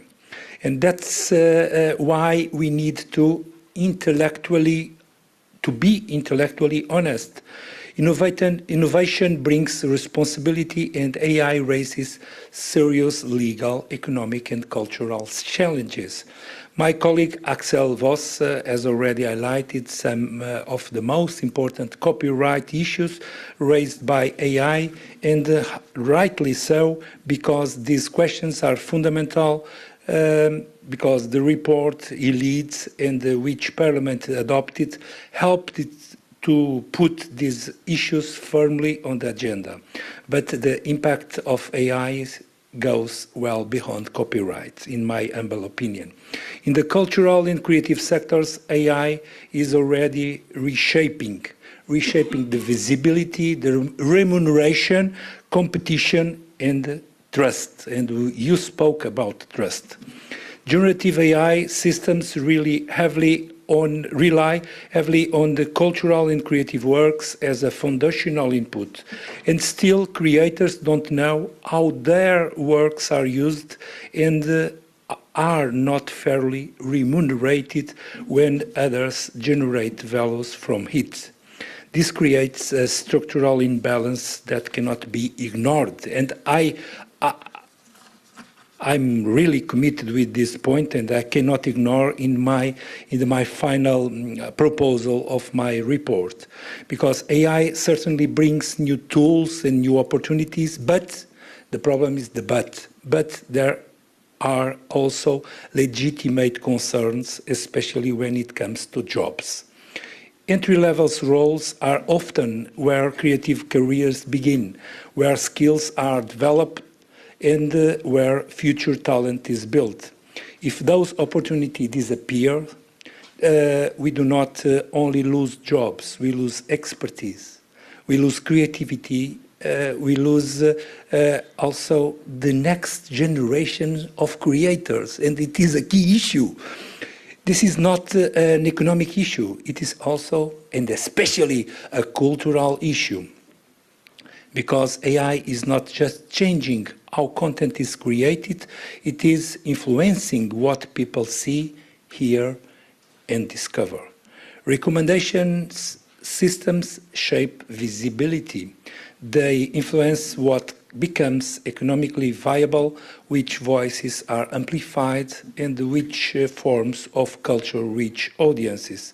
If these systems favor scale, repetition, and commercially predictable outputs, we risk excluding independent creators, minority languages, and the cultural diversity that is at the heart of Europe's identity.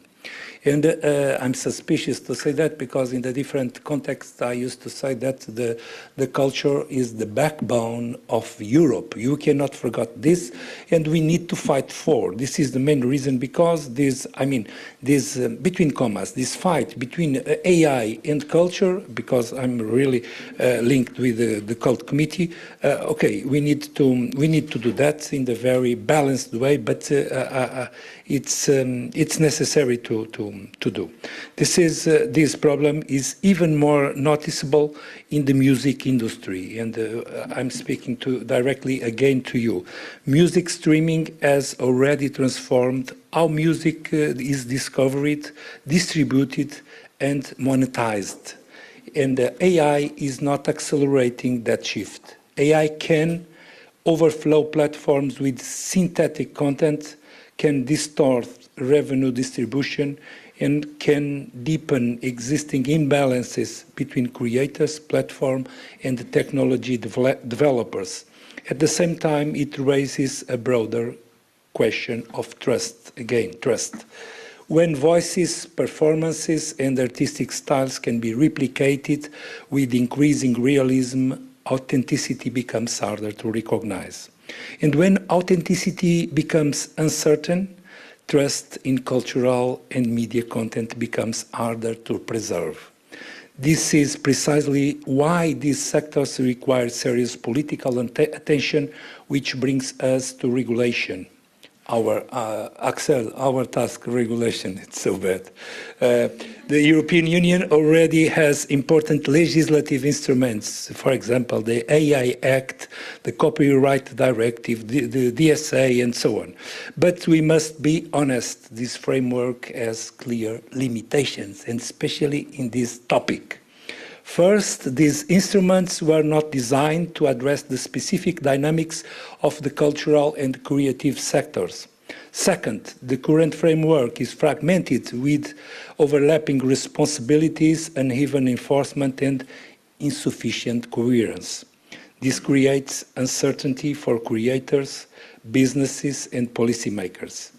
As a rapporteur for CULT report on AI in the cultural and creative sectors, my priorities are clear, and today I will for the first time share with you my first priorities. First one, we need stronger protection of creators' rights, including transparency on the use of their works and fair remuneration when value is generated from them. Second, we need greater accountability for platforms, including transparency around AI-generated content, the use of algorithms, and the creation of playlists on music streaming services. Third, we need to protect cultural diversity. And I would like to remember the the motto of EU. It's united on the diversity, and this keyword diversity, it's topical for me. We need to protect cultural diversity and ensure the discoverability of European works in digital environments shaped by algorithm recommendation systems.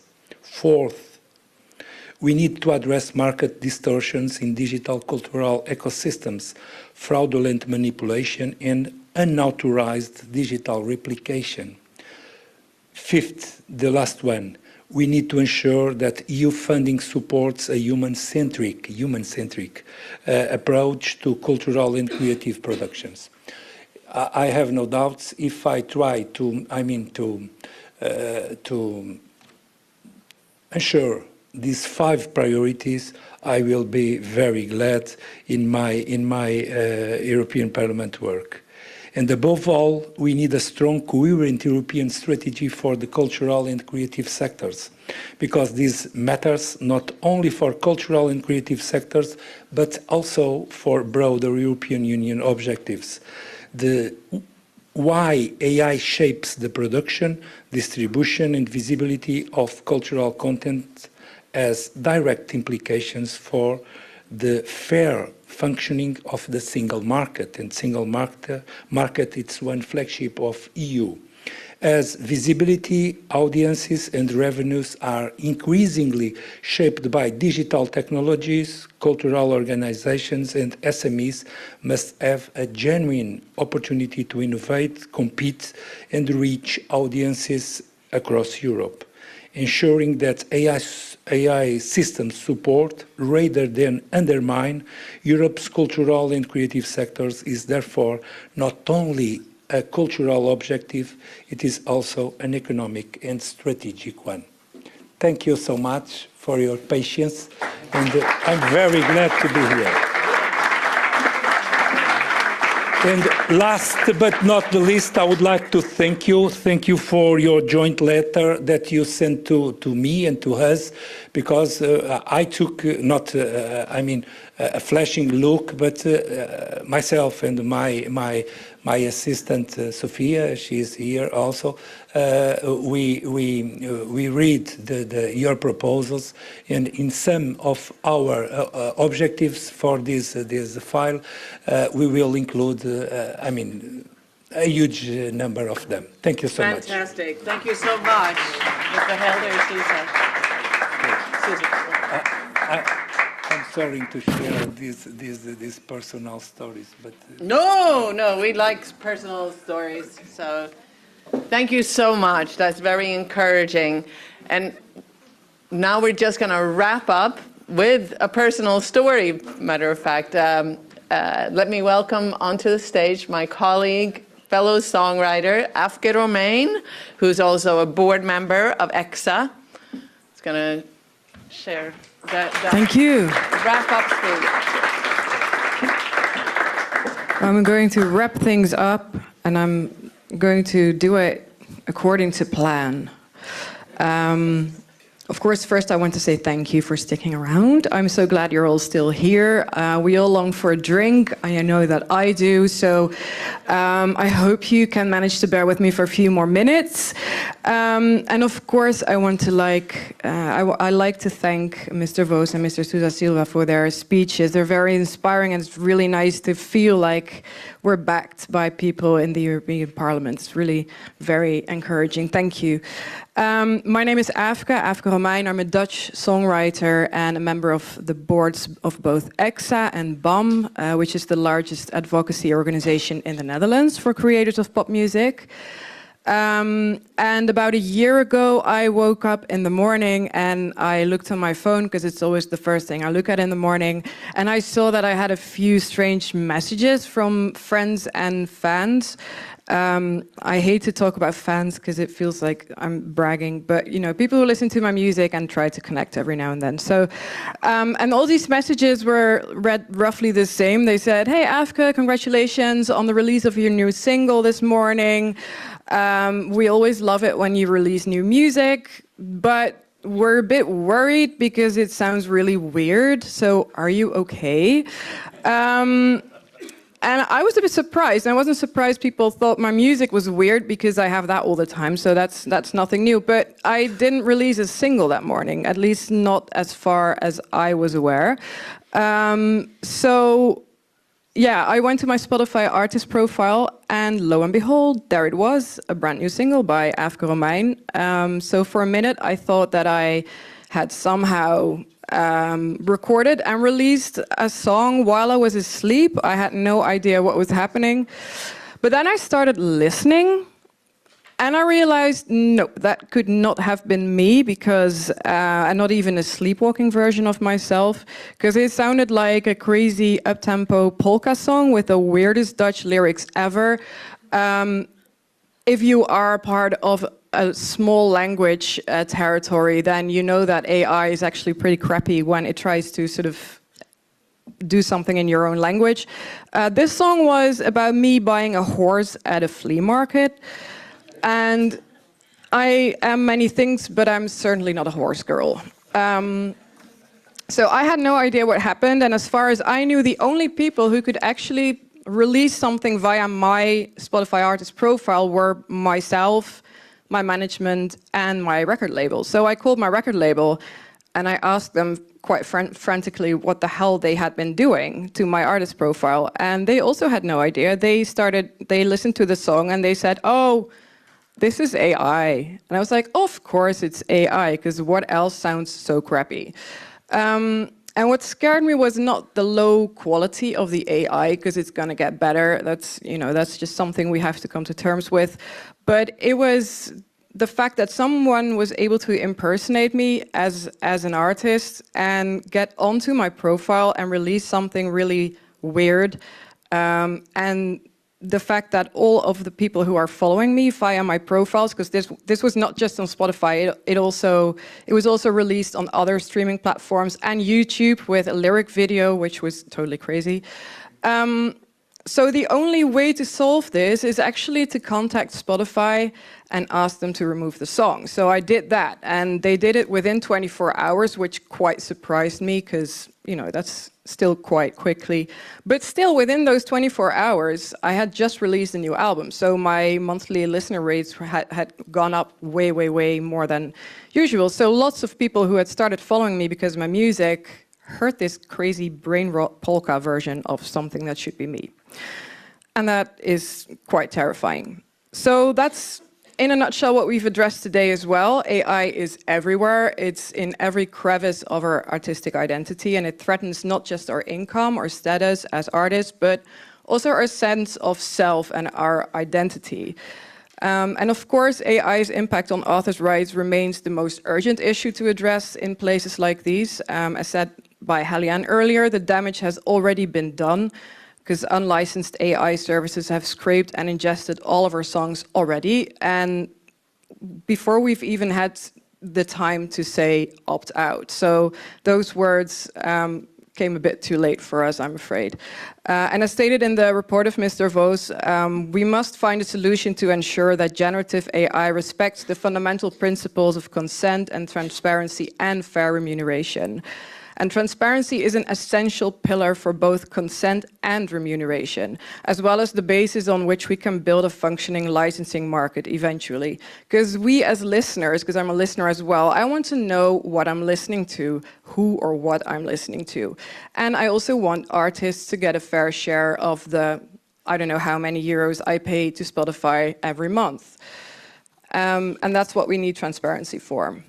So today, we as music creators, we find ourselves cornered, because billion-dollar AI companies like Suno, they exploit our work without our authorization, without transparency, and without remuneration. And you may think that the recent licensing deals between the major labels and some of these companies are a good step, a step forwards. Probably yes, but the bar is quite low, and you have to notice that they are only signing deals with those who have the power to sue them, or as Helienne said, who have the money to hire the right lawyers in the right countries.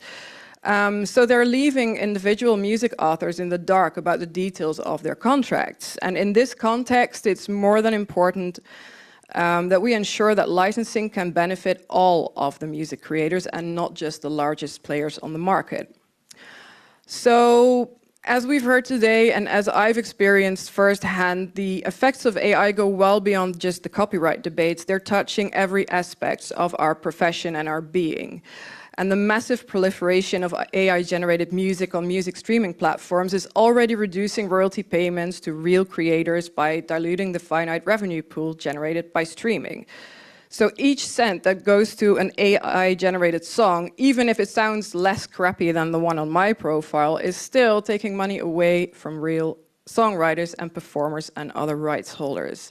And it's also clear that most AI-generated music is made for the sole purpose of committing streaming fraud. So, you know, they just create crap, they put it online, it's been listened to by bots, and the revenue goes into the wrong direction. And the numbers speak clearly. In April, Deezer reported that 85% of all streams generated by fully AI-generated music, they are fraudulent. So that's a lot.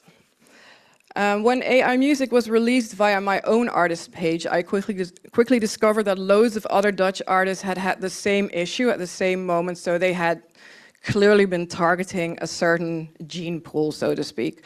And it was a violation of my personality and author's rights, but it was also outright fraud. And unfortunately, by the time you report this to the streaming platform, it has stayed, you know, the AI music has stayed on your profile for hours or even days, collecting streams and deceiving listeners. And it's not just happening in pop music, it's happening across all genres and, you know, across the world. As stated in the Voss report and in the 2024 report by the European Parliament, we need to take bold actions against deepfakes and impersonations as well, because this is not just an issue for creators, but for each one of us who has an online presence. And every actor in the value chain has a role to play to end the streaming fraud, in particularly distributors and the streaming platforms themselves, who should verify the identities of both content uploaders, but also the users, to ensure that they are real people and not just bots generating artificial streams. And so we have to fight against suspicious accounts, and the streaming platforms obviously have to block fraudulent streaming activity. Okay, so bear with me, nearly there, the rant is nearly over. Alongside tackling royalty dilution, streaming fraud, and AI impersonation, ensuring transparency across the value chain is also needed. Music industry stakeholders must work together on finding effective remedies to the challenges posed by the proliferation of fully AI-generated music. So our second panel discussed possible solutions, especially from the use of AI detection tools, the improvement of music metadata, which I'm also a big fan of the right metadata, to obligations for digital streaming platforms to label AI-generated music so we actually know what we're listening to.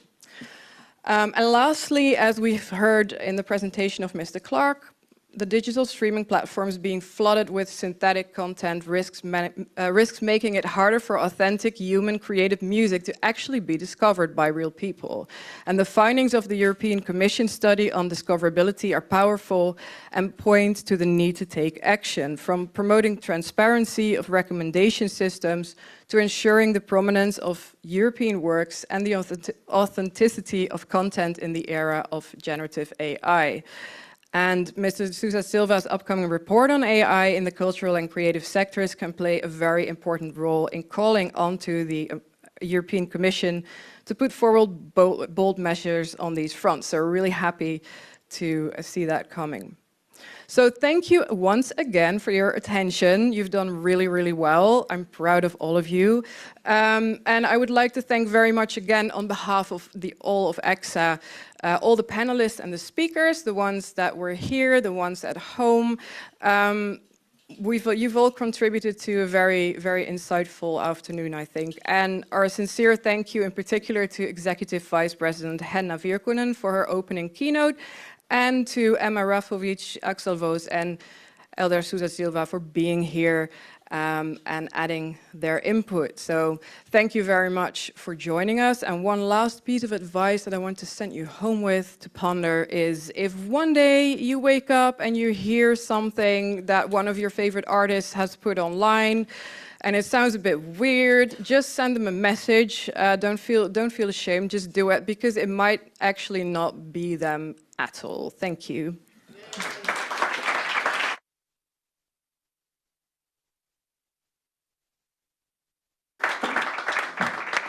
Thank you, Aafke, and thank you, everyone, as Aafke said. And now we have a reception up front. You could all go and grab yourself a drink. Thank you.